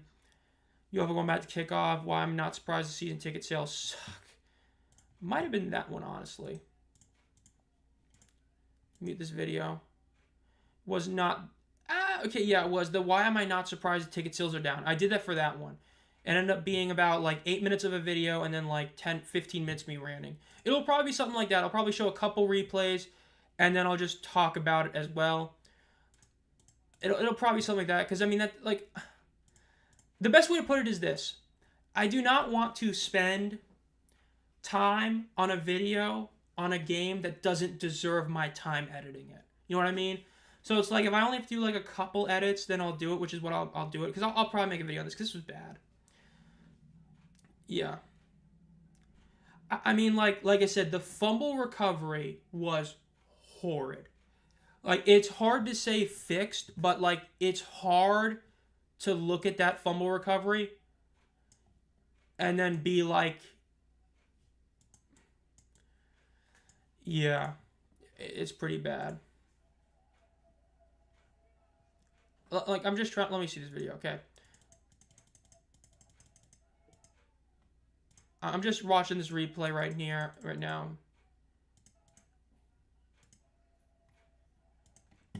I don't know. It looks pretty bad. NFL, if a player touches a player out of bounds, are they out?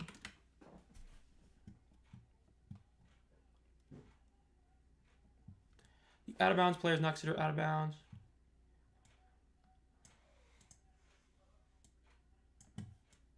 Trying to say something right now. NFL.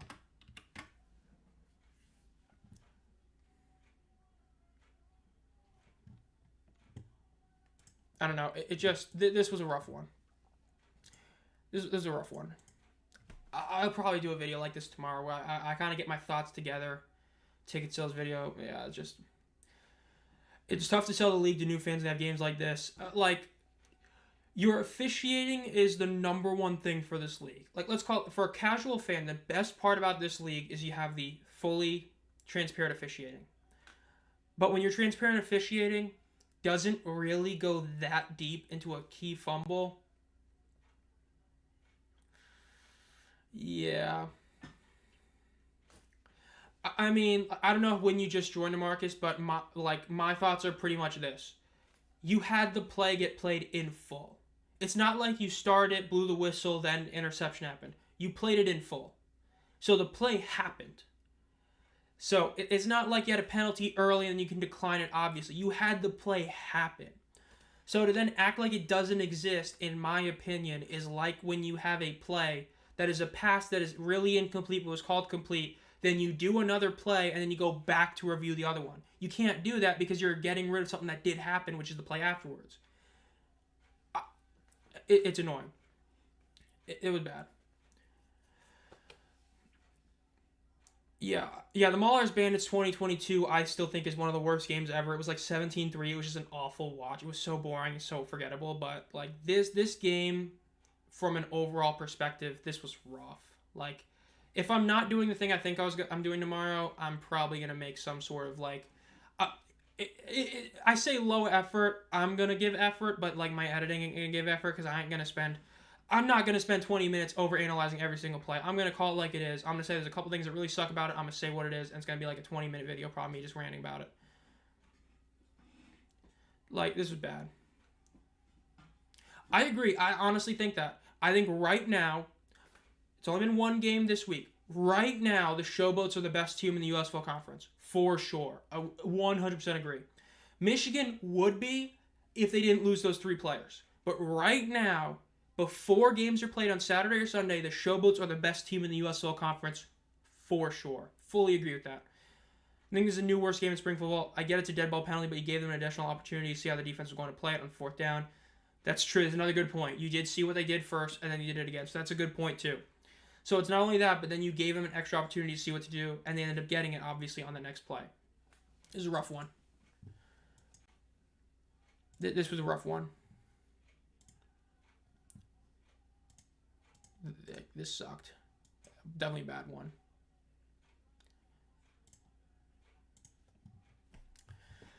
The USFL division is so weak this season. It ain't good. That's for damn sure. This was rough, man. I don't know, man. This is like, if this is your first stream being around here, you don't understand. When the game is over, about 5 minutes later, the stream is over. I think it's been like 15 minutes almost since the game is over. It's just, I mean, we still got 30 people in here. We didn't even have 30 people during like the third quarter, because I think we all kind of agree this was an insane ending to a game. It was just, I mean, this season so far to me, the defenses overall improved. Memphis's defense is better. DC's defense is better. Birmingham's defense somehow is better. San Antonio, Houston, they suck. They're just bad teams. Now, Houston's defense did technically good against Arlington, but I think it's more so Arlington was shooting himself in the foot.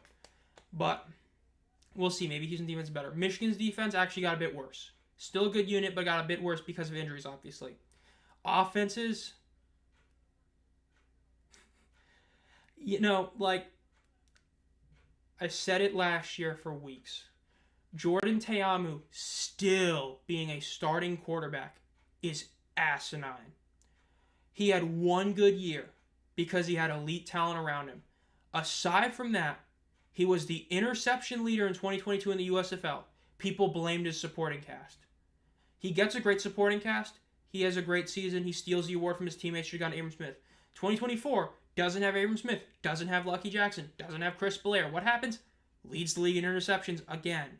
He's only high in cumulative stats because he keeps playing. Jalen McClendon never got a legit opportunity to play. Yes, he technically played like that one half. He never got starter reps, never got to be a legit starter.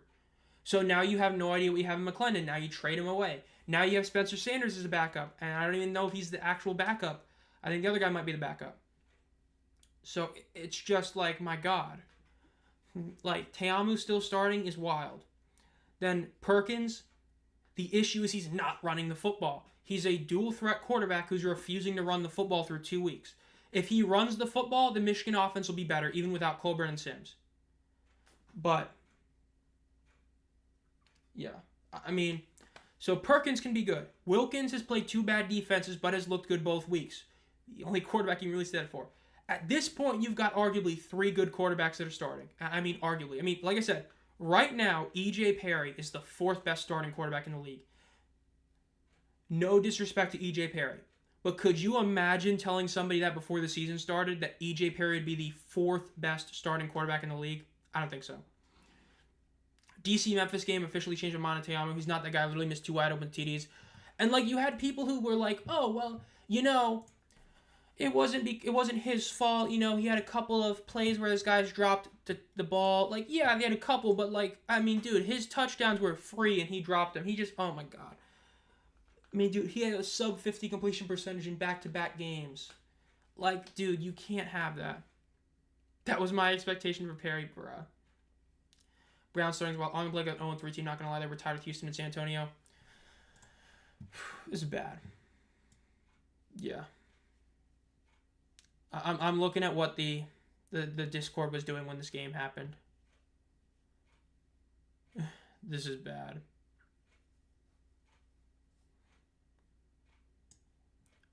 This is insane.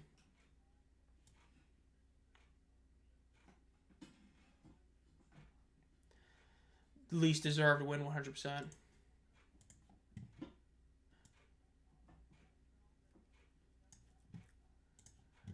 Again, Birmingham is still somebody. Dude, S-Dem, the guy who made the classic CJ meme that I showed, or he posted it, just posted the fail Mary play on this game. I agree.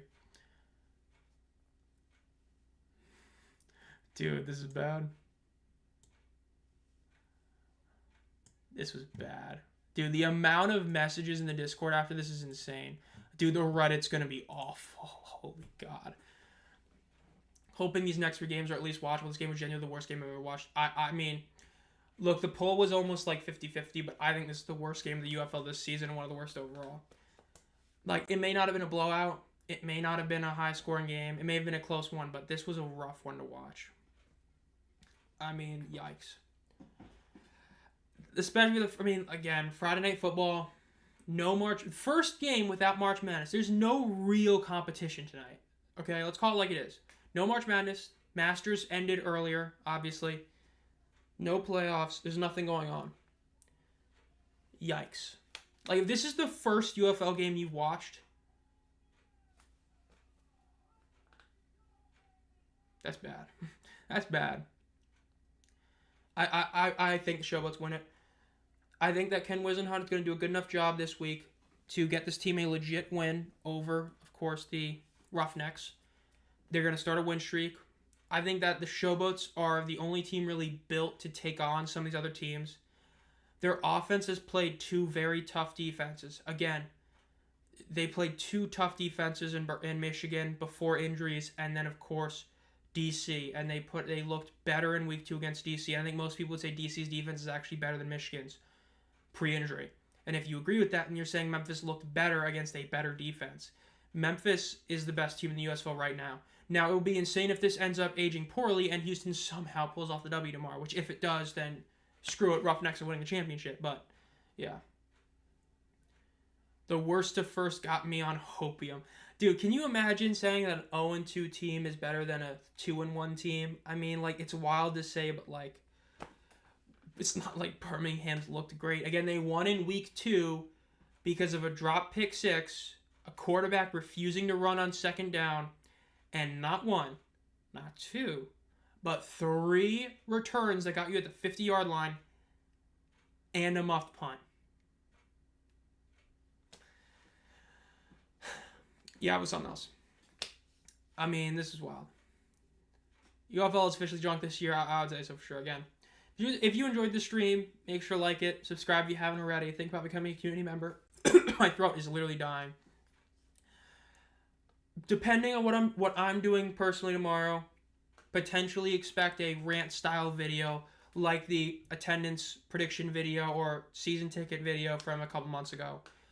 Because this game, I mean, I've talked a lot right now, but I want to do a video where more people can see it because this was rough. This was a bad one. So again, hope you have a good night. I mean, for me, it's 11:40, and I'll probably be up for another 3 hours doing stuff. So hopefully I'll have a good night's sleep. And by good night's sleep, I mean like a good wake up at 12 tomorrow. Work on a video tomorrow and all that. As always, guys, have a great night.